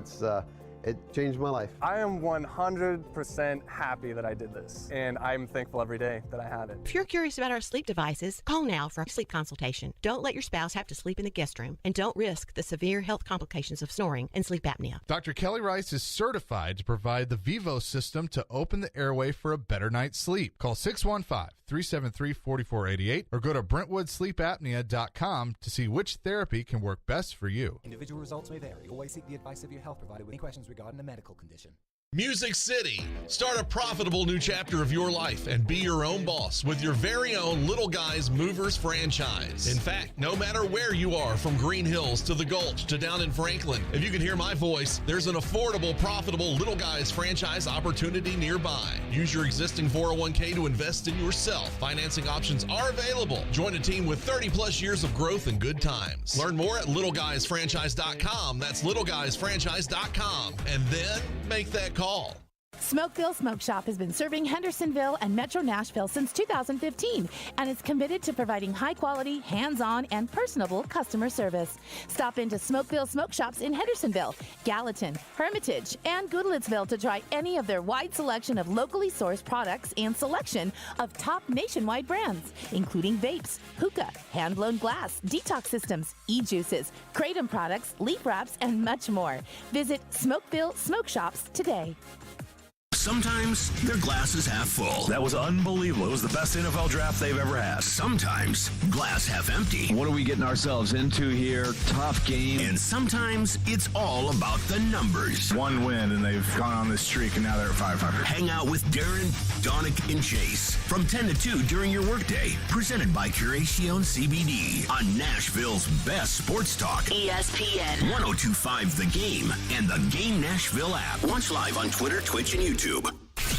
Stillman and Company is on. Delivered by TriStar Moving. I cannot wait until they have. Did they have the Rick Barnes press conference today on the contract extension? Did he have a press conference? Do we know of that?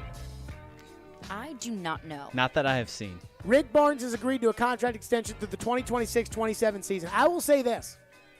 If Joe Rexrode will allow it, and I am not assuming that he will, but if Joe Rexrode will allow it, I will hop in the car with him and go to the Rick Barnes question, because nobody in the Knoxville media is going to have the cojones to ask a question about, so, Danny White, why did you decide to extend him less than a week after he absolutely choked all over himself again in the NCAA tournament? But somebody needs to ask that question. So if Joe is willing to have me on the Athletics gas dime, go to the Knoxville press conference, I will do that. Danny White on Thursday announced that he has extended Rick Barnes through the 2026-27 season. And as they like to put into the release, they want you to know Barnes has now led the Volunteers to 4 consecutive NCAA tournament appearances. Whoa! Hey! Congratulations to Rick Barnes. Goodness freaking gracious. Let's get to your phones on it. 615-737-1025. Carolina, people pissed at me? Kind of half and half, to be honest. I really thought people were going to be pissed at you. Well, it's good to know that half the people on this that listen to this show don't have their heads shoved up their rear ends. But this texter texts in and says, I'm a lifelong Vols fan. I went to every home football game in the 90s. I was at the 98 national championship game, and your assessment of entitlement is 100% correct. I couldn't be more over it. I sold my season tickets at Neyland, only follow UT occasionally because of things like the NCAA flops and poor football performance in big games. I'm still waiting for UT to be great again. Dude, I got to tell you, so I thought the Belmont-Tennessee women's game the other night was one of the best basketball games that I've seen in this tournament, and that's saying something because we've had some great games in the tournament. And when they were like, and the Lady Vols returned to the Sweet 16 for the first time since 2016, I was like, holy crap, what? The Lady Vols have not been to the Sweet 16 since 2016? That is pretty wild. I mean, and if Belmont could make a free throw down the stretch, then Belmont would have won that game. I mean, Belmont was this close to winning that game. And I mean, like, this is the Lady Vols. Like, I texted Corey Curtis during the game, and I'm like, could you imagine, like, telling Pat Summitt, yeah, it ain't looking good right now against Belmont in the second round of the tournament. No disrespect to Belmont. Bart Brooks has got a great program over there. They got great coaches, got great players. Not taking anything away from Belmont, but, I mean, it's the Lady Vols. And even they don't win much. And guess what? They're going to get killed on Saturday. I just want everybody to know that. What's next? Okay, Homer. Well, I mean, that's another texter checks in and says, hey, you blame the coach on everything when he never takes a shot or plays a second of the game. He puts the best players on the floor that he thinks is going to win the game. I just don't understand. Like, that's the big logic. I don't know if you were aware of this. Like, the whole big take was Barnes didn't go 2 of 18 from 3. And I'm like, okay, then why put coaches in the Hall of Fame? I guess Kay hasn't really done much for Duke. It was Grant Hill and Trajan Langdon and Kyle Singler that did all of that. I guess it wasn't Kay. I guess it wasn't Bobby Knight. Maybe it was Isaiah Thomas instead. Like, come on. I mean, accountability for the coach. I mean, you can get the glory when you win, and then it falls on your shoulders when you don't. That's just the life of a coach. By the way, do you remember the old joke? Who's the only guy in college basketball that can keep Michael Jordan from scoring 20 a night? His coach? Dean Smith. What's next? Well, this person's very mad at you. Shocker. Uses a very strong F word toward you. Friends. And it says, clearly you've never met Rick Barnes. He's a hell of a model human being, a Hall of Fame coach, and a perfect fit for UT. The UT sports program is fantastic. I do not disagree with half of that. I disagree with the first part that says I've never met Rick Barnes. I've met Rick Barnes several times, and he and I have worked on Coaches versus Cancer together, and Rick Barnes is a good guy. So I don't agree with the first part that says I've never met Rick Barnes. I do agree with the second part that says he's a great guy. He is a truly good guy. The third part, he's a Hall of Fame coach. What Hall of Fame? Like, what Hall of Fame is he in? He's not in any Hall of Fame. So, and he's not going into the Naismith Hall of Fame. He is not Kay. He is not Izzo. He is not Cal. He is not Patino. He is not Roy Williams. He is not Jim Boeheim. And he's not Jay Wright. Like, he's not John Beeline. He's not going in the Hall of Fame. Get over yourself with that. The third part, which I did agree with, is he's the perfect coach for Tennessee. Because Tennessee's not a basketball school, and while they would like to have postseason success, it's not like a, qualification. Just like how Rick Byrd was the best coach for Belmont. Rick Byrd didn't have to go to the Final Four to be the best coach for Belmont. And Rick Barnes apparently doesn't have to do anything in the NCAA tournament in order to be a great coach for Tennessee. You want to tell me UT's program is amazing? You tell me the last BCS game they went to. They've never been to a Final Four in men's basketball. And the women's team just got to the Sweet 16 for the first time in 5 years. 5 years. Like, I couldn't imagine Pat Summitt doing that. I just could not. Time now for Predators game day. It's Hockey Night in in Smashville. Deflects back for Duchesne. His shot stopped, and the score! What are the keys to victory tonight? What's being said in the locker room? Where do the Preds reside in the Central Division standings? Jared Stillman has the latest now. With Preds Game Day on Stillman and Company. Brought to you by Pella Windows and Doors of Nashville. This is Smashville's best sports talk. ESPN 1025 The Game and the Game Nashville app. Predators Game Day presented by Pella Windows and Doors of Nashville. The Vegas Golden Knights are 34-28-4. They host the Nashville Predators at 37-23-4, and the Vegas Golden Knights better get it going if they want to end up making the playoffs. We start with the coach's take. This is John Hines on getting ready for Vegas.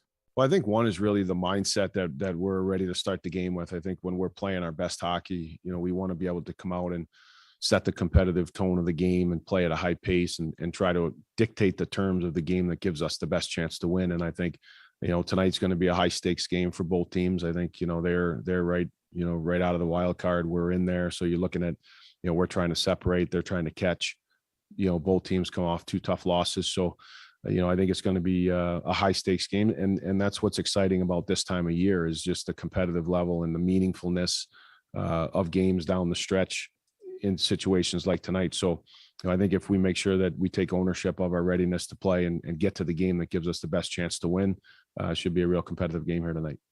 The Predators in the race for 4th place, as we would say, probably do need a win today. Colorado has run away with the division with 95 points.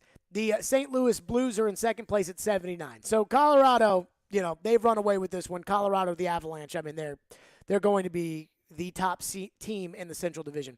St. Louis is 279 points, 62 games played. Minnesota 78. So 1 point behind St. Louis, though they have a game in hand. And the Predators have 78, tied with Minnesota at 3rd. But Minnesota has 3 games in hand. St. Louis has 2. The Dallas Stars have 73 points.